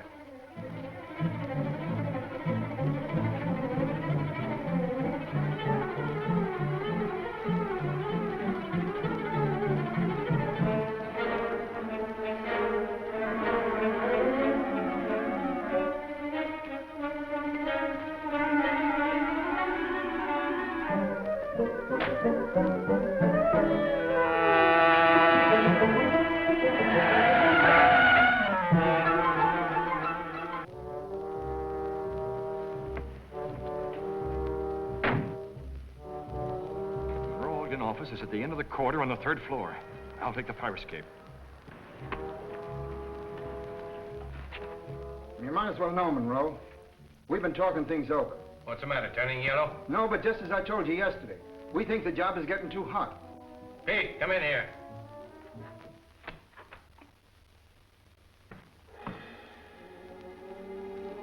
Dean's raising a squawk. Is he talking for all of you or just for himself? That's news to me. I'm satisfied, and I guess Andy is, too. How about it, Andy? It's okay by me. That's the chief's signal. We'll see what he says. Yes, sir, we're ready. With regard to the question you put to me this morning, we have too big an investment at stake to give it up without a fight. The Green Hornet is giving us most of our trouble. He must be stopped, and the Sentinel must be silenced. We're carrying out the chief's orders. Well, I'm still for getting out while we can. And giving up everything we worked for? No. We'll take the dough that's in that safe and split it up and lay low for a while. Oh, we're wasting time. Let's bring that stuff up from the car. Dean and the boys can take care of that. You and I have an important call to make. Andy, you better wait here. I'll phone you in a few minutes. Okay.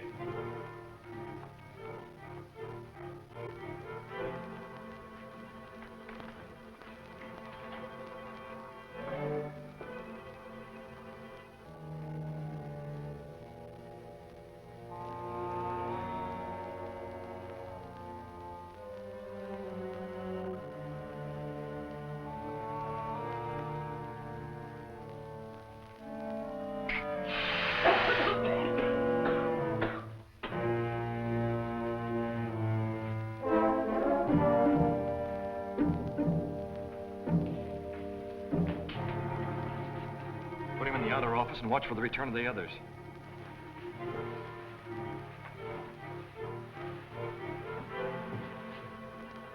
With regard to the question you put to me this morning, we have too big an investment at stake to give it up without a fight. Pretty clever, Monroe. Using a phonograph record to conceal from the rest of the gang that you were the chief.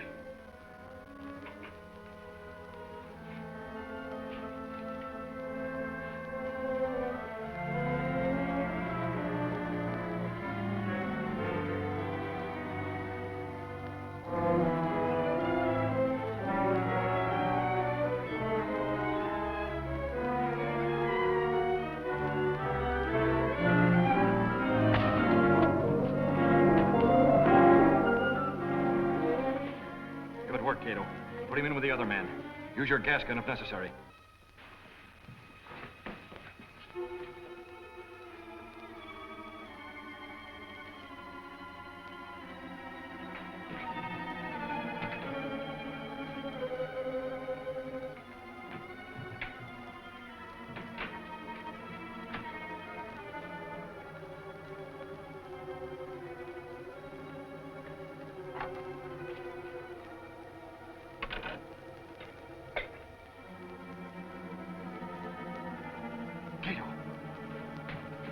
Any sign of the others returning? No, sir. Get in that closet and speak into the microphone you'll find there.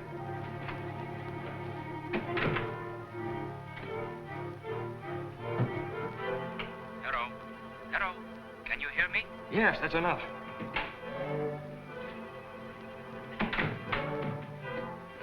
This gives me a great idea.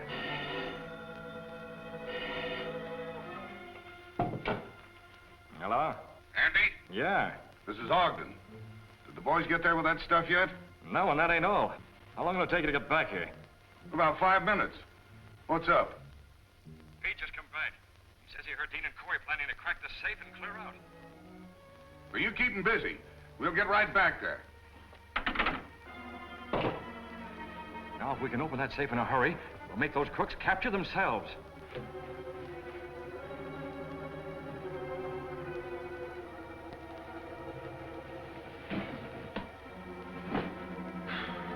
Hey, where's Andy? Monroe told him to stay on the job. I'm looking for Pete, I guess. Where's he? I don't know. Hey, what's that? The signal Monroe gets when the chief wants to talk to him. Let's hear what he's got to say. Attention, Monroe. Pete and Andy have been caught by the police. They will talk. Get all the money out of the safe and take it to the Mortensen place. I'll meet you there later. And it's important to get rid of Dean and Corey at once, as we discussed. Oh, they discussed us, huh? And they're going to get rid of us. Come on, Corey, we'll beat them to it. Yeah, what do we do? Open that safe, take the dough, and get out of here. Oh, it's open. What a break.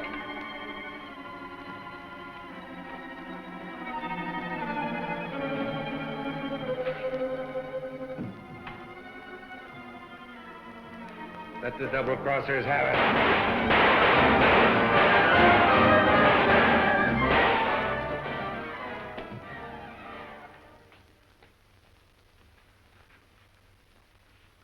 Gather up all that money and put it in the Black Beauty at once.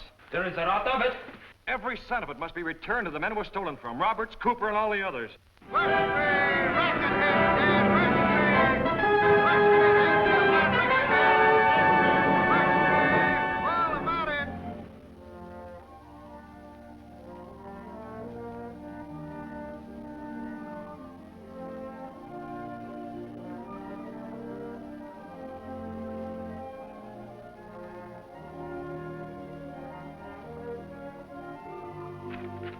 Can you imagine me sleeping there in the Green Hornet delivering letters to me? And a most insulting note's case, too. What does it say, Michael? My job is finished. Too bad you couldn't catch up with me and collect the reward. But perhaps another day is coming, so better luck next time, you wild Irishman. And signed with the seal of the Green Hornet, no less. Did I hit the front page with that story, or did I? I ought to read a byline after this. And what I'm wondering is who gave you that mysterious tip that put you wise? The Green Hornet, of course. Judge Stanton and the police commissioner are here to thank the Sentinel for breaking up the rackets. Too bad the Green Hornet isn't here to take a bow. Hey, Casey? Show them in. A resolution passed by the City Council and signed by the Mayor, citing the Sentinel for its distinguished service in freeing the city of the rackets which were exacting such a financial toll. Hooray! Thank you, Judge Stanton. The Sentinel did its duty as it sought, and will do it again should it ever be necessary.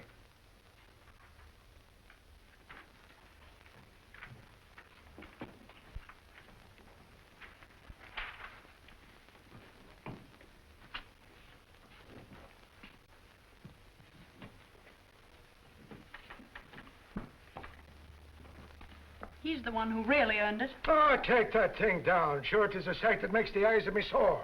Let us stay, Michael. The Green Hornet is gone. He said his job was finished. And if we get Miss Kay sore, she's liable to call him back again. I don't believe he's gone. I believe he's just been too clever for us. And he's probably someplace close right now, laughing at us all for our stupidity. Miss Case, you're positively psychic.